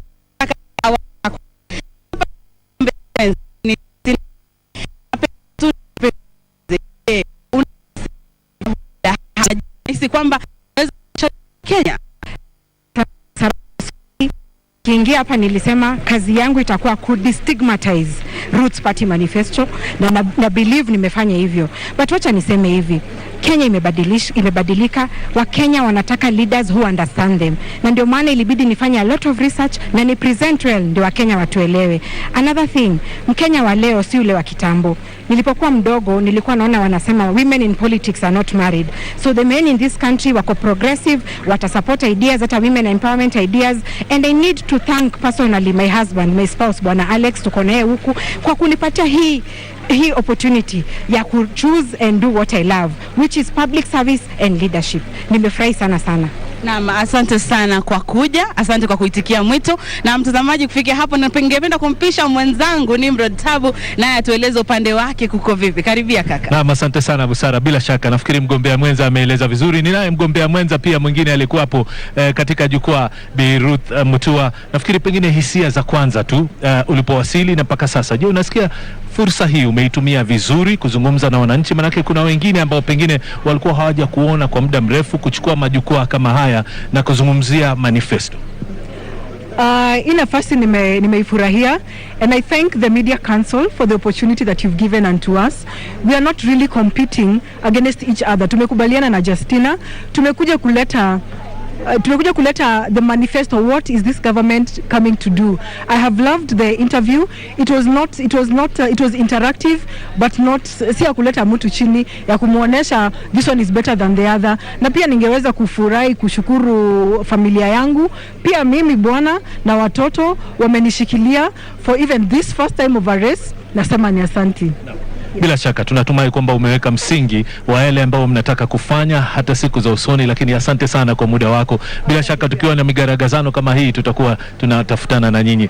Haya basi, ndio kama ulivyosikia mtazamaji, wagombea wenza wote wakifurahia fursa hii kuweza kuzungumza na wananchi na kuuza sera zao kwa wale ambao walikuwa bado hawajakuweza kuwafahamu ama kuwaelewa zaidi. Lakini kwa sasa hivi tunakwenda kwake Trevor Umbija, bado akili na wachanganuzi, kuzungumzia tu awamu ya kwanza na pia matamanio na yale yanayotarajiwa katika mdahalo wa pili.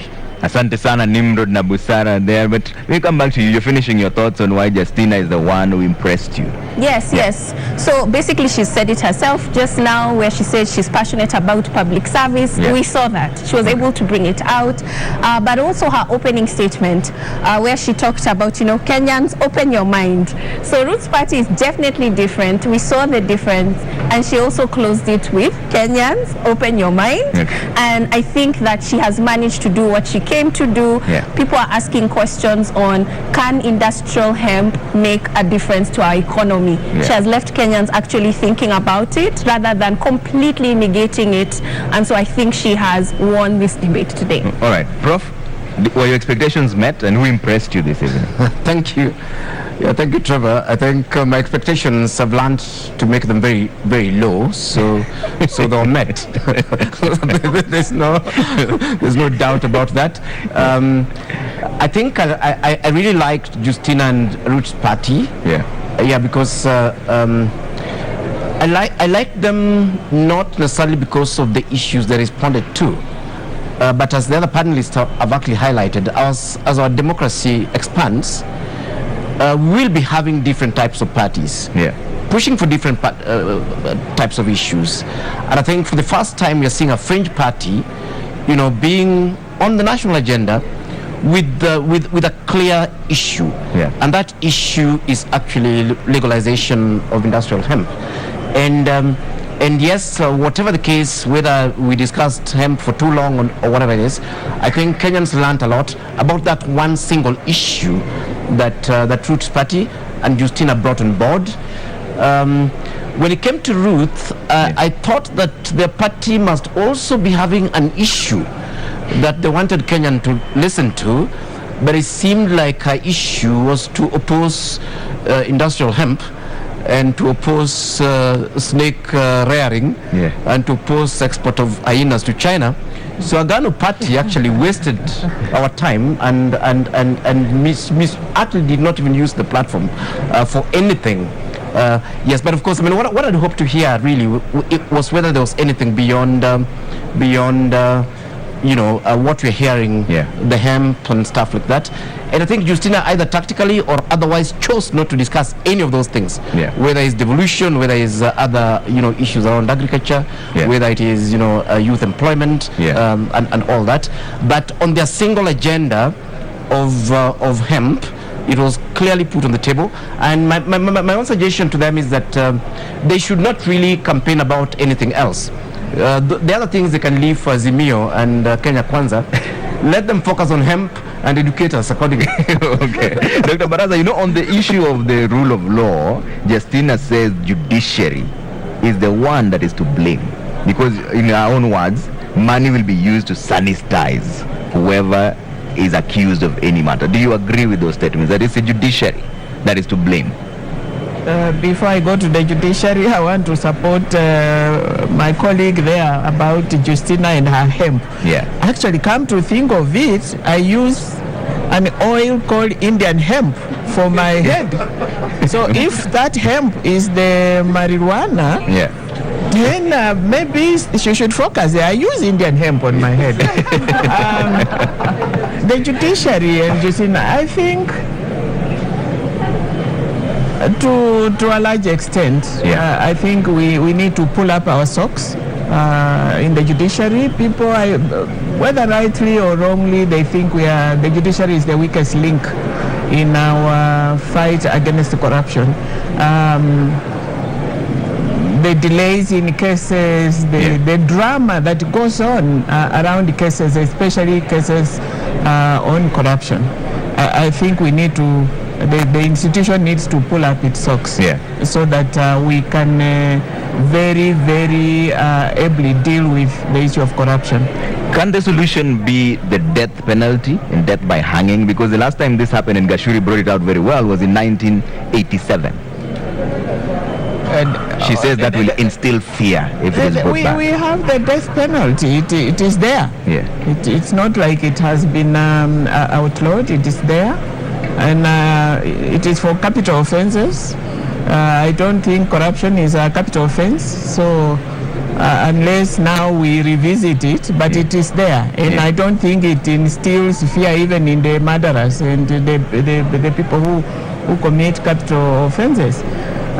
So I don't know. I think probably she needs to have given us more alternatives on how we can deal with corruption. But we've not seen the death penalty being used since 1987. It is not used. I think we develop cold feet when it comes to real hanging of people. So we have just put them there in committee. They are there, and nobody hangs them. Okay. So and it's true. We hanged last, I think, in 1987. Yeah. All right. Let me bring in Wanjiru on this. Wanjiru, on the issue of judiciary, Justina says it's the judiciary that has failed Chapter 6 of the Constitution. Do you agree? Well, what I do agree is that we have a problem of corruption. And what I like about these two parties, unfortunately, too much time was spent on the banking issue and not enough on the other issues. But if you look at the manifestos, there is the hanging provision in the Roots party, and then the Agano party really, actually their centerpiece is fighting corruption. And all their recommendations are kind of built around that. And what I like about that is they are forcing, they may be fringe parties, but they are putting an issue that Kenyans, that bedevils our society, but Kenyans also feel about at the center stage. Because if you look at the larger parties, the Azimio party, of course, has, a human rights crusader and a governance crusader for the deputy. But if you look at the manifesto proper, the proposals they have on fighting corruption have not been brought out. They are not quantified. They look like the platitudes that litter all our other proposals, copy paste, let us do this. So we are not getting action. If you look at the UDA manifesto, actually they're almost telling us, let's rethink this corruption thing. It's not that big a deal. They also have some good proposals to strengthen the redress institutions, but they're leaving out the leadership and integrity. So we need the fringe parties, and I hope they'll stay the course to keep this center stage. Is it the judiciary? Well, the judiciary is definitely a weak link. In fact, Transparency International did a study on the judiciary and found of all the institutions, it's possibly one where corruption is most rampant. But by the same token, part of the paradoxes of our governance, the judiciary has been the bulwark or the protector of the Constitution under this dispensation against an administration that was really violating the Constitution. So I wouldn't put it all on the judiciary, because we've got, how do cases start? Cases start in the administrative process, and there are administrative sanctions. We have a commission on administration of justice. So a lot of the offenses that we have can be dealt with administratively, but the public service doesn't work. From the people they hire, from the people who sit on the public service, from the people who get into public offices. So the moment you have the wrong people sitting in these offices, you begin to dilute the process. When these violations happen, they'll get investigated by the Auditor General, and the Controller of Budget can stop finances in some cases.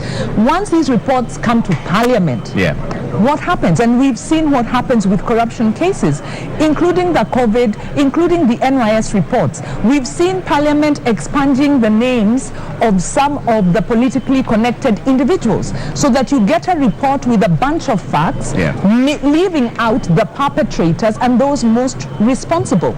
We've seen the President promise to release beneficial ownership information. This is who are the companies that are taking part in government procurement, so that we can hold those people to account. And this hasn't happened. So we can't put it all on the judiciary. We have a very robust legal and administrative institutional framework, but the culture, what we want to hear is what's the culture that we, how do we change the culture? How do we enforce the laws that are there? And Asaska, what are your thoughts on this when the candidate is blaming the judiciary and saying that the death penalty will instill some sort of fear?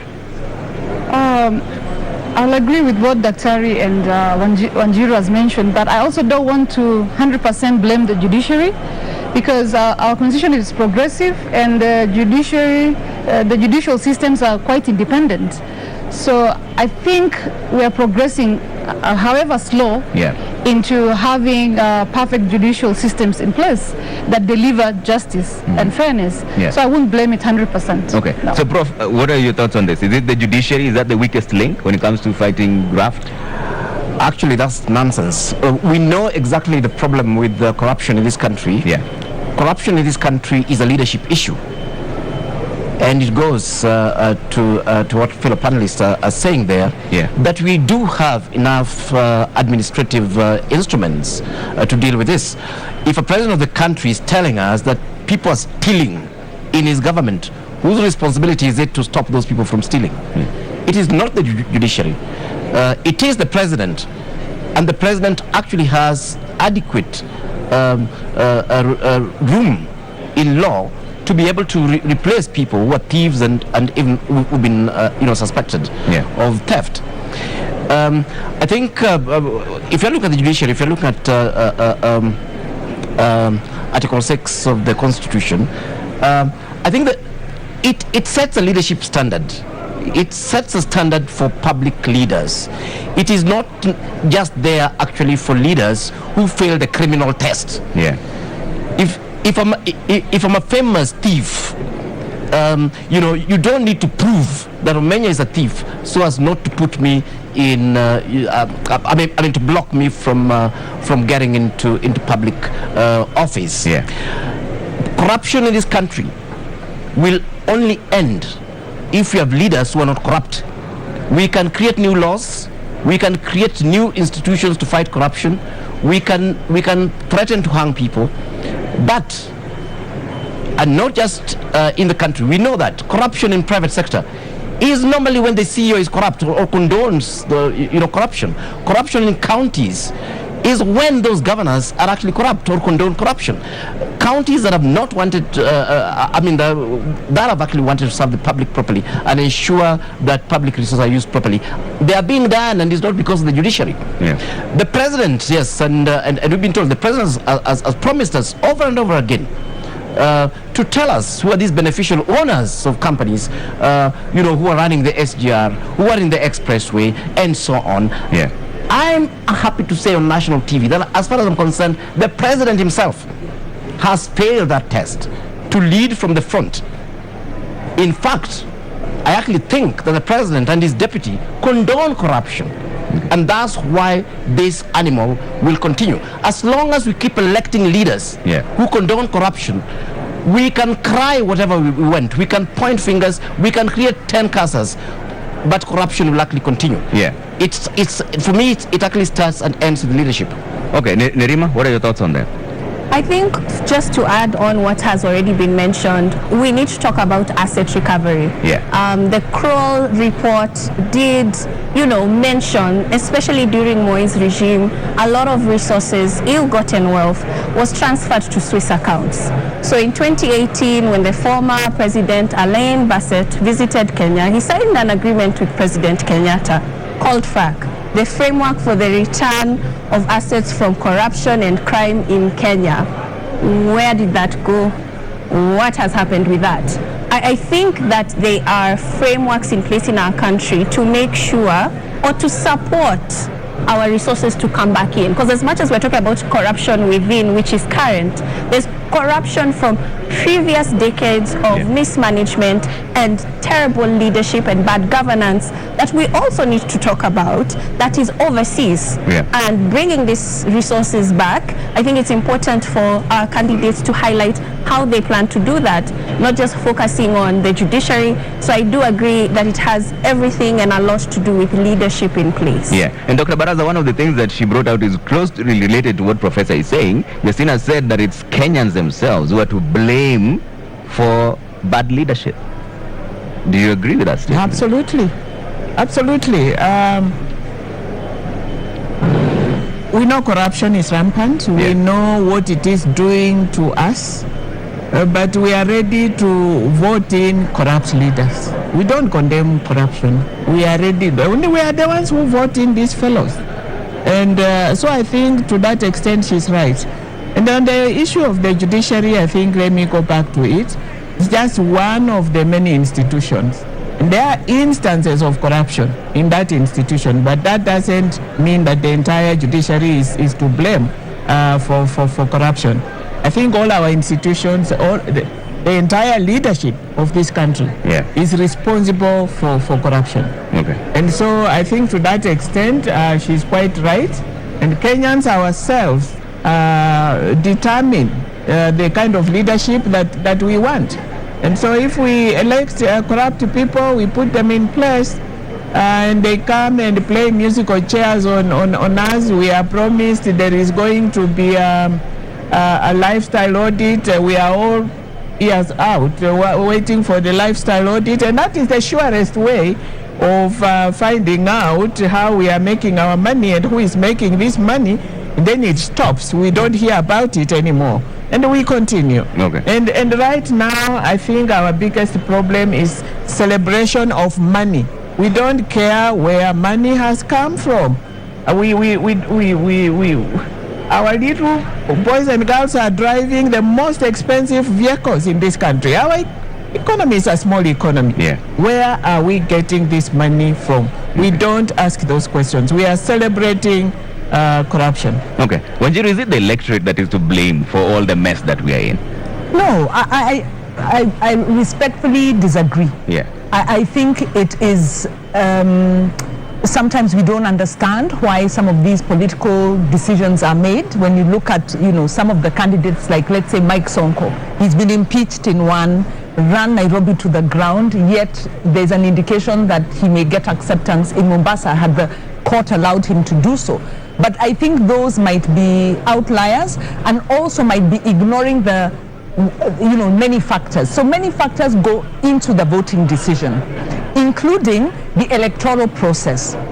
If we had an electoral process in 2013 that had to be challenged up to the Supreme Court because there were doubts on the way it was managed, and if again in 2017 I went, voted, Kenyans went, voted, and the presidential result had to be annulled and overturned because the process was manipulated, with a weak electoral system, you actually impede the ability of the confidence of Kenyans in the electoral and the leadership election process, and the ability to remove bad leaders. Linked to the electoral process is the party nomination process, where you have maybe two bad candidates or two candidates implicated of corruption. They may be good in other ways, maybe then Kenyans don't really have a choice.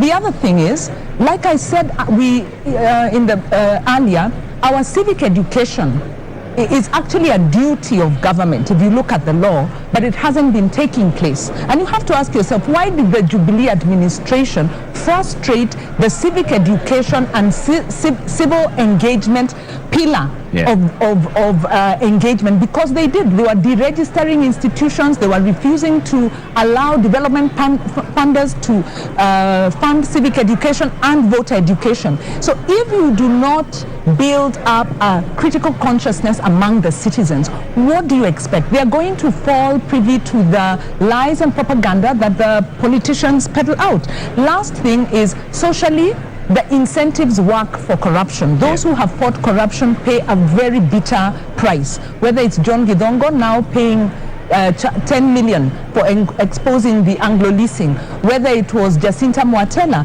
who was hounded out of Central Bank for refusing corruption, whether it's David Nyakei, who exposed Goldenberg and he died a pauper's death.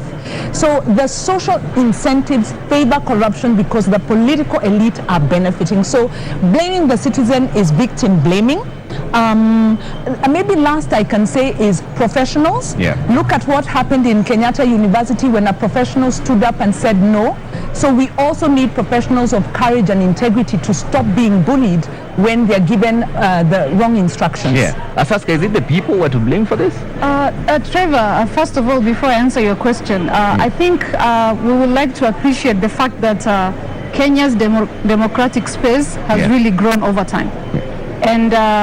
And one, it's because look at the fringe parties, the Roots party and the Agano party.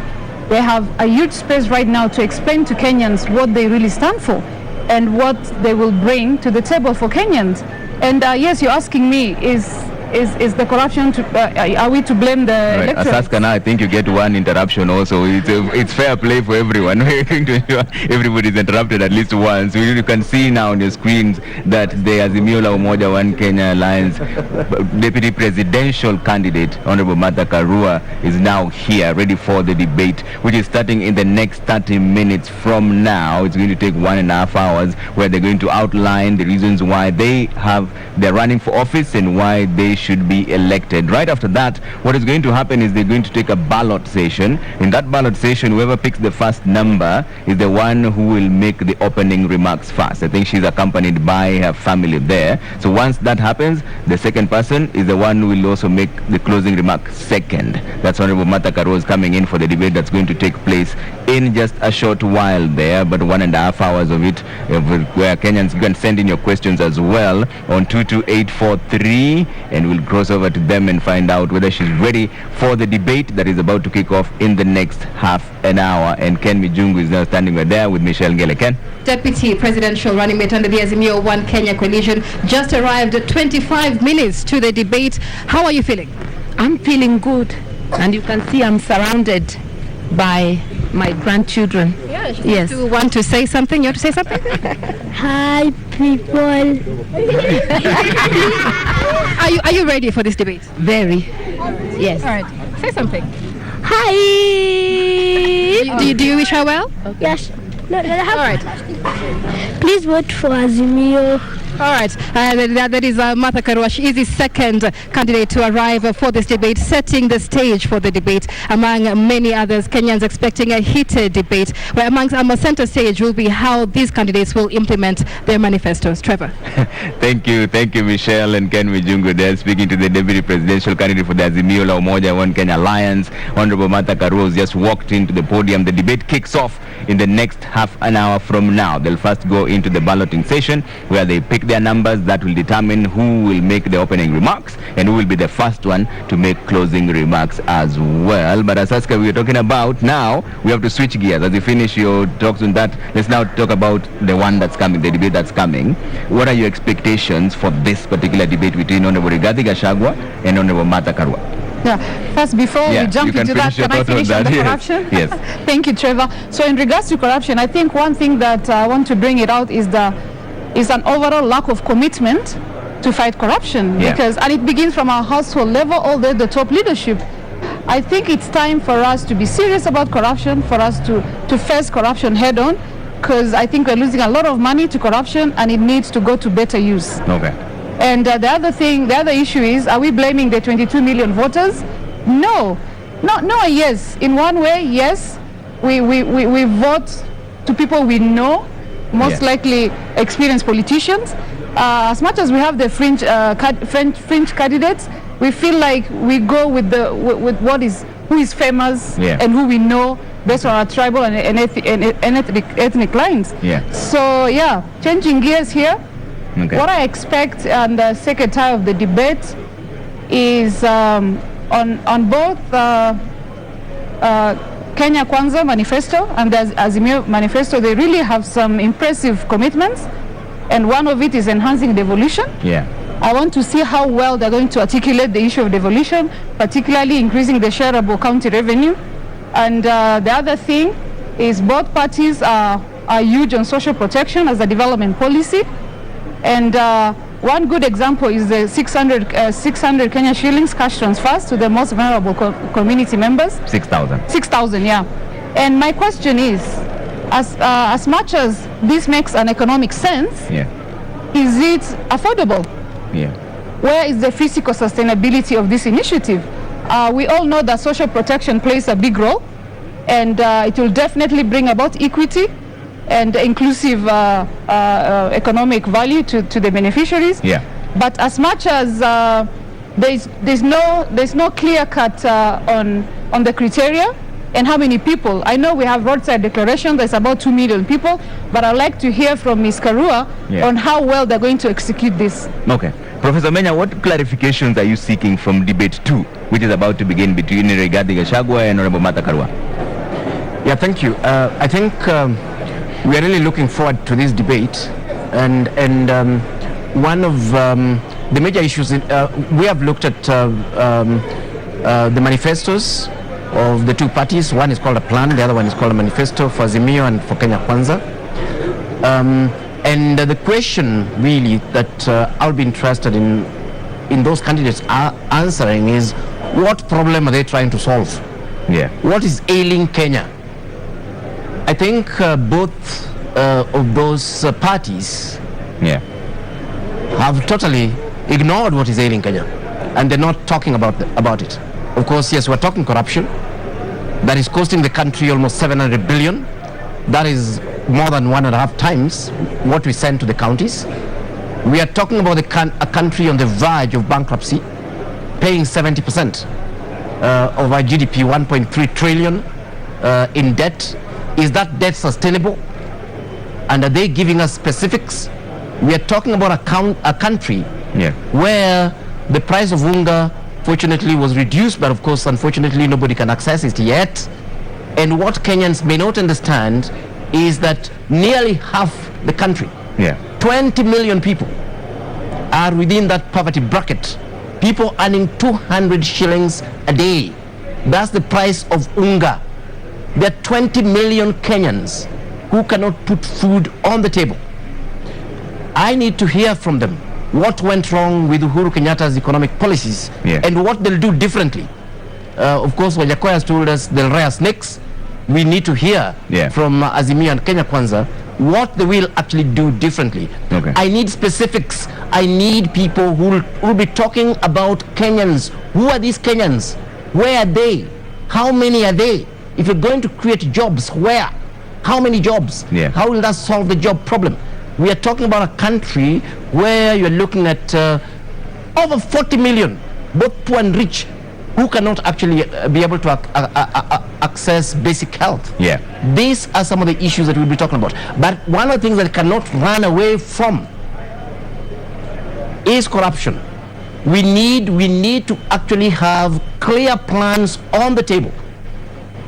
Because honestly, corruption, in fact, if you look at our expenditure currently as a country, the biggest expenditure is debt. That's at 70%, 1.3 trillion. The second one is civil servants pay at around 900 billion. The third one is corruption at between 600 to 700 billion. The money we are giving the counties actually comes a distant fourth or fifth. So basically what we are saying is that, look here, as long as we'll continue being corrupt, as long as government has no clear, these future governments have no clear plan to nib corruption at the bad, then these guys should just pack and go home. We chop up the country and share the loot and maybe immigrate to other great places like Uganda. Nerima, what are you looking forward to? For me, for this one, I'm going to be biased and look at what they are giving or what they're offering young people. As much as it's going to heavily rely on opportunities, I think the questions I will be looking for answers to are specific to the Agano University report of 2016, which people really like to quote. And I read that 50% believe it doesn't matter how one makes money, but we forget that another 50% care how you make money. How are you going to answer that? And when you read on, 47% admire those who make money, they don't care how. But remember, there's another 53% who care how you make money. How are you going to speak to those youth? And then there's 30% who believe that corruption is profitable. 70% do not believe that corruption is profitable. So what are some of the responses they're going to give to that 70%? Yeah. And then finally, the fact that 73% are afraid to stand up for what is right. Why is that number so high? It shouldn't be that high. That means only 27% of young people in this country believe in standing up for what is right. Yeah. How are they going to make the environment conducive for young people to support the fight against corruption?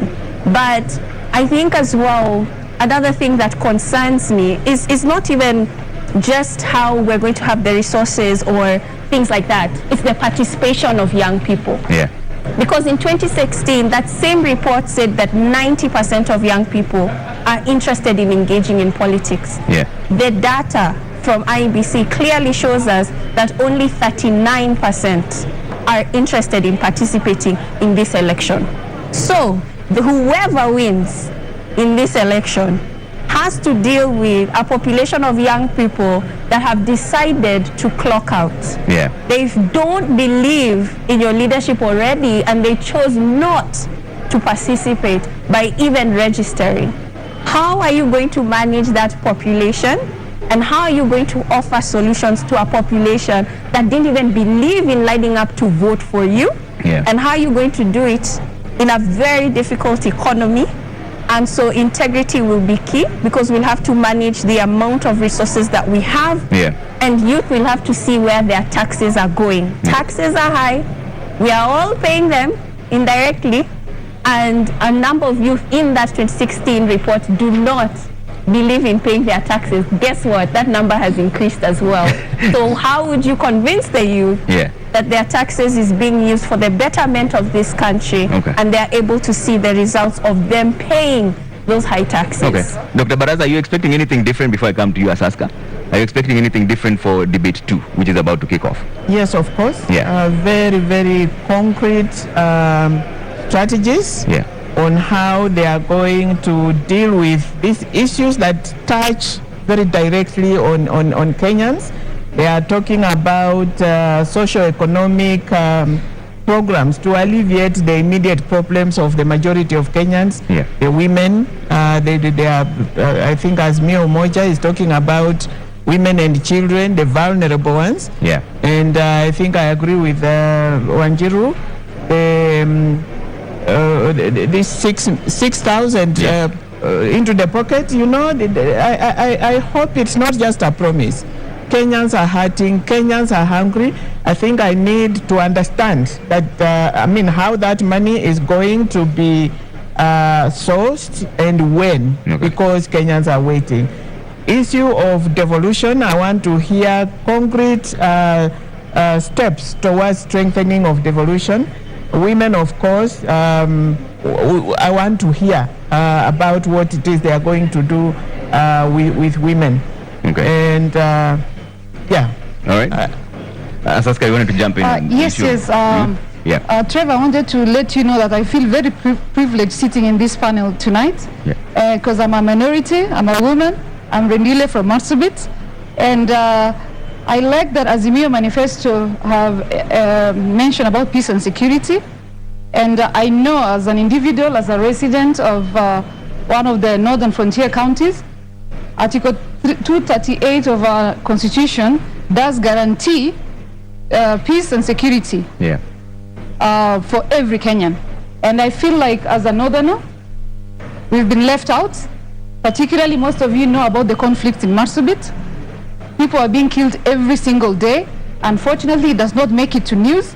And what I'm expecting today is to see what Ms. Karua and Mr. Gachagua have for the northern frontier counties. Okay. And one, on peace and security. Number two, on equal access to education and health. And more so security, because we know peace and security are the main drivers of our economic development. And that's why we are so behind. Yeah. I'm really keen, quite biased, if you may say so, but I want to see what they have for the northern frontier counties. Okay. Wanjiru, one other thing that we have to touch on before we cross over to the debate is the affirmative action. Yeah, the Kenya Kwanza manifesto talks about giving 50% of the positions to women. Same as Azimio also talks about empowering the women in their manifesto as well. But is this all about positions, and how come we've consistently failed on the 2/3 gender rule? Right. I think the failure of the 2/3 gender is similar to, also has fallen to the, the lack of implementation of the promise. But there's also the issue of patriarchy, which means it is more difficult for women to access capital for their businesses. It is more difficult for women in politics.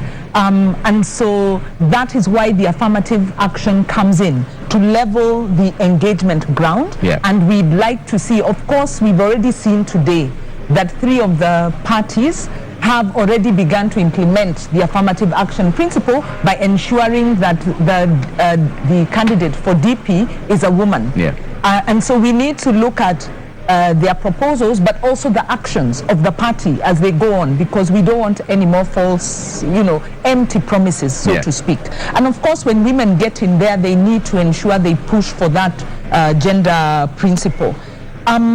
And then on the issue, the expectations, really building upon what the panelists have said, at the minimum, we are part of the Okoa Uchumi campaign, which has been looking at the issue of public debt that has been driven by budgeted corruption. So at the minimum, we are looking at what are the concrete strategies for economic recovery, what are the concrete strategies for economic transformation, so that we can create jobs and so that we can have a balanced budget and we can generate enough money to implement the projects that we need and a good life for all Kenyans. Yeah. That's the minimum. And I believe that the parties have crafted their proposals, so we'll be hearing that.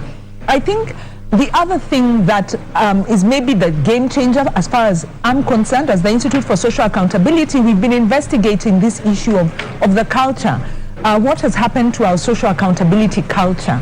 And it, at the center of this is we need to be very intentional about changing the way citizens engage with their public leaders, to move away from the dependency approach, to move away from the patrimonial approach to one of empowered citizens exercising their agency, being patriotic, responsible citizens, but having voice and having the space to engage. So I'm very keen to hear what's the role of the citizens.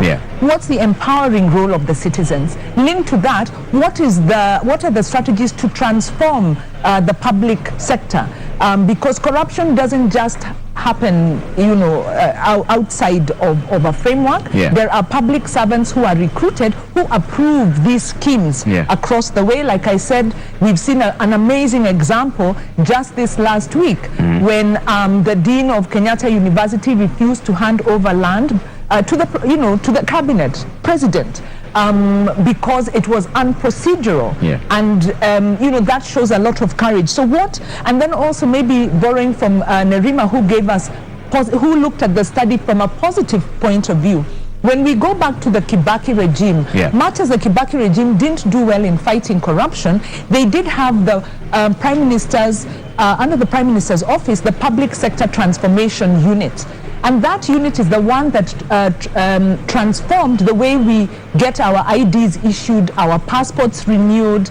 And in a space of just 3 months, we went from queuing and, people having to bribe to being able to walk in and just get things done for you. That was done by Kenyans in real time. So the public sector can be reformed, and we want to hear more of those. Then lastly, historical issues. There are land issues that are still pressing. There's a Truth and Justice Reconciliation report. Those issues are still pending, and I believe a lot of the problems we have at present is the failure to address those issues. All right, a lot to be packed within 1.5 hours. But Dr. Baraza, you brought up the issue of women and the role they play. How come we've consistently not been able to implement the 2/3 gender rule? Patriarchy. I think she has nailed it. Patriarchy. Parliament has on several occasions failed to pass the bill on the legislative framework for realization of the not more than 2/3 gender rule. So there has been a lack of political will to push that agenda. But basically, it's patriarchy. Does the solution lie in appointments? Because the Kenya Kwanza manifesto says they'll give 50% of all appointive positions to women. Is that a solution? I think it would be, but it would be better if it is within a framework. Yeah. Because it can be done today and the following time it is not there. That's why we need a legislative framework for it. Okay. But that would be a good beginning if they give women those numbers. Yeah. But still, we'll need the legal framework to sustain. Okay. Yeah. Professor Menya, what are your thoughts? Is it just patriarchy? Is that where the problem lies? Is that why we've been unable to get to the two-thirds gender rule? I think again it is it's a leadership issue still. Yeah. And I agree 100% with Dr. Baraz on this one, that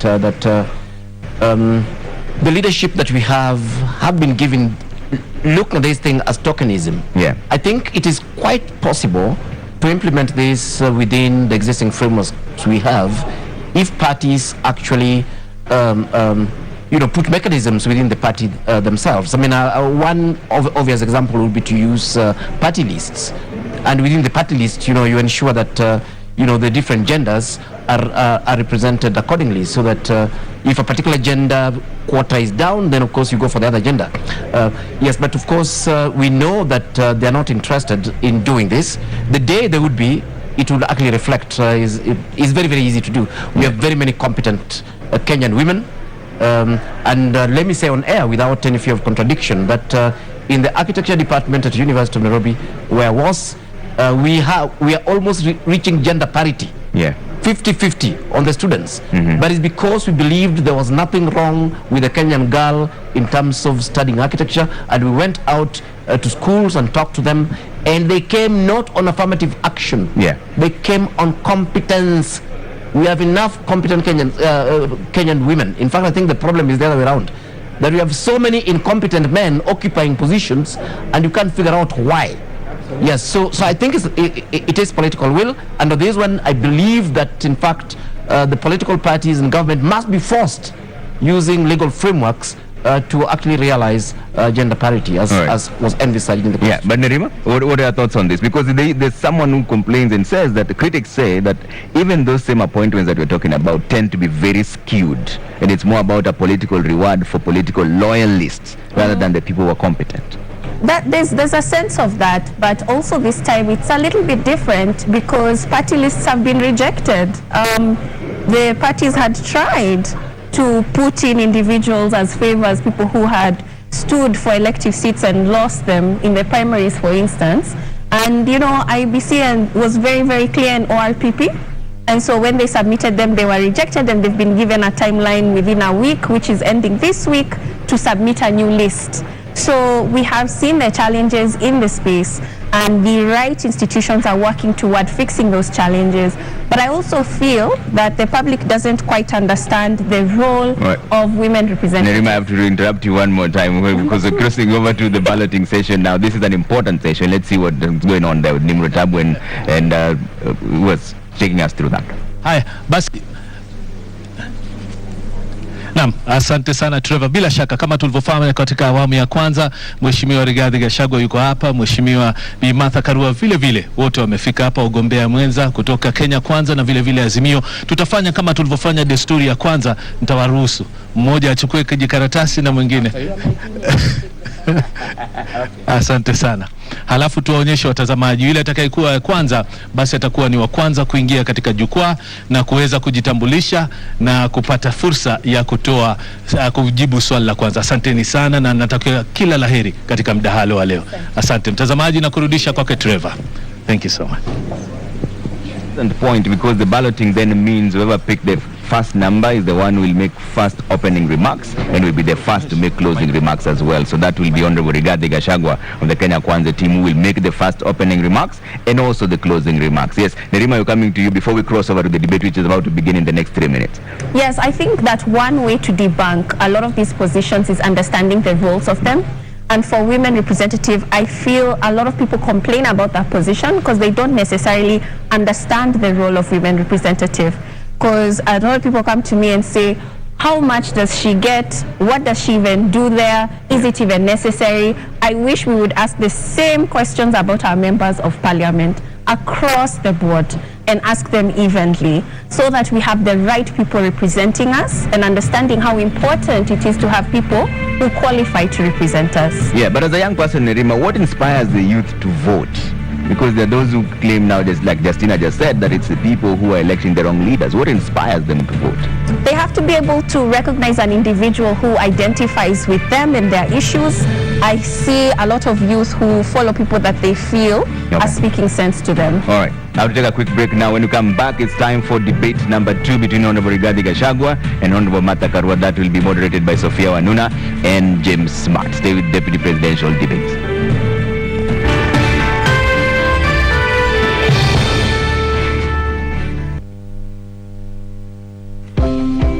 Karibu Cam. By offering market linkages, networking opportunities, and technical assistance, Kenya Association of Manufacturers assists its members to grow and scale up their businesses. Join us and let us work together to grow the manufacturing sector. Becoming a CAM member is as easy as 1, 2, 3.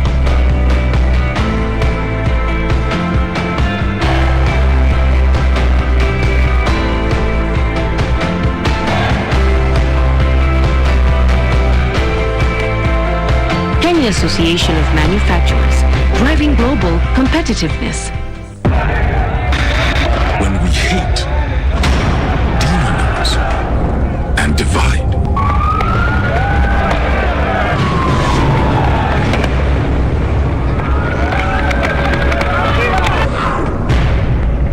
we become them and us. But when we unite in solidarity, na mauaji ya kiolela yanayofanyika katika mitaa yetu duni. Compassion and respect, our actions become more powerful.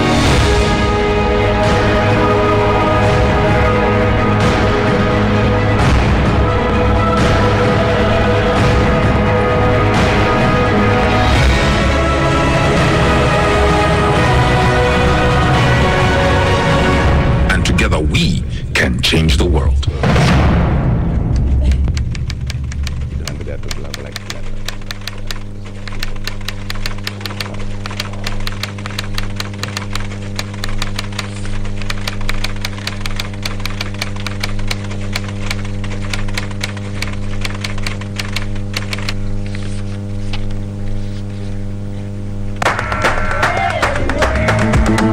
I think the most important quality of a leader is wisdom, so that the decisions that are being made now, he knows how, it's like a chess player who sees 10 moves ahead. Najua wakati ambapo mlipa ushuru analipa ushuru wake, anataka aone angalau kazi ya pesa yake ambayo anailipia.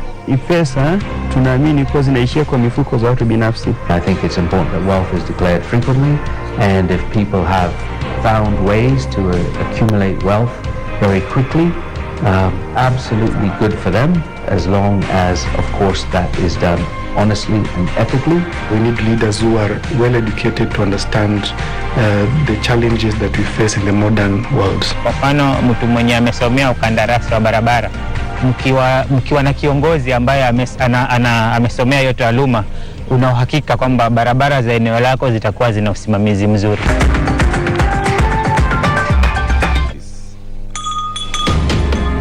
What is a secondary school in Kenya? It ranges from 106 high-cost national schools educating 3% of the learners, where you find ultra-modern libraries and laboratories, the most experienced principals and teachers, and the best teacher-student ratios. To 7,019, some barely established, understaffed, lacking basic facilities, sub-county schools, educating over 60% of learners. Given that KCSE is the most consequential examination in our education system, isn't it fair that we level the ground for all learners to excel by narrowing the capacity gaps between the worst and best schools to deliver quality education?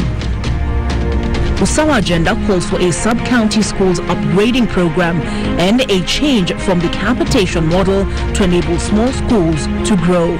Without these, SDG 4 is a false promise to most Kenyan children. Check it. Let's talk about banking. Or let's talk about dreams and goals. Your dreams, your goals. If you're like Louise, you value doing biz with ease. Or maybe you're like Dan,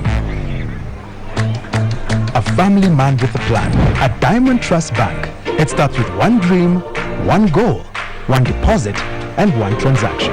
Pamoja, let's make it happen. So don't just bank with us, bank on us. Enroll at Catholic University of Eastern Africa for courses in nursing, law, business, economics, computer science, education, community health and development, actuarial science, international relations, counseling psychology, regional integration and theology. September intake ongoing at Langata and Eldoret campuses. Email admissions@quer.edu or visit quer.edu. Quer for innovative, marketable graduates.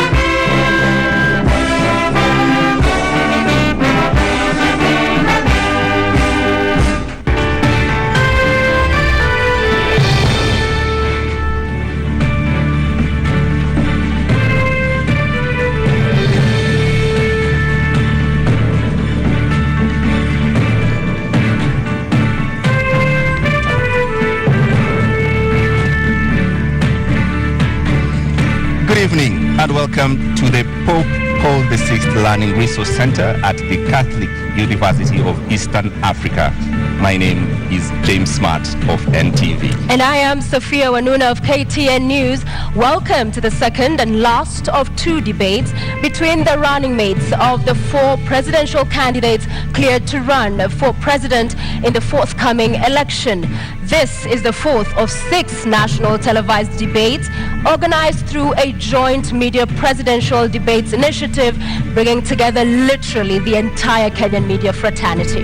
The candidates participating in the debate have agreed to the rules and guidelines requiring them to conduct themselves with utmost decorum, address each other with respect, and extend honor to viewers watching this debate live across all Kenya's broadcast media platforms. Indeed, and the candidates in the debate have also agreed to adhere to the allocated time. Each candidate has 2 minutes to make an opening statement, 2 minutes to answer a question, and 60 seconds for a rebuttal. The topics have carefully been selected after a thorough assessment of the state of our nation and the sentiments of the regular Kenyan voters in various parts of this country. In line with the debate rules and the best practices, the questions we shall ask have not been shared with any of the campaign teams, neither were they discussed or formulated in conjunction with anyone. The questions are entirely our own. And an invited audience here seated in the auditorium has also agreed to the debate rules. They have been fully briefed that cheers, jeers, or any other form of noise is not permitted during the debate. We have to make the exception now as we request the audience to help us warmly welcome Honorable Martha Karua and Honorable Rigathi Gachagua to the stage.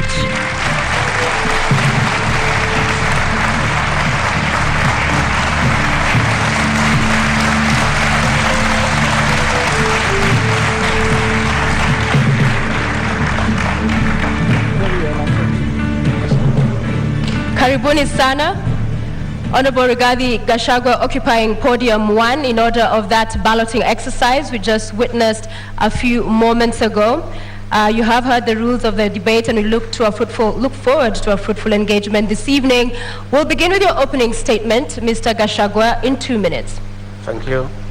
My name is Rigathi Gachagua, born and brought up in the slopes of Mount Kenya, Herega village 57 years ago. Family is the basic unit of society and the nation. Strong families make strong nations. I'm the head of a family, and it is my pleasure and privilege to introduce my family tonight, who are here with me.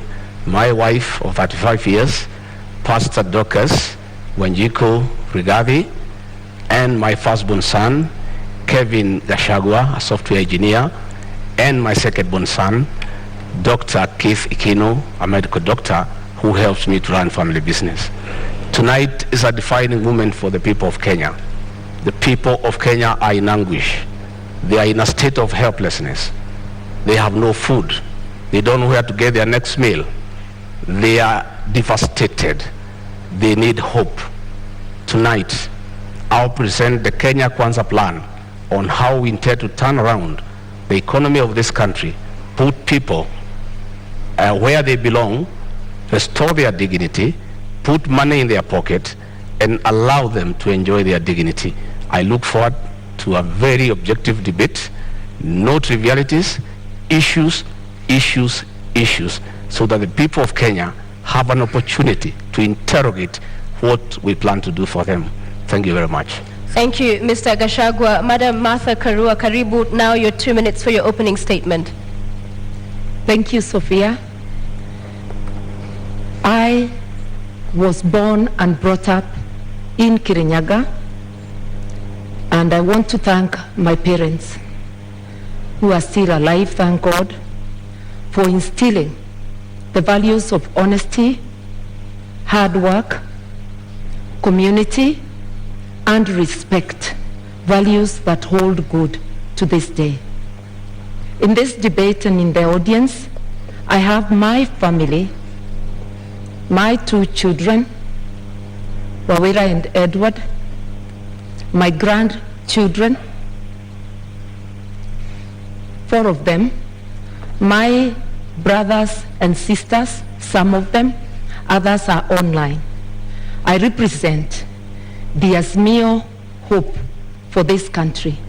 Azimio, together with Kenyans of goodwill, is out to rescue this country from the stranglehold of corruption cartels. This country can't breathe. We cannot get the services that people do require because monies intended for public service are going into the pockets of corruption cartels, who then become instant millionaires with huge bank balances. We intend to help this country, to help citizens get their country back, and all the resources of this country will be utilized for the best interests of the entire nation, not a select few. I am here to discuss those issues, and I am glad that my opponent is also talking of issues, which is what we have been calling for in our campaign. I'm able, ready, and willing. Thank you very much, candidates, for your opening statements. Let's introduce the elephant in the room and start this debate. The question of the Deputy President. It has dominated public consciousness in the last 5 years. I'll start with you, Honorable Rigathi Gachagua. What kind of a Deputy President will you be? You have 2 minutes. I come from a background of management. I have been in public service for 15 years. I've been in private sector for 15 years. I've been in legislation for 5 years. That gives a 35-year experience of public service and engaging with the people. I am a hard-working man. I'm very passionate. I have zeal to serve. I'm an active man. I wake up early. I don't take alcohol. I have all the time and the commitment to put my all to serve the people of Kenya. I have a very good idea of what I need to do to assist my candidate, Dr. William Ruto, in the management of the affairs of this country, give him backup, be available, move around the country to implement development programs, listen to the people, be available to the people, because we have the bottom-up economic model. It's about the people. If you have noted, we have gone around the country in all the 47 counties and held economic forums, listened to the people, had very extensive consultative process of what the people of Kenya want from us, and that informed our manifesto.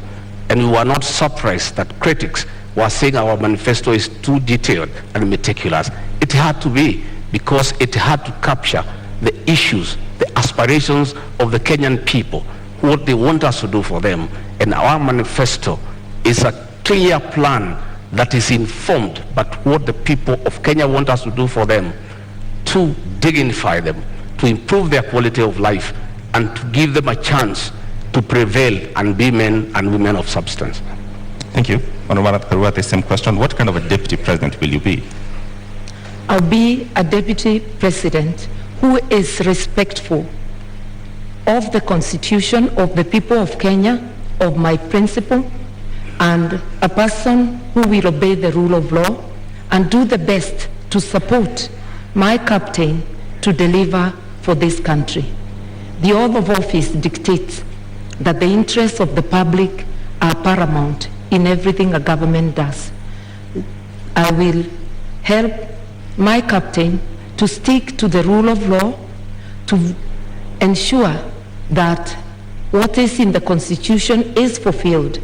Our Constitution dictates that we adopt a social market economy where social justice is in the forefront. That is why Article 46, not 47, talks of socio-economic rights. You will notice that in our manifesto, we are talking about giving social support to those who cannot have any income, who do not at the moment have any income. And that's one way of fulfilling the promise of the Constitution and ensuring that Kenyans live in dignity, especially those who cannot afford the basics of life. I will therefore serve with honesty, and my track record speaks of that I have been a consistent public servant who does her work in the manner prescribed by the law, with honesty, with dedication. I will devote 100% to the people of Kenya. All right. The question on the deputy president, it's public domain, that the current president and his deputy are reading from two different scripts. In the last 5 years, we've seen that effect in public domain. Rigathi Gachagua, if that happens, what is your view? How should that be solved? How should that be sorted? In my case and Dr. William Ruto, that will not happen. Both of us are strong-willed leaders who respect each other. None of us suffers from inferiority complex.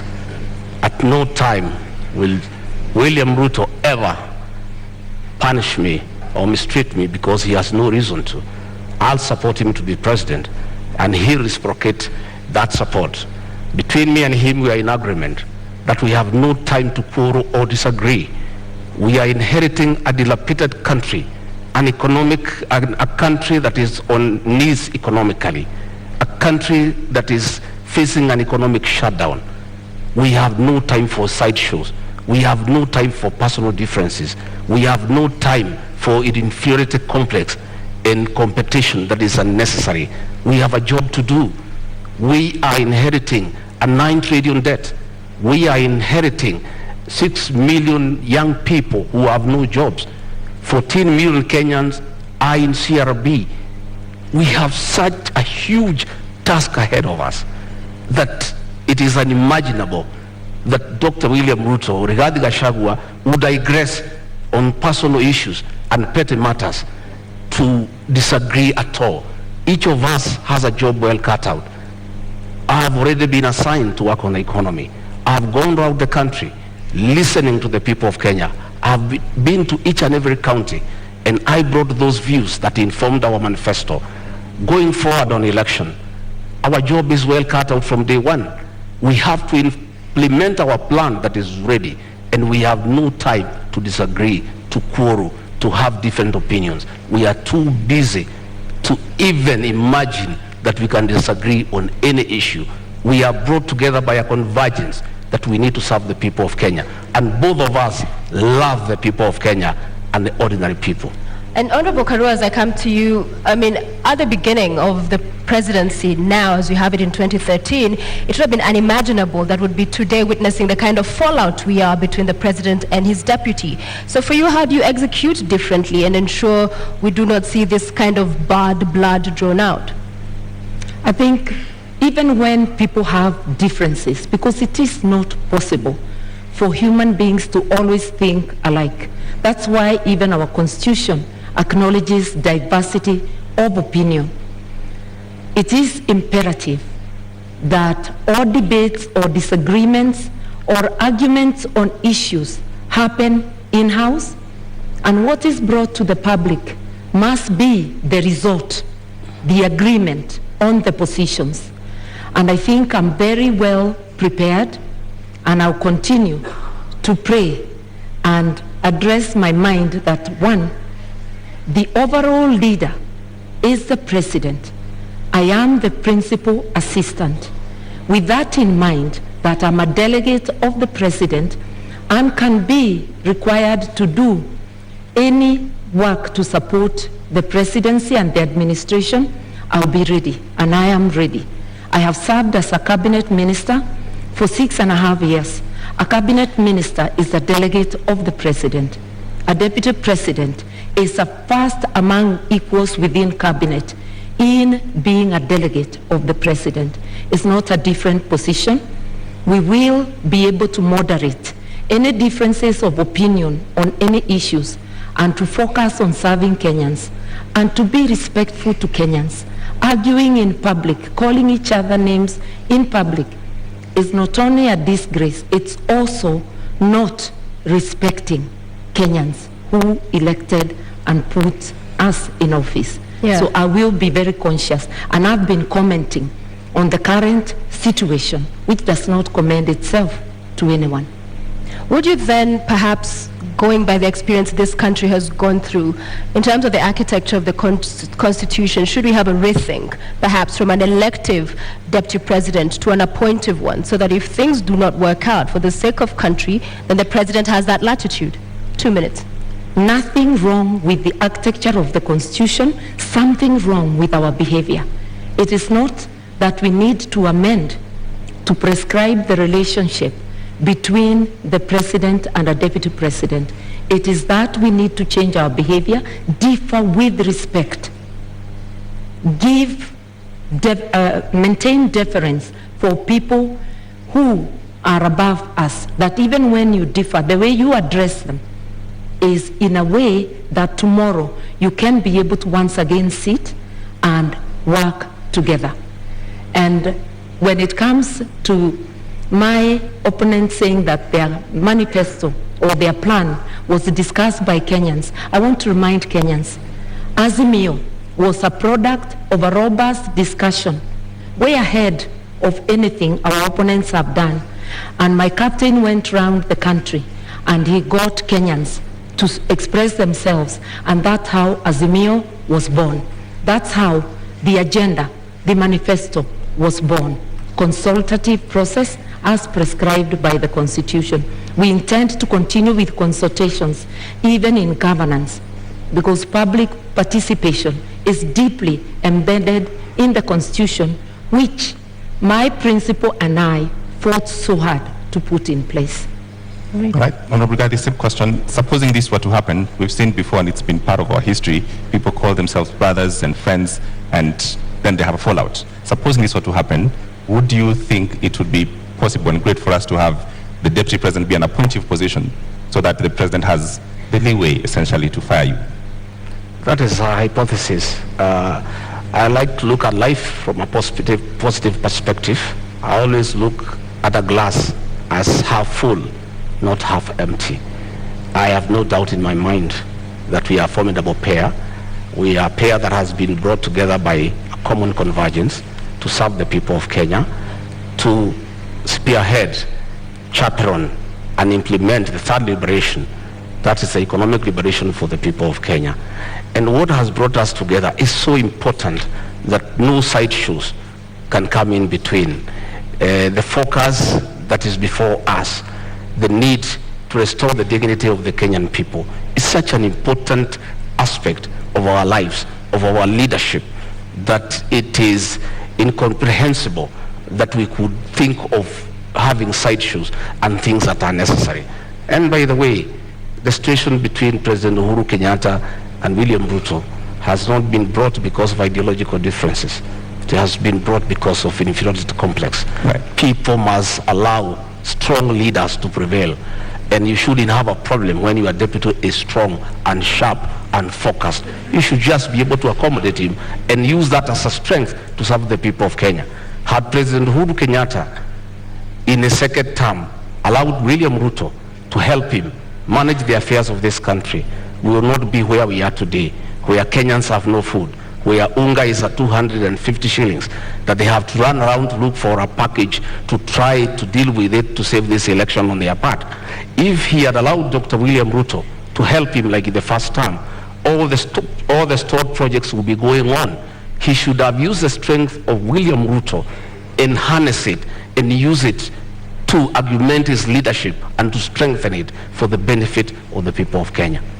However, Honorable Rigathi, just quickly to follow up on that, we have seen Martha Karua in 2009, it was, resign after they disagreed with the president as a minister. You saw the former deputy governor Nairobi, when they could not work with the governor, again resign. So isn't it on principle that those who push for, if it doesn't work out? I don't think it is honorable to be a quitter. I think you must fight from within and pursue what you intended to do.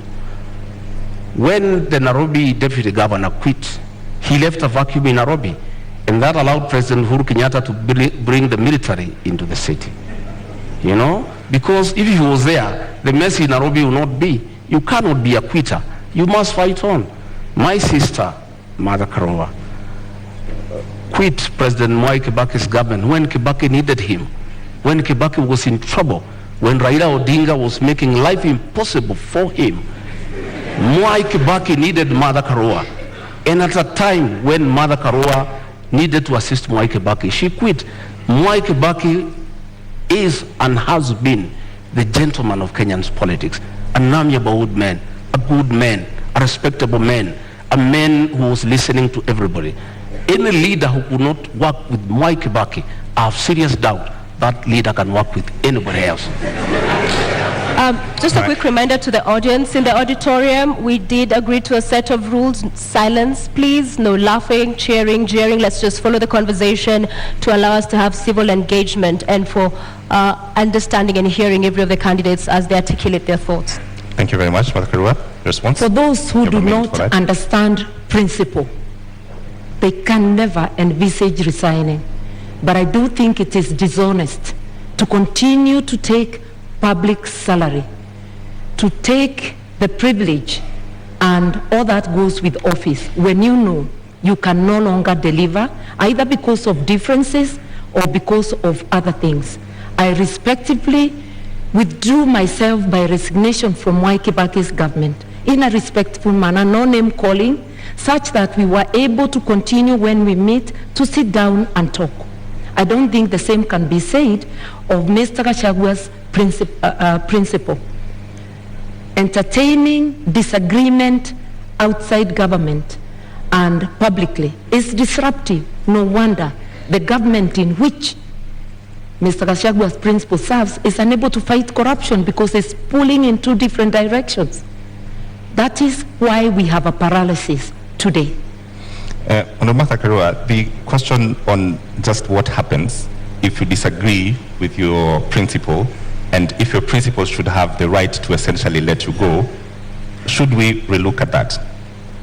I think the way the Constitution is, you disagree in-house, you resolve it. I do not think there is anything that cannot be resolved unless if it's something that is unconstitutional that is being demanded of me.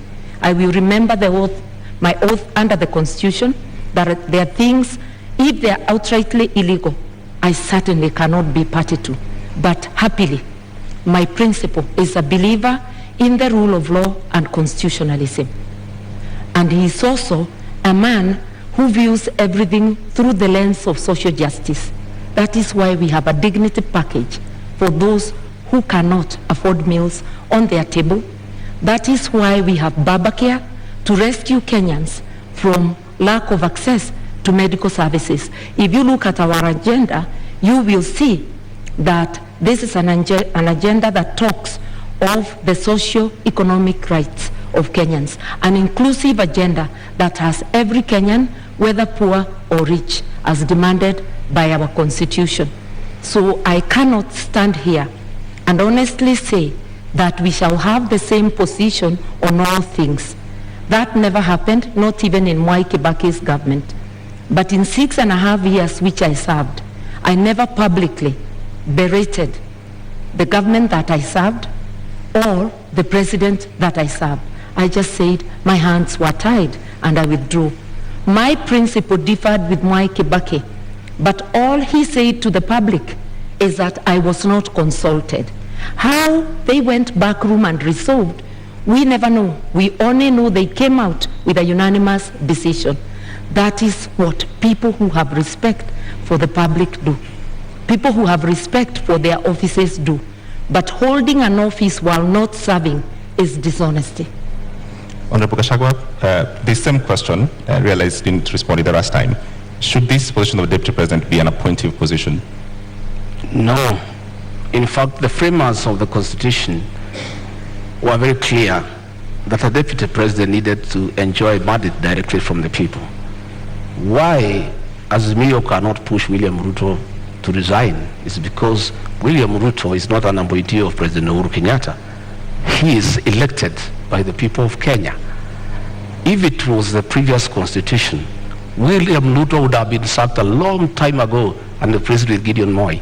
And that was the plan. The plan was to provoke him, intimidate him, humiliate him, persecute him and his friends and his allies so that he could quit government and allow President Uhuru Kenyatta to appoint somebody from a family that they share the same issues and the same values. But because William Ruto was elected, he was able to hold on to his position. And he continued serving the people of Kenya when he was assigned duties by the president. The duty he has been allocated all the time without failure is to welcome the president and the Nyayo National Stadium. And he has done it in style because that is the duty he has been allocated. He has gone ahead to chair IBEC because that one the president cannot deny him. It is there in the PMF Act. There's nothing the president would have done. But the president chose not to allocate him duties. And the president has been crying that since he did not allocate him duties, his government has come to a halt. And nothing is going on. But he made a bed, he must lie on it. If you decide to chase your deputy away, a man who works hard, a man who knows what he's doing, and replace him with your friends, and then the country comes to a halt, you cannot go ahead crying that you have nobody to help you. He made that decision for his own reason. He wanted to push Ruto out, but Dr. Ruto stayed on because he enjoys a mandate from the people of Kenya. All right, Honorable Gachagua, Honorable Karua, I want us to move to the next topic this evening, leadership and integrity, fitness to hold office. I will begin with you, Honorable Karua. And in 2013, when you vied for presidency, you said, "I do not share any values with the Prime Minister, then Raila Odinga, nor do I share his politics. Both he and the late Kibaki have been unable to root out corruption within their ranks." What has changed now that you're deputizing him? Indeed, the coalition government was unable to root out corruption in the second half. And I said so publicly many times. Raila Odinga was a presidential candidate in 2013. I too was a presidential candidate.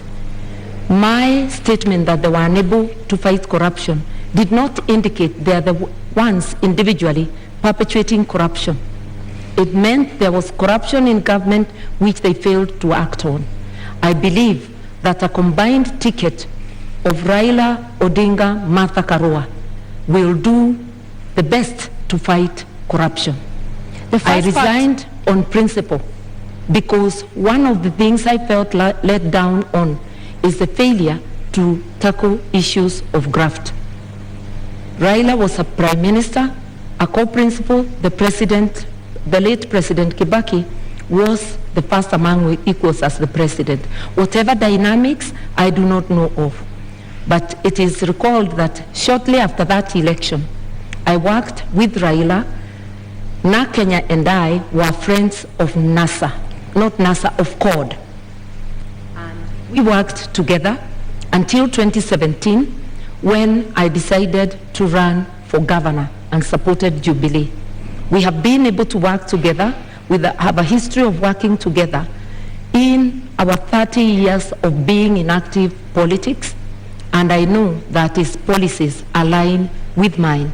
I did mention that we both view our actions through the lens of social justice, and that is what has drawn me to work with him. Just a quick 1 minute, I will add you on your time that when you said I do not share any values, you've addressed the issue of corruption and graft, but you do not share any values and even agree on his brand of politics. What do you say to that? Because values, this is... As of that time, I felt I did not share anything with him. And remember, we were candidates. There is no way you will praise the other candidate. But I can assure you that it is not because I thought he personally was responsible for any wrongdoing, nor did I feel that President Kibaki was personally responsible. But there were rogues within government they failed to act on. And I felt my hands were tied in the performance of my duties. And therefore, as I campaigned for myself, I actually was saying, look, you've been unable to fight corruption, just like the Jubilee administration under President Uhuru Kenyatta and Dr. William Ruto, and they are still in government together up to now. And we saw Dr. Ruto attending cabinet a week ago. They've been unable to fight corruption. You can't hold one side of government and say the good one is mine and the bad one belongs to the other person. That's double speak. Honorable Gachagua, just a moment. I think Honorable Mother needs to come through to the people of Kenya on being consistent. Honorable Mother is on record saying that Raila Odinga and President Uhuru Kenyatta should retire together. Not a long time ago. She seems to have changed her mind that they shouldn't retire together. In fact, that President Uhuru Kenyatta should continue governing through proxy, and Raila Odinga should purport to govern as a proxy of Uhuru Kenyatta. At what time did she change her mind? Because it's on record, she went public to say that the two of them should retire together. Now, she is the running mate of Raila Odinga. She's a project of Uhuru Kenyatta. The two people she said they should retire together, she seems to have changed her mind.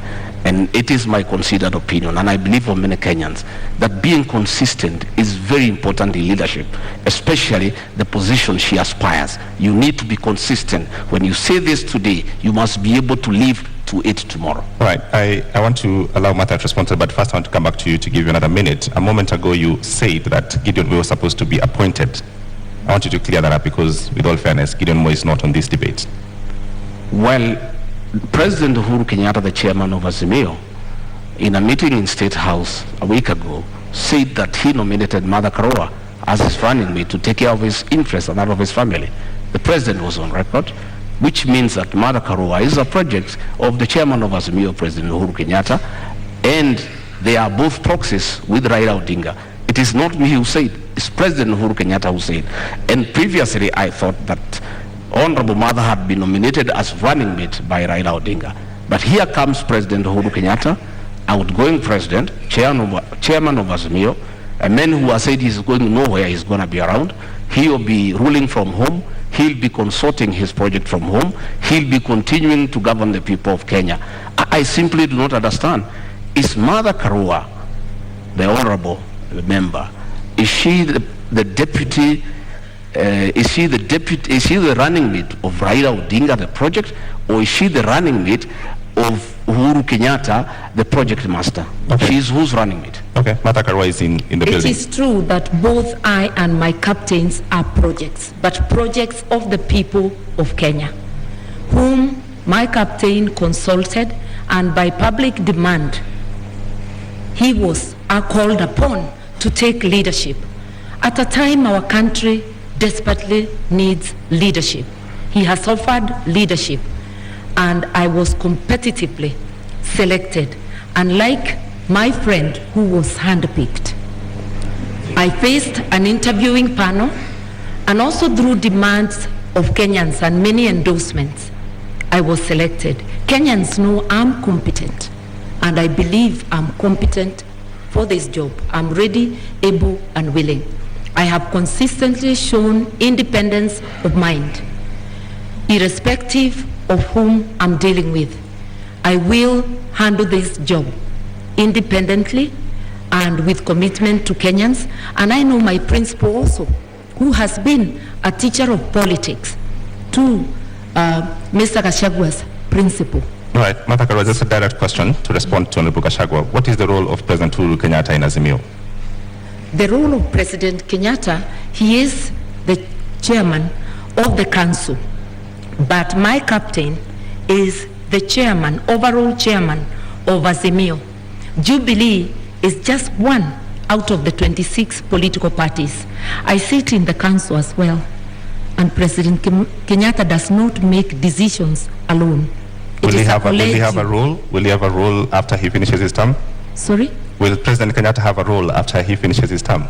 His party will have a role, and if he continues to be, if he doesn't give his position in the council to any other member of his party, it would be a peripheral role as a member of the party.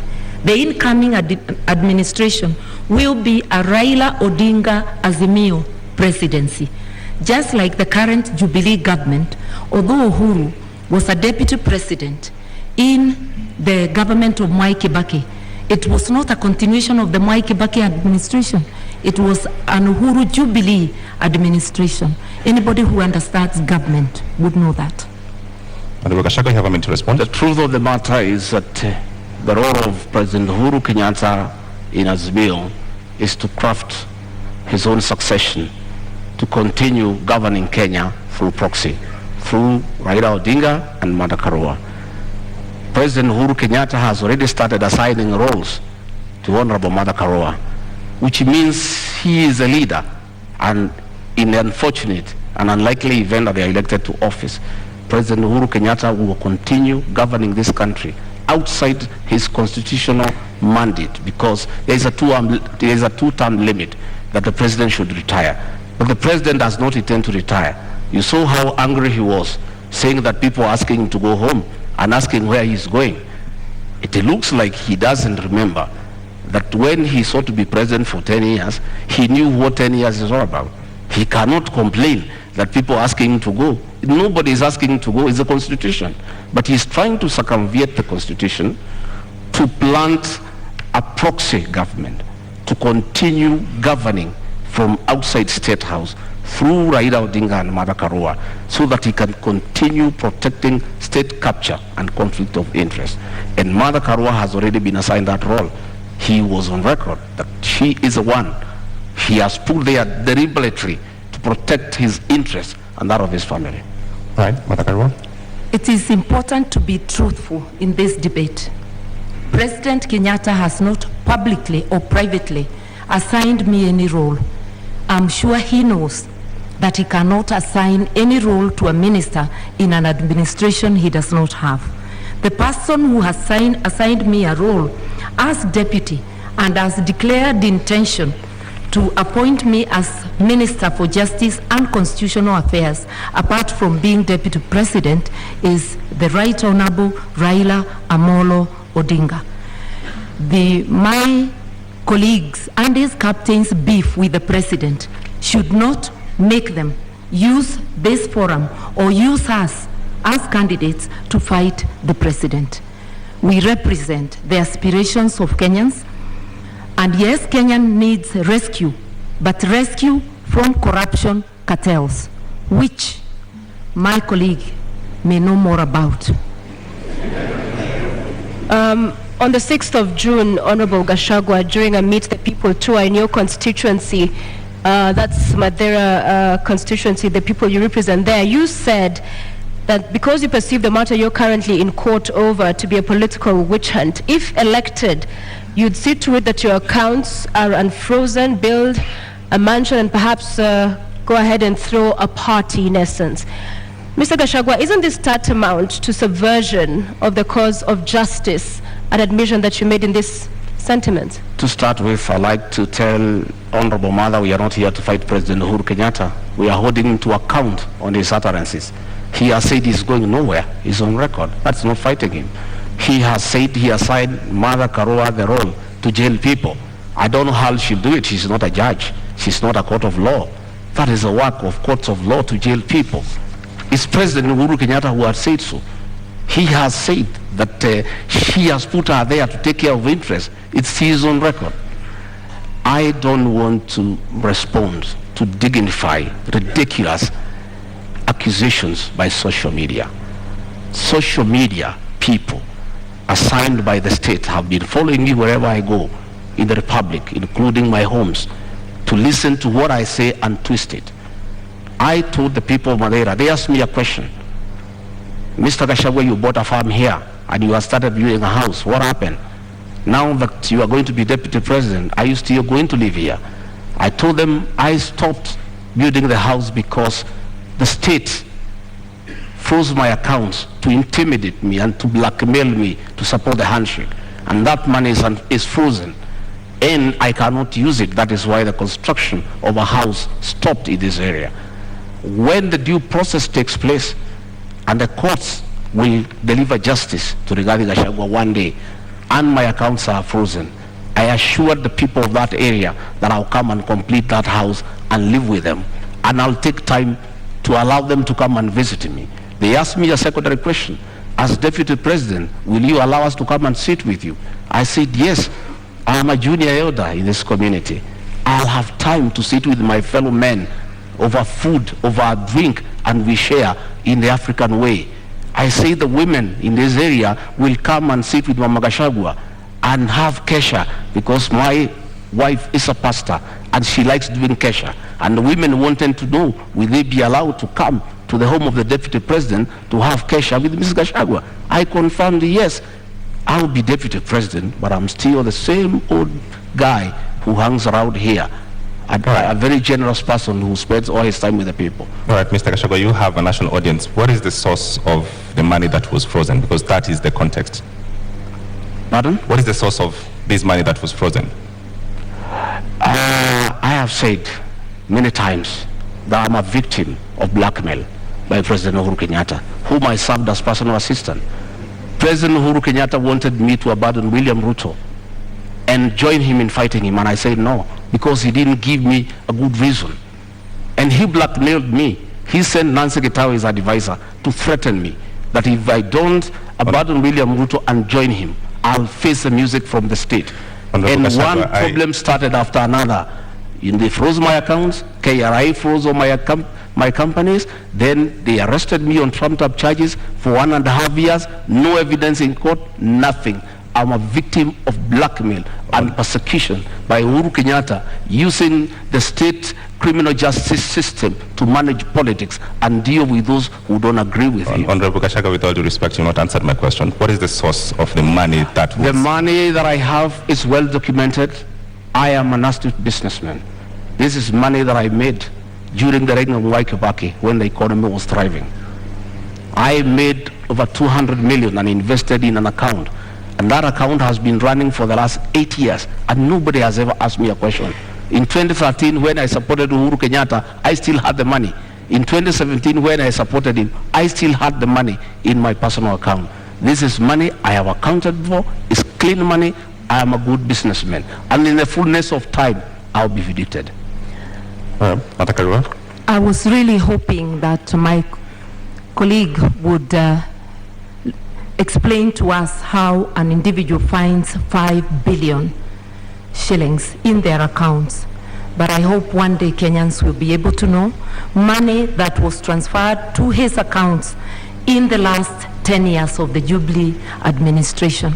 But that's for him to account. I believe as leaders, we have to be accountable. That is why there is declaration of wealth, so that as you enter office, people can know how much you are worth, and as you exit, or in the middle, they can monitor and see how you are progressing, whether it is from your salary, and if it's from business, it has to be a business that can be ascertained. I think we really need to come clean, because if you cannot account for your wealth, you cannot be a good steward of the money of the people of Kenya. So this is a question to both of you. You've brought up the subject of wealth declaration. Yeah. What are you worth, Honorable Karua? I think about just about 150 million, and that is because the 56 million I had declared in 2013 has appreciated because of the inflation. I haven't had any new properties, but I'm a person many may not understand. I'm not thirsty for land. I'm not thirsty for worldly goods. I'm happy to have a house I call home. I'm happy to have a house in my father's land. I do not look for property. Not everybody is hungry to amass.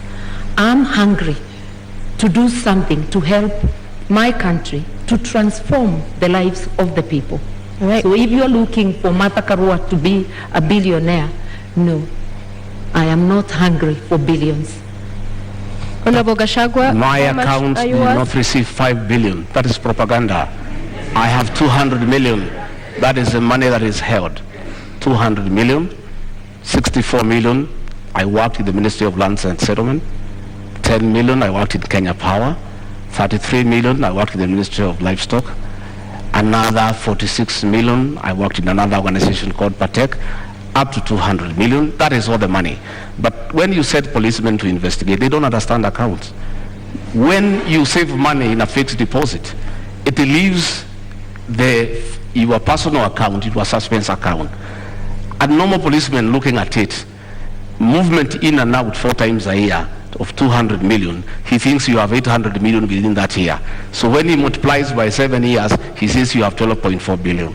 That is the folly of the kind of investigations we are having in this country. I don't have billions. I have 203 million into that account. And that is part of my wealth. I'm worth 800 million minus the 200 they are holding, another 600. So just a quick follow-up on that, Honorable Rigathi, because the charges you are facing are as a result of trading with county governments. What's your position on public officers doing business with government, whether at the national level or at the county level? By the time I've done all my businesses, I was not a public servant. I was a private individual. I have no conflict of interest. I was a businessman. I applied for tenders and competed, open tenders and won, and did construction business and did supplies, and nobody is complaining. Today, those charges against me, no evidence in court, nobody is willing to record a statement. Clean business. And I never traded with institutions because I was not part of any government. But this that is when your business brother... I did in 2011, I did in 2012, you know? When they say that my brother was governor, my brother became governor in 2013. I did business in 2008, in 2009, in 2011. And that money is there, and it's all documented where it has come from. But nobody is bothered because they just wanted to punish me. But they wanted to blackmail me into supporting the handshake. And I'm a man of principle, and Uhuru Kenyatta knows that. I respect my conscience. I'll never be intimidated. And I can tell you, many governors today supporting Azimio is because they were blackmailed like me, and they gave in. Honorable Gachagua, just clarity. In 2009, 2010, there was no county governments. Which government did you do? Sorry? There was no county governments in 2009. I'm saying I made money in 2010, in 2009. There was no county government. I didn't make money with the county government. I never did business with the county government. I said I worked with the Ministry of Lands. I worked with the Ministry of Livestock Development. So you cannot say that there was conflict in Nyeri because I did this business long before county governments came into place. But Honorable Gachagua, the matter in court is about doing business with county governments. I'm saying the matter in court is a matter that is on fabricated charges. And that matter will be coming in the fullness of time. What I'm talking about is the money that is held and where it came from. As to the allegations, as the matter before court, there is nothing. It's absolute lies. There is nothing. And in the fullness of time, and that is why, even after sending 200 policemen to arrest me in Nyeri and drag me naked in front of my wife, in front of my workers, drive me to Nairobi, lock me for 4 days, 1.5 years later, not a shred of evidence, nothing. That is why the case has not taken off. They have slated it for September later this year, but still nothing has been presented to us. Our lawyers have been asking, give us evidence against Rigathi Gachagua. It's not forthcoming. It does not exist. It's a fabrication. It's blackmail. It was a way of trying to force me to abandon William Ruto. Okay. But I was not intimidated. I remain on board. Okay, Honorable Karua, you have 2 minutes. An Azimio government will have a policy position that graft cases and all serious crime should be investigated and prosecuted within a given time, within 6 months to be specific, so that people like my colleague here, Mr. Gachagua, anybody charged with crime against the people, within 6 months, we ought to know whether they are guilty or not, so that people don't seek public office when having baggage of cases. And if I may remind Mr. Gachagua, the cases, because I've been following the newspaper reports, relate to Kwale County, Bungoma County, and Nyeri County. And the period when the offenses are said to have been committed is between 2013 and 2020. So it is important, even from a personal position, that a person gets cleared and that you do not instruct advocates to delay the cases, because what we are having in our courts is really a circus, where one is charged, you are holding public office, you continue holding public office, elections come, and now we have seen new language in the courts that to allow them to campaign, the case is further delayed. Kenyans need to know, and even the person accused needs to know, so that they do not give excuses. We have repeatedly said with my captain that whether it's my daughter, my blood relative, or a member of the opposing camp, the law must apply equally to all. And everybody must have a swift chance to clear their name in court or for the court to declare them guilty. We are here to help Kenya organize itself in that manner by engaging with the players in the justice system and having a policy position. All right, Honorable Gachagua, you have a minute to respond. For clarity, have you done business with county government? Allegations remain just allegations. Honorable Mother knows, and I'll never take her on allegations. A British newspaper accused her of receiving a bribe from BAT, but I cannot come here and accuse her that she's corrupt because of that allegation. Because an allegation is an allegation. The people of Kenyatta have been complaining that she used her office as justice minister to take land in South Gariama and give it to her relatives. But that is just an allegation. The issue here, Sophia, The issue here, we would like the issue here, hang on, is that we need to Gachagua. allow. Would like to remind the members of our audience to please do not cheer or jeer and allow our candidates to present their issues. Please go The ahead. issue here is that we need to allow independent institutions to fight corruption. President Uhuru Kenyatta has cried inability to fight corruption because he was lenient. He was lenient because the people involved in mega corruption are close to him, both in family and friends. That is why he was lenient. But had he allowed independent institutions to fight corruption, the issue of leniency would not arise. Had he allowed independent institutions to fight corruption without getting involved, Rigathi Gachagua would not be in court, because independent institutions will never take people to court without evidence. What the Honorable Karua is saying, that we need a law to hasten cases, is not the solution. The solution is to take cases to court when you have evidence. Karua, you have a minute to rebut. I just want to let Mr. Gachagua know that I do not have an iota of public land anywhere, in Kirinyaga or anywhere. I do not own land in South Gariama. I am glad he knows they're just allegations. And I challenged the current administration that is there, and I'm not in power in Kirinyaga, that if there is truth to that allegation, then they must swiftly take me to court and recover. So once you challenge those making the allegation and they don't do anything about it, then the matter is closed.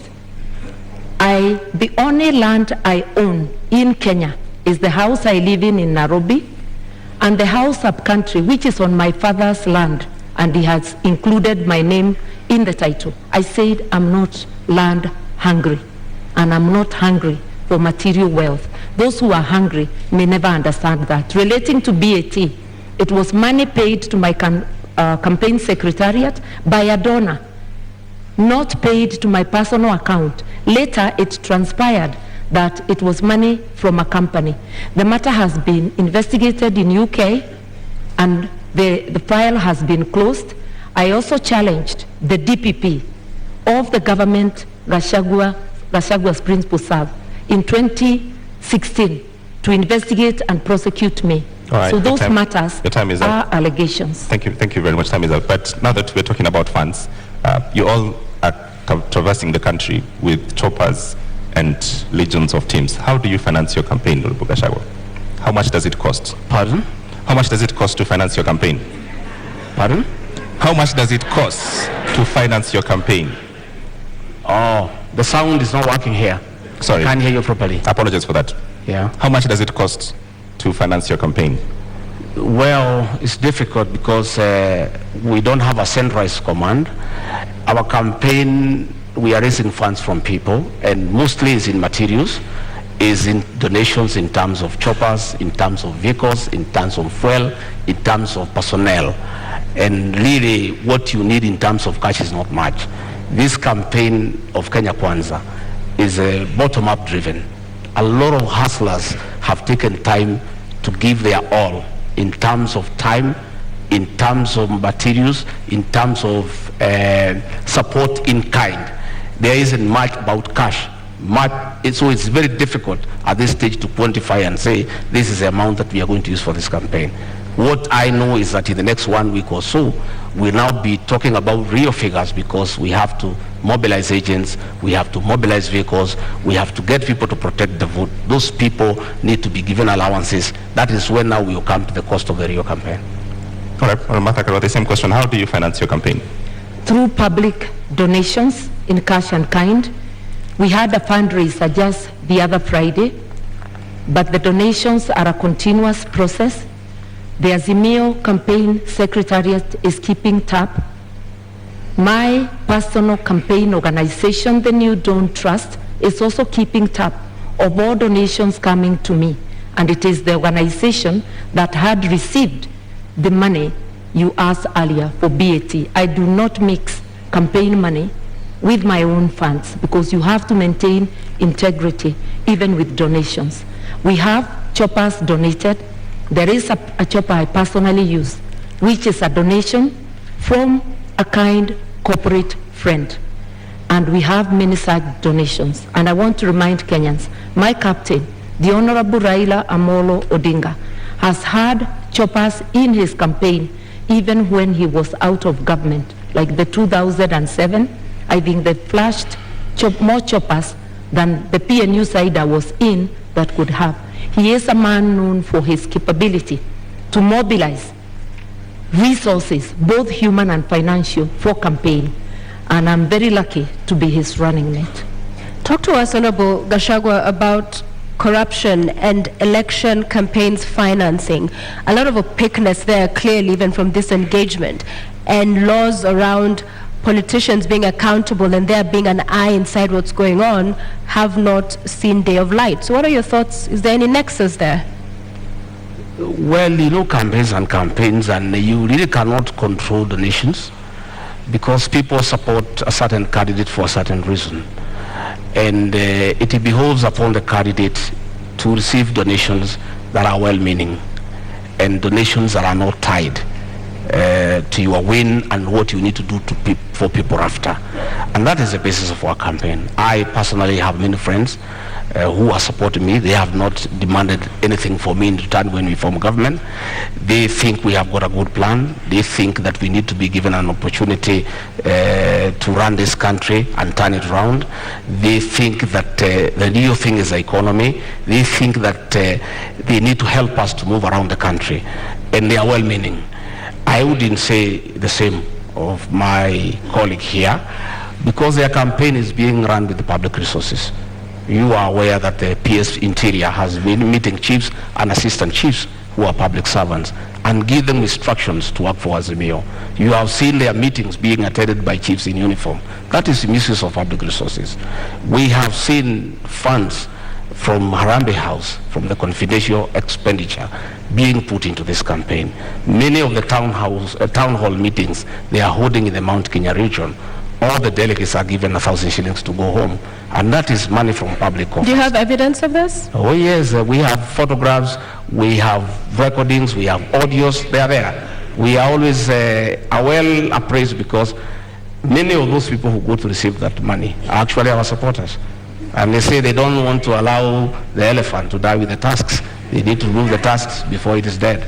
That is what is happening. And public servants, the Cabinet Secretary for Interior is on record campaigning for Azimio.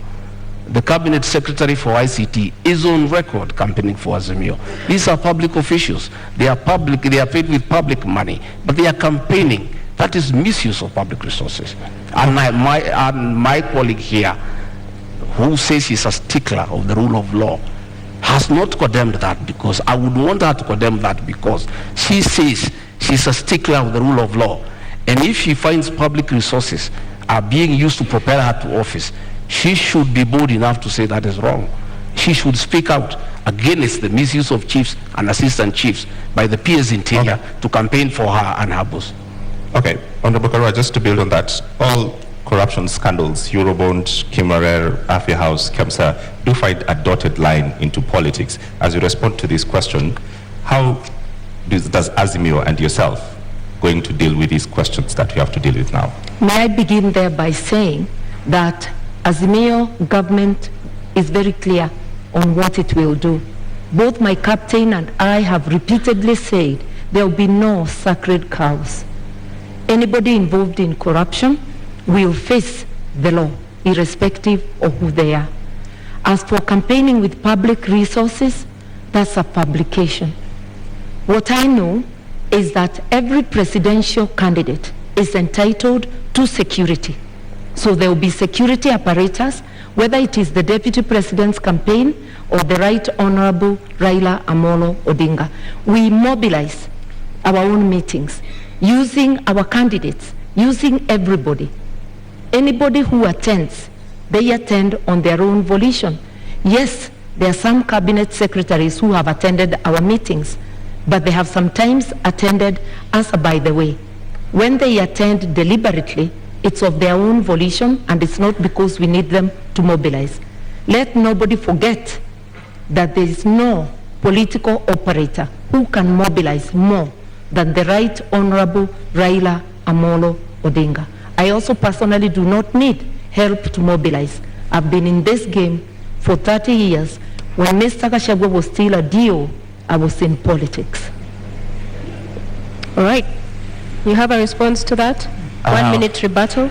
Well, I have no rejoinder for that. My request is that it's about time we move to the real issues that the people of this country need to know. What is our plan? We have talked many issues, and that is a good thing. But the people of Kenya need to know, what does Rigathi Gachagua and William Ruto have for them?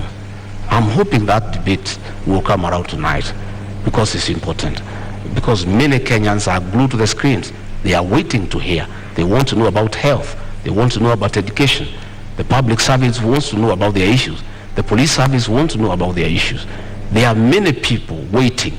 And I think, I am guessing, they must be getting information. Honorable Gachagua, we are getting to that. And corruption is a big issue in this country, where public resources... Corruption must be fought.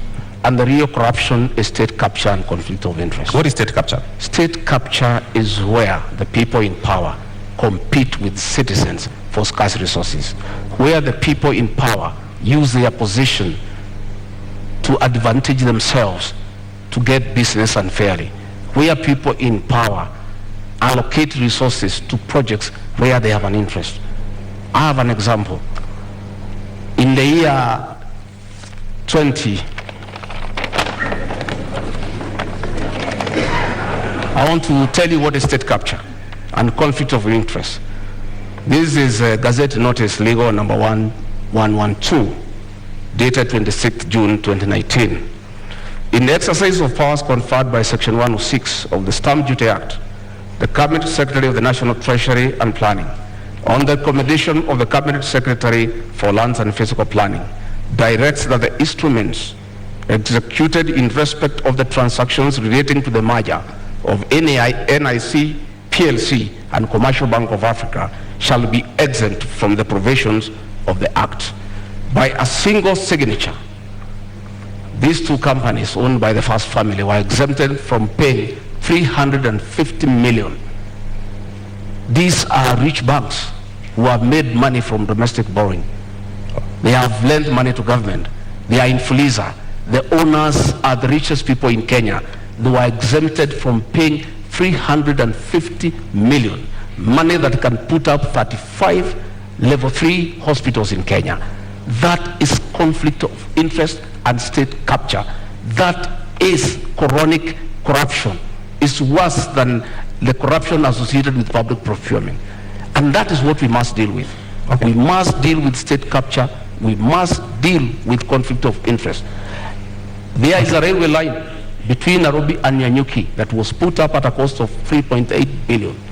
That railway line serves one company that supplies fuel to Nyanyuki. All right, Honorable Gachagua, thank you very much for this. Unfortunately, I cannot authenticate this document. You asked me what the state capture. I'm giving you time, but I cannot authenticate the document that you just read right now. So I've seen in your manifesto that you would put a commission to investigate these bribes. Would you go after the first family?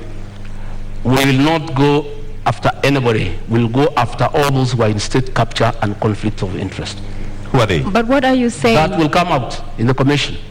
I'm saying there will be a commission, because the real corruption that we need to deal with, not what Honorable Mother is talking about, is state capture and conflict of interest, where the people in power have used their offices to usurp public resources to their advantage and to the disadvantage of the rest of Kenyans. You are aware that the milk industry has been monopolized by state capture and conflict of interest, where the owners of that monopoly decide how much to buy from the farmers and how much to sell to the consumers. So, Honorable, and extort the people of Kenya. Clarity for the Kenyans who are watching. At the center of government is President Uhuru Kenyatta. Are you going to go after President Uhuru Kenyatta finishes his term? I have said we are not talking about individuals. We'll deal with state capture and conflict of interest. Anybody who is involved in state capture and conflict of interest will be held to account. The first family, sir. So grab the bull by its horns. Don't perhaps cut around the issue. You are talking about the first family. So in essence, you are saying you will go after them. Isn't that? I am saying this is state capture. I've given you an example. You will feel for yourself what needs to happen. All right. And I am saying that is what we need to deal with. You know, state capture. And that is why the president will say, He is lenient. He cannot deal with state capture. He cannot deal with conflicts of interest. Okay. He can't. Thank you very much. I want to help Mr. Gachagua. State capture is the repurposing of the state to serve individuals rather than public good. And corruption cartels in this country, whoever they are, have strangled the country. I opened by saying Kenya can't breathe. Our health services, their money is taken. The money for agriculture, for fertilizer subsidies, money for building dams such as Kimwerel, Arol, Galana Kularu, which was supposed to help Kenya feed itself. That is what state capture is about, that every penny intended for the public, a majority of it is ending up in people's pockets. This is not about families or individuals. It's cartels, and cartels are organized people, gangs of criminals, because what they are doing is committing crime. And you don't need a commission to punish crime. You just need serious law enforcement. And if you find roadblocks, that cases are taking too long, then Parliament can be used to do its work, to consider proposals from the government, to pass laws that fast-track such cases. We all know that election petition cases take 6 months. Why can't corruption cases similarly take such a period? That is the debate that must go to the National Assembly. Mr. Gachagua serves in the National Assembly. I have not heard him talk about corruption except when defending his own position in the case he's involved in. In contrast, I'm out of Parliament. I've been vocal, whether it's KEMSA, whether it's any other corruption. And I've also been vocal in upholding the rule of law and reminded my brother President Kenyatta that he cannot serve beyond his term, a position he holds at this moment, that he is going home. So, Honorable Karua, do you agree then that there's state capture in Kenya? And secondly, what do you make of their proposal to form a commission of inquiry into the same in Kenya if elected? That just expresses their reluctance to fight corruption. In fact, Mr. Gashagua's principle is captured on tape in an interview in this country, saying that corruption, he doesn't think corruption can stop a nation from developing. With what money will a nation develop, invest, or even provide services if the corruption cartels are taking 2 billion shillings a day, which translates to stealing 40 shillings from every person?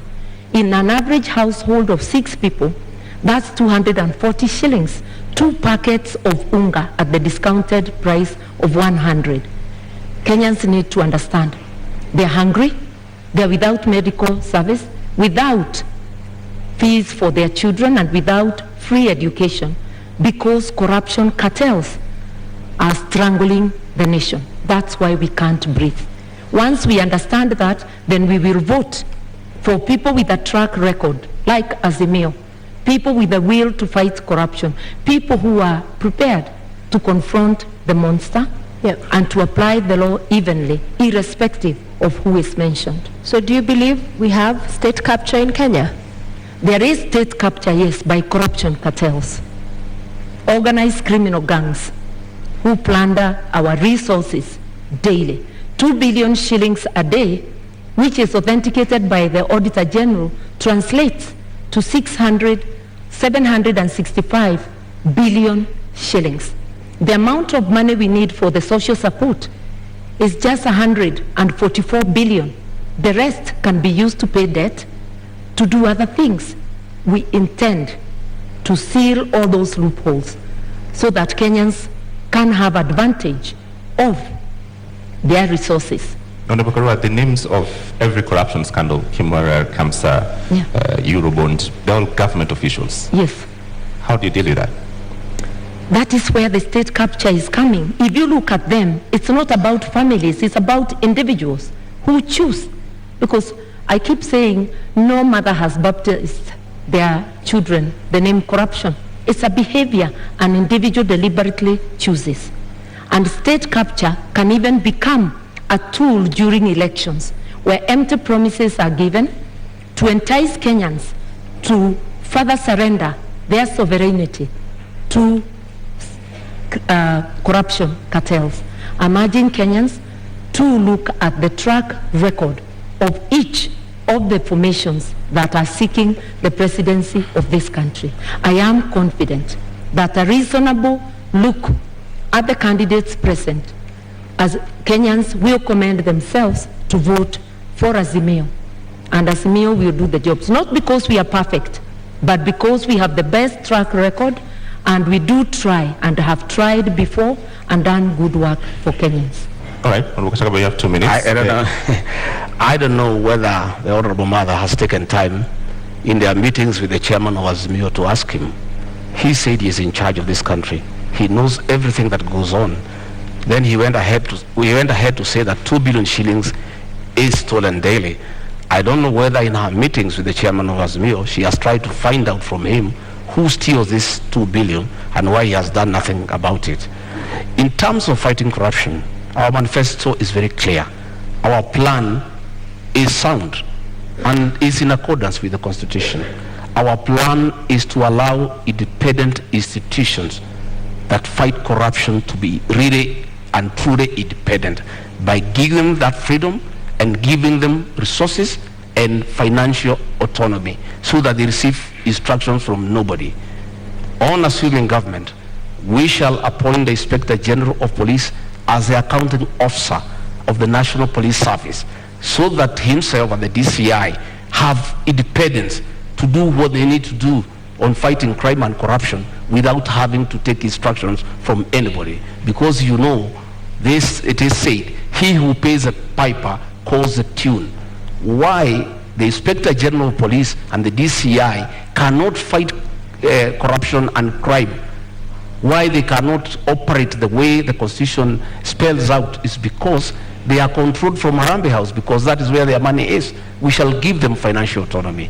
We shall operationalize the judiciary fund to allow our judges and magistrates to operate with financial autonomy so that they are free to do what they want to do, so that they can fast-track cases without having to look back.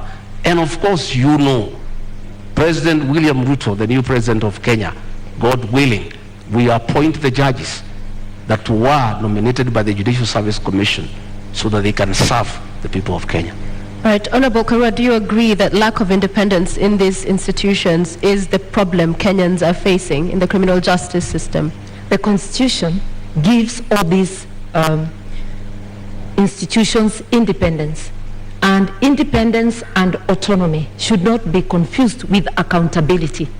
Parliament, which is independent, has to be accountable to the people of Kenya. The executive has to be accountable to the people of Kenya. The judiciary has to be accountable to the people of Kenya. Institutions have decisional independence, that a judge will be independent in making that decision of guilty or not guilty, that the director of public prosecutions will be independent in deciding to charge, to prosecute or not to prosecute. It doesn't mean that they fail to account to the people of Kenya. And that is most of our leaders are failing to do, be accountable to the people of Kenya. You go to office to do your own business, where you will find that quite a number of people who are parliamentarians are trading with the counties, are trading with the government. So who is the watchdog of the people? The law forbids it. Conflict of interest. Going to get county work from a county government when you are a member of parliament. Who is going to be the watchdog? A quick follow-up on that. Yeah. Because the proposal on the table in Azimio is that if you were elected into office, then you'd also double up as Minister for Justice. Yeah. Wouldn't that go then to entrench that kind of feeling of interference from the executive? Because these are independent institutions, yes, but even if it's facilitating and good workflow, there's the NCAJ that handles all of the issues around that chain of criminal justice. So wouldn't that role, in essence, be seen as interference as well? Not at all. The Minister of Justice doesn't prosecute. This is a coordinating ministry, coordinating the entire justice sector. And we had such a program even during the Kibaki time known as Justice Law and Order Sector. to give policy direction, then each institution goes and works on its own. It's not about how that institution will do its work. It's to understand together the difficulties, the roadblocks along the justice sector, so as to make proposals for legislation and for policy to Parliament. Remember that policy and legislation are passed by Parliament. Government institutions are independent, but they cannot act alone. There must be some synergy, and that synergy is in policy. Then they can have decisional independence. I've been a Minister of Justice before. I didn't investigate or prosecute. All right, I want to move to the next topic, and let's go to the cost of living. One of the charges against politicians in this country is that they're simply out of touch and you're unable to solve the problems that we face. I'll give you an opportunity tonight, Honorable Gachagua, to start to make your presentation on cost of living by first telling us what is the cost of milk today? The cost of milk, the farmer sells at 42. At the supermarket, some places 120 per liter, others is 130, depending on where the supermarket is. Kerosene? I don't go to the supermarkets. Okay. What is your presentation tonight on dealing with the cost of living, knowing very well that... I want to say, I'm happy now we are where we need to be. Audience, please maintain silence.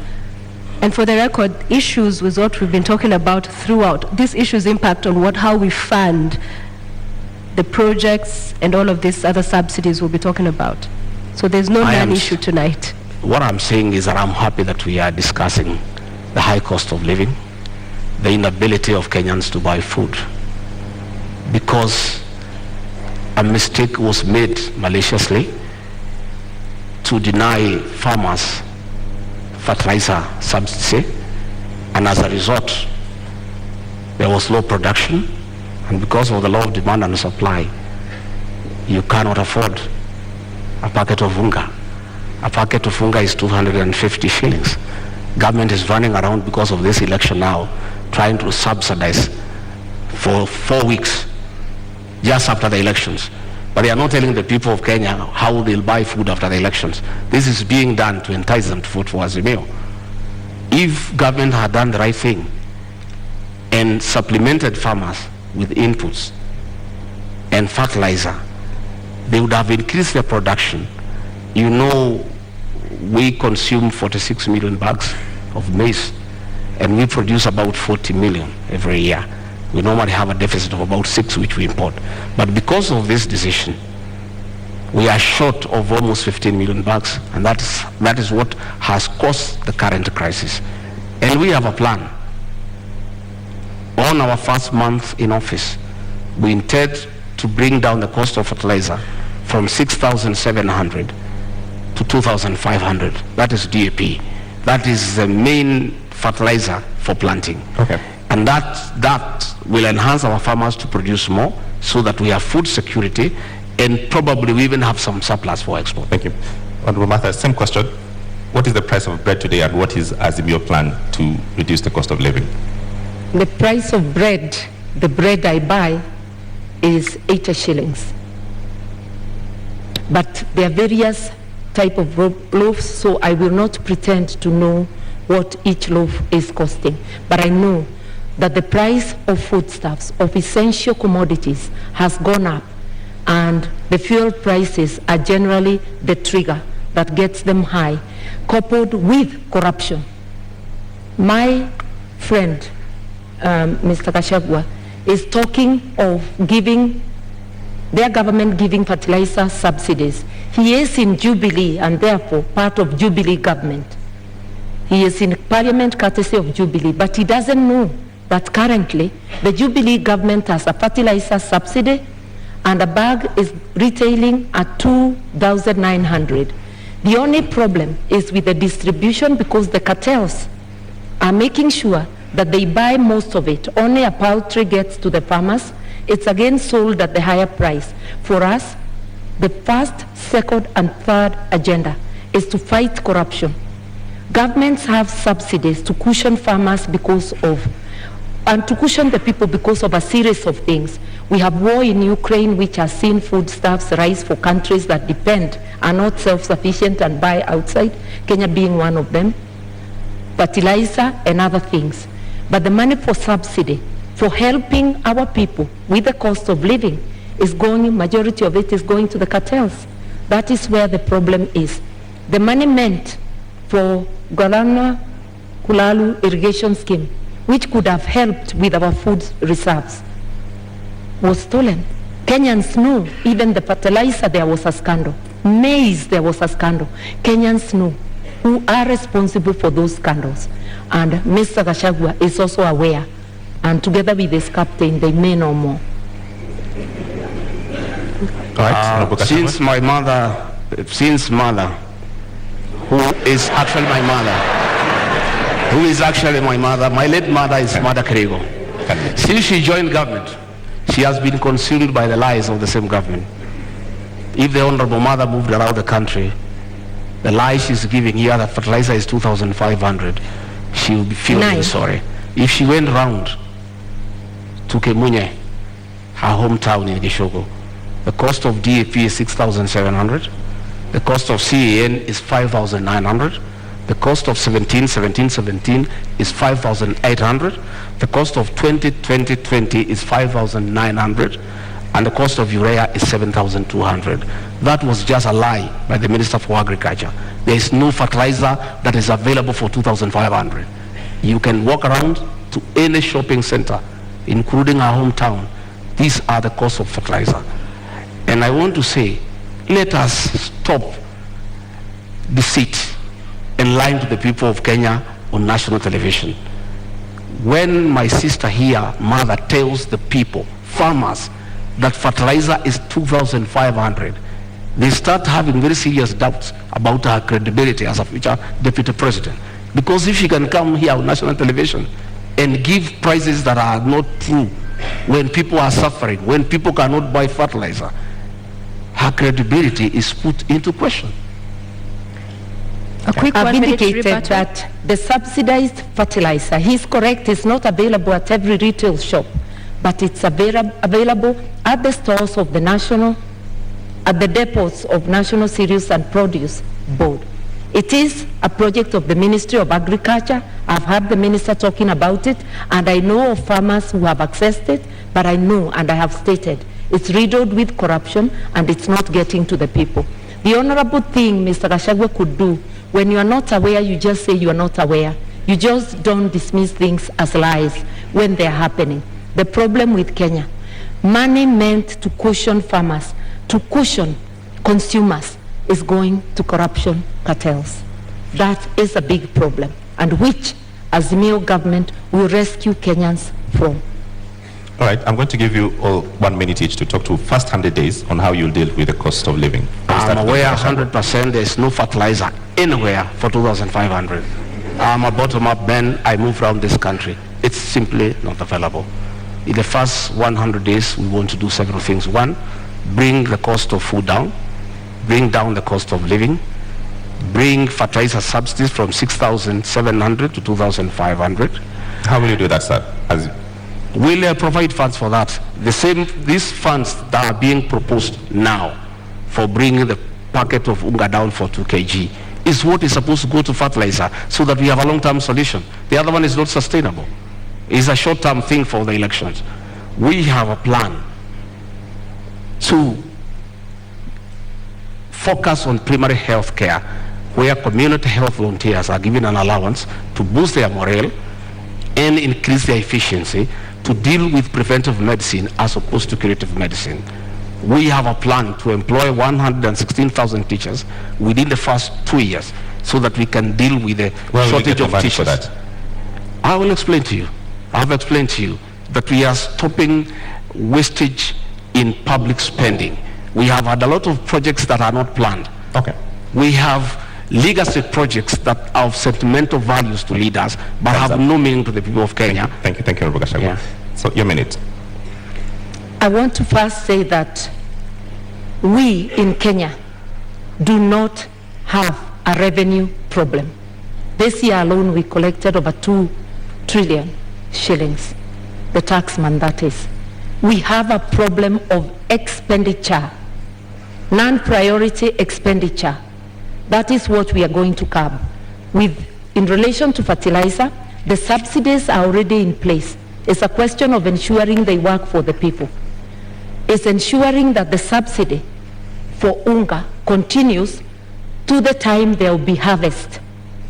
The expenditure for operation and maintenance, O&M, is over 600 billion, while salaries are at about 550. You can see operation and maintenance overshooting salaries. We will prioritize what needs to be prioritized to help Kenyans move forward. And for all the things we have said we'll do in 100 days, I have acquainted myself with the budget. The budget lines are sufficient with optimal use. Mr. Gachagua serves in the parliament that passed the budget. He doesn't seem aware that the money is in the budget, including for Baba Care. All right, as we bring this to a close, fuel. The subsidy there expires next month, the same as the one we've seen on unga. We'll give you a minute each because Kenya Kwanza, you are proposing to set up a legal framework to ring-fence the fuel stabilization fund. IMF, World Bank says stabilization funds are inefficient and regressive. Azimio, on the other hand, you're talking about reviewing the taxes and levies on petroleum products. So different positions here. So 100 days you come into office and there's all of this mess going on and the cost of living continues to be up.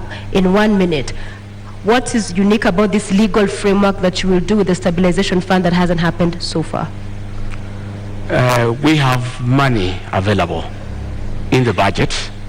We have money that has been put for projects that are not a priority, and that is the money that you need to inject quickly before you can even look at the legal frameworks on assuming government. And that is possible because you look at the Ministry of Agriculture.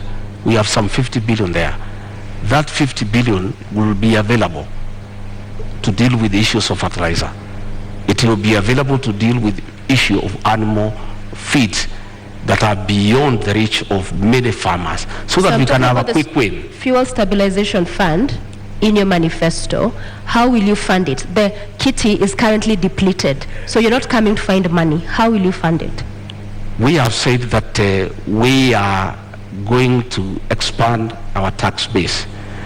Once we put the Hustlers Fund of 50 billion and we give to the people down there at the down of the pyramid, we enlarge the people who are paying tax and will have more revenue.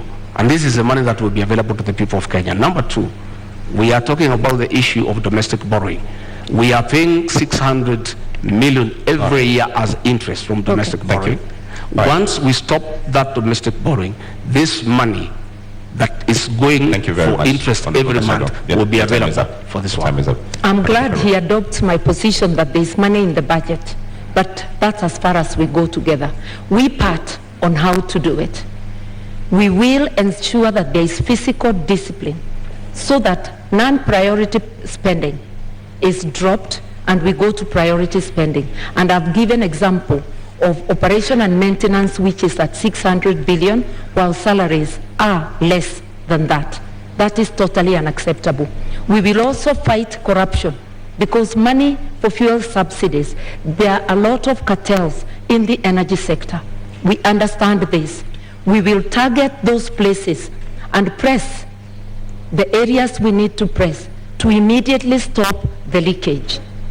Within 100 days, we will be able to do this and much more. We have actually been looking on what we need to do on day one, because Kenyans are not going to be patient. They are already suffering. They cannot wait for commissions to be formed. They need actions. Right. Azimio is ready to go. Ladies, gentlemen, our 90 minutes debate is up. It's time for our closing statements. And we begin with you, Honorable Rigathi. You have your 2 minutes starting now. Thank you very much. I want to ask the people of Kenya to give us a chance to sort them out and put money in their pocket. We want to ask the people of Kenya to give us a chance to empower the small business people by giving them affordable credit to be able to expand their businesses. I want to ask all those people with pending bills to know that in the first 90 days, we shall float a bond for 500 billion to pay all the pending bills so that their homes are not auctioned. And by action, that 500 billion, by injecting into the economy, it will spice up the economy. I want to tell the people of Kenya, by giving us a chance, we shall look at the terms of service for the public service and the police who are suffering and who need to work when they are comfortable. I want to tell the people of Kenya to give us a chance to bring reforms to the NHIF program so that every Kenyan has an NHIF card, so that when you go to hospital, you are able to be treated and go home free. I want to ask the people to know, the people of Kenya, that William Ruto and I have a plan for them. I want them to give us an opportunity to work around this economy, to spearhead the third liberation, that is to bring economic changes so that we can create wealth. We can make the people of Kenya wealthy. We can give every Kenyan an opportunity to make a living. We can give every Kenyan an opportunity to make and live a good life. We want to ask them that on the 9th of August to come and vote for change. A change to bring about economic development, a change to restore their dignity and to improve their quality of life. Thank you very much and good evening. Thank you. Honorable Karua, your 2 minutes start now. I want to remind Kenyans, this election is about trust. It's about looking to see which of the teams you can trust. We offer our track record, because even when you employ a driver, you ask them for the driving license and you want to know about their record in driving.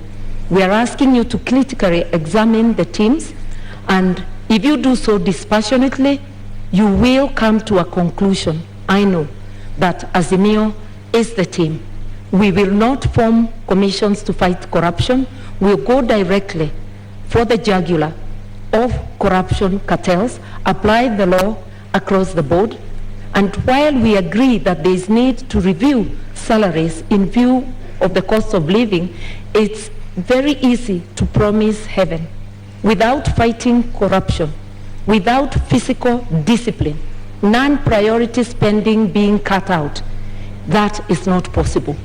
But in our Sekana, with an Azimio government, we are going to do this, and together with Kenyans participating and helping us to fight corruption, we will be able to deliver our agenda to you, the 100 days agenda, and each item to reboot the economy so that Kenyans can have a decent life. While we wait to reboot the economy, for you who is unable to put food on the table, rescue is on the way. Within 3 weeks, you put an Azimio government in place, we are going to be able to send to the 2 million families that do not have any means of survival a 6,000 shilling package, which also will act as a stimulus to the economy because it gives purchasing power to 2 million families, which is like 8 million people within the country. Rescue is on the way. All right. We shall finally have our country back. Vote Azimio. All right, thank you very much, Honorable Martha Karua. Honorable Rigathi Gachagua, we've come to the end of our Deputy Presidential Debate 2022. I invite you to shake hands. Thank you very much. Well done, very well. Thank you very much.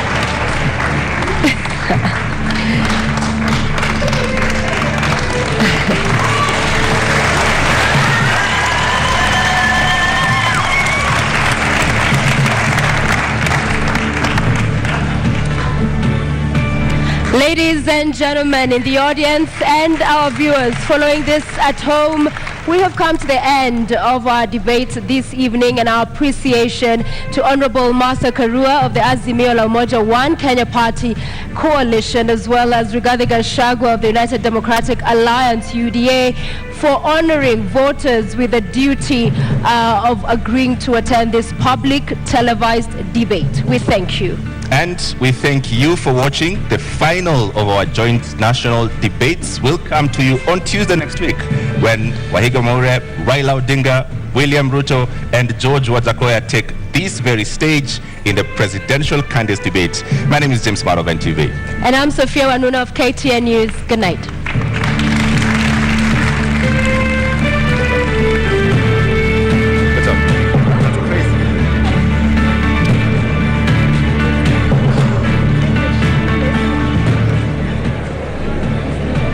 Goodness, what is that?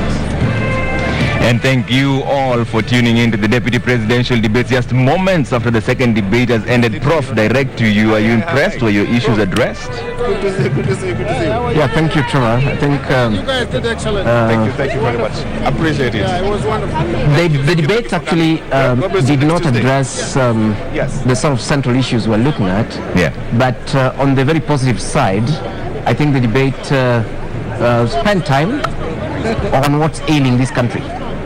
And I'm very, very happy that for the first time in history, we have two parties from inside government so that we are able to know what's actually ailing Kenya. Okay. The theft, the corruption, the inflated government project costs, the state capture, lack of ethics amongst those who are in power, families and so on. I'm actually very happy that this fight between Uhuru and Ruto is actually exposing to us the real problems that this country actually have.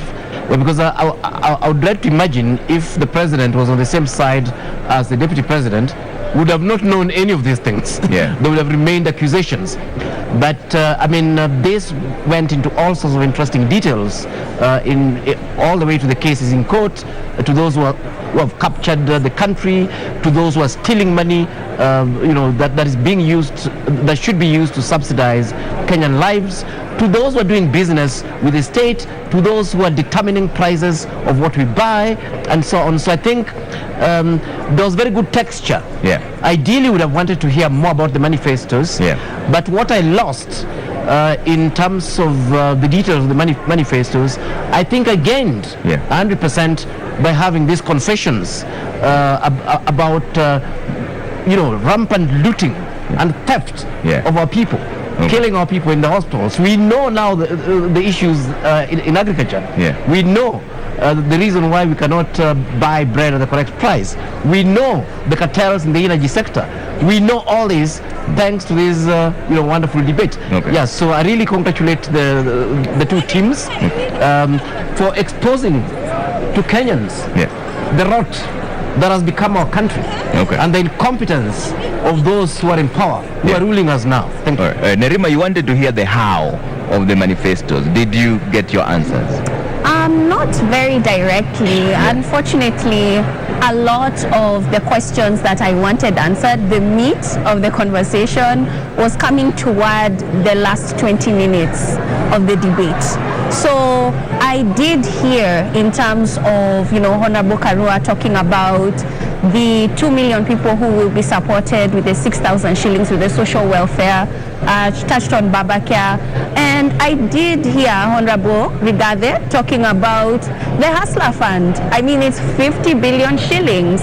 But then just because you give people resources, he talked about the pyramid and it going down. And we know a lot of youth is where they're at the bottom of that pyramid. It doesn't mean as soon as you get money, let me tell you, you're paying back your loans. Because a lot of people right now are living on debt. So they're going to be repaying that. So it's not going to be that easy. Nerima, hold on one second. Let's cross over to Martha Karua, who's just finished the debate. And she's mtazamaji popote pale ulipo, kilicho na mwanzo kosi mwisho na hatimaye mdahalo umetamatika, na hapa nipo na Bi Martha. Bi Martha, shukrani za dhati kwa kutenga muda wako na kujiunga nasi. Ningependa kujua hisia zako ni zipi? Mdahalo umekwenda vipi? Je, umeafikia matarajio yako? Nafikiria nimeafikia, umeenda vyema. Tumedebate bila balaa yoyote, tumeendelea vyema. Naam, shukrani sana na nakutakia kila laheri na kwa heri. Na mwenzangu Nimrod Tabu bila shaka atakuwa anajiunga nasi baada ya muda usiokuwa mrefu akizungumza na mgombea mwenza wa UDA Rigathi Gachagua, na atakuwa anatueleza je, hisia zake ni zipi, na je amefikia matarajio yake, je ameweza kuwashawishi wa Kenya kumpigia kura ifikapo Agosti 9. Nimrod, kama unanipata, naam, labda tu tujiongee upande huu. Pole. Naam, asante sana. Bila shaka ni mdahalo ambao umekamilika. Tumezungumza na mgombea mwenza wa kwanza. Wacha tuzungumze na Mheshimiwa Rigathi Gachagua. Mheshimiwa Rigathi Gachagua, dakika zilikuwa ni saa lizima na dakika 30. Unajihisi namna gani baada ya mdahalo huu? Nimefurahi, ilikuwa mazungumzo tumepata kueleza wa Kenya, lakini sijari kwa sababu tulitaka tupewe nafasi kuongea juu ya maneno na masuala ambayo yanahusu wa Kenya, ya uchumi. Tungetaka tuongee mambo ya afya, hatukupata nafasi. Mambo ya housing, hatukupata nafasi. Tulitaka tuongee mambo ya public debt, hatukupata nafasi. Tulikuwa tumeambiwa hayo maswali yote yataulizwa, lakini tumekaa sana kwa maswali moja mbili, lakini yale maneno ambayo yanahusu wa Kenya, hasa bei, gharama ya maisha, hatukupata nafasi ya kujadiliana. Natumai kwa wametoa fursa hii kwamba mdahalo mwingine ambao utakuwa juma lijalo, pengine nafasi hiyo itatokea. Lakini pengine kwa kifupi, kwa wale ambao hawajakata shauri jinsi watakavyopiga kura tarehe 9 Agosti, je, unahisi kwamba umewafikia? Na nafikiri Wakenya wengi sana wameweza kunisikiza kinaga ubaga, na nimepata nafasi nzuri kueleza hao mpango wetu ya kwamba katika Kenya Kwanza tunaweka sana maanani mabadiliko ya kiuchumi, tukilinganisha na wale wengine ambaye wanataka mabadiliko ya katiba. Na Wakenya nikiwasikiza pahali pote nitatembea katika Jamhuri la Kenya, masuala ya kiuchumi ndio yanatatiza Wakenya na ndio wanataka suluhisho. Nimeweza kuelezea, lakini kwa kifupi kama ningepata nafasi ya kutosha, tuko na mpango mzuri sana ambaye tungepata nafasi ya kueleza Wakenya, lakini hakuna shida kwa sababu tunaendelea na mikutano. Kesho nitakuwa Murang'a, niko na mikutano 7. Kesho kutwa nitakuwa pande ya Nyandarua. Tutaendelea kueleza Wakenya na tutapata nafasi ya kukutana na hawa na kueleza yale ambayo tumewapangia. Asante sana Mheshimiwa, pamoja na familia yako na wote mliokuja, asanteni sana kwa kuwa pamoja nasi. Mheshimiwa Rigathi huyo pamoja na wale waliokuwa wakimsindikiza baada ya kuhudhuria mdahalo huu. Trevor Ombija, najua bado ukeli na wageni wengi tu ambao wanataka kuzungumza nao wachanganuzi kuendelea na masuala yaliyokuwa yakijadiliwa ukumbini. Trevor. Asante sana Nimrod Tabu, lakini kwa sasa tupitie kwa Ken Mijungu na Michelle Ngele mwanzo. Ken? Thank you so much, Trevor. Indeed, about 5 hours and 45 minutes already going. I mean, 4 candidates here tonight. A very exciting debate.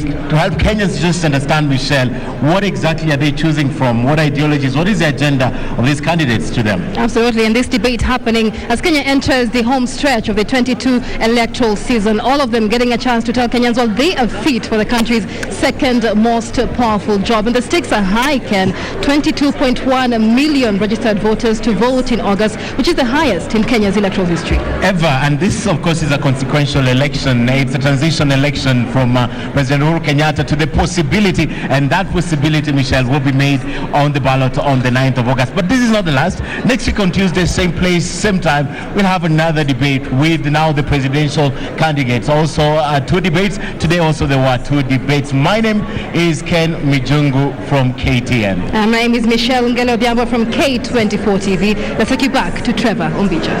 Thank you very much, Michelle and Ken. Now I finally have 5 minutes maximum. Nerima, 1 minute, finish your thoughts on your reactions on whether you are satisfied with the debate. I think that we could have had more meat in the debate, so not very satisfied. Yeah. I feel a lot of content came to at the end. Okay. Dr. Baraza?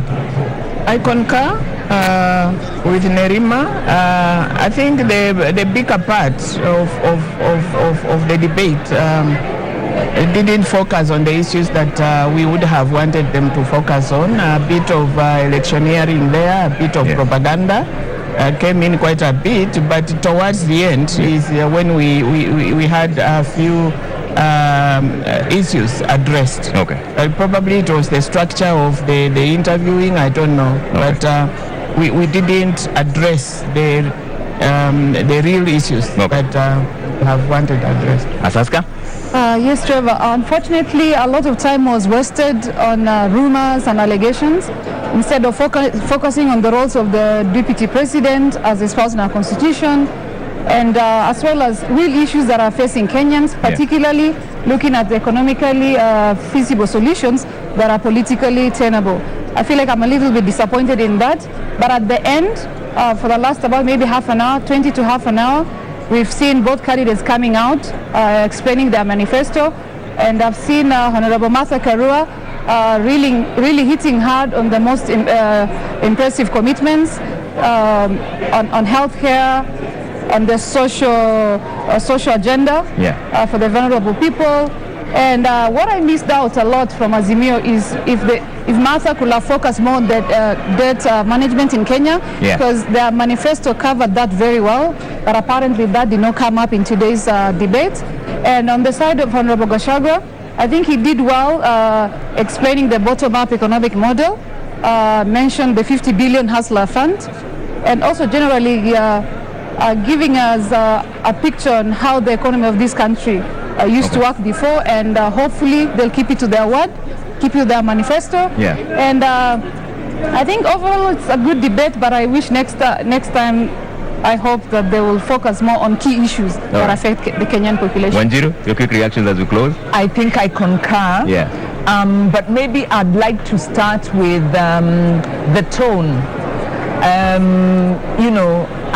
At the outset, Honorable Gachagua obviously kept saying no side shows, until I wondered, what's a side show? But then, of course, as the conversation went on, he began to fire his salvos, and he fired them, in a very, going almost into those personal questions.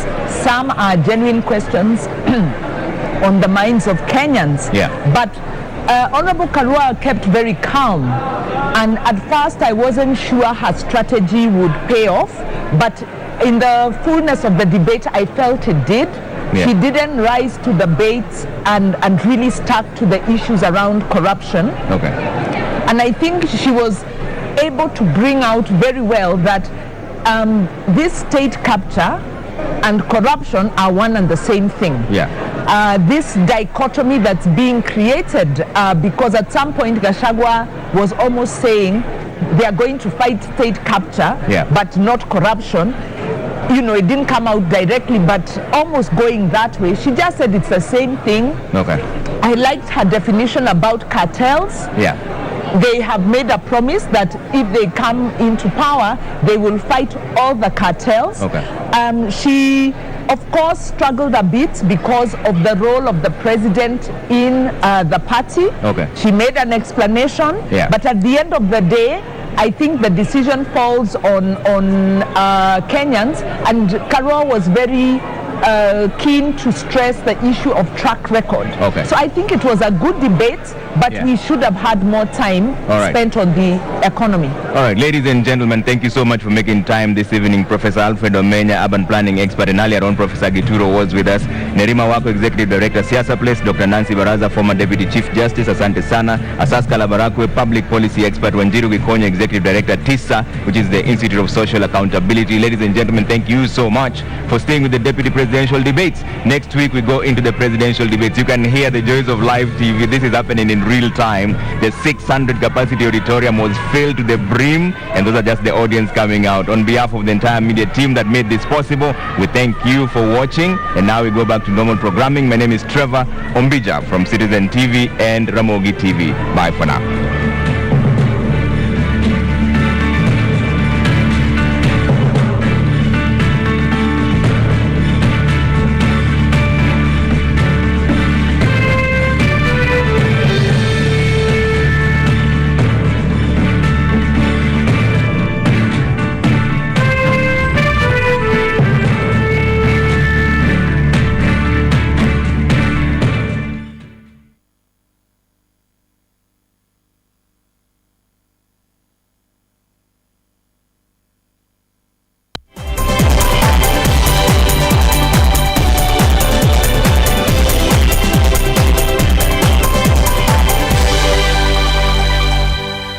Driving and riding without incidences on the road is such an amazing experience. But do you know while many road traffic crashes are avoidable, human behavior continues to be the leading cause. Speeding, learning discipline, drunk driving, distracted driving, failure to wear a helmet, and failure to use available pedestrian ways have been flagged by NTSA as the fatal 6 behaviors likely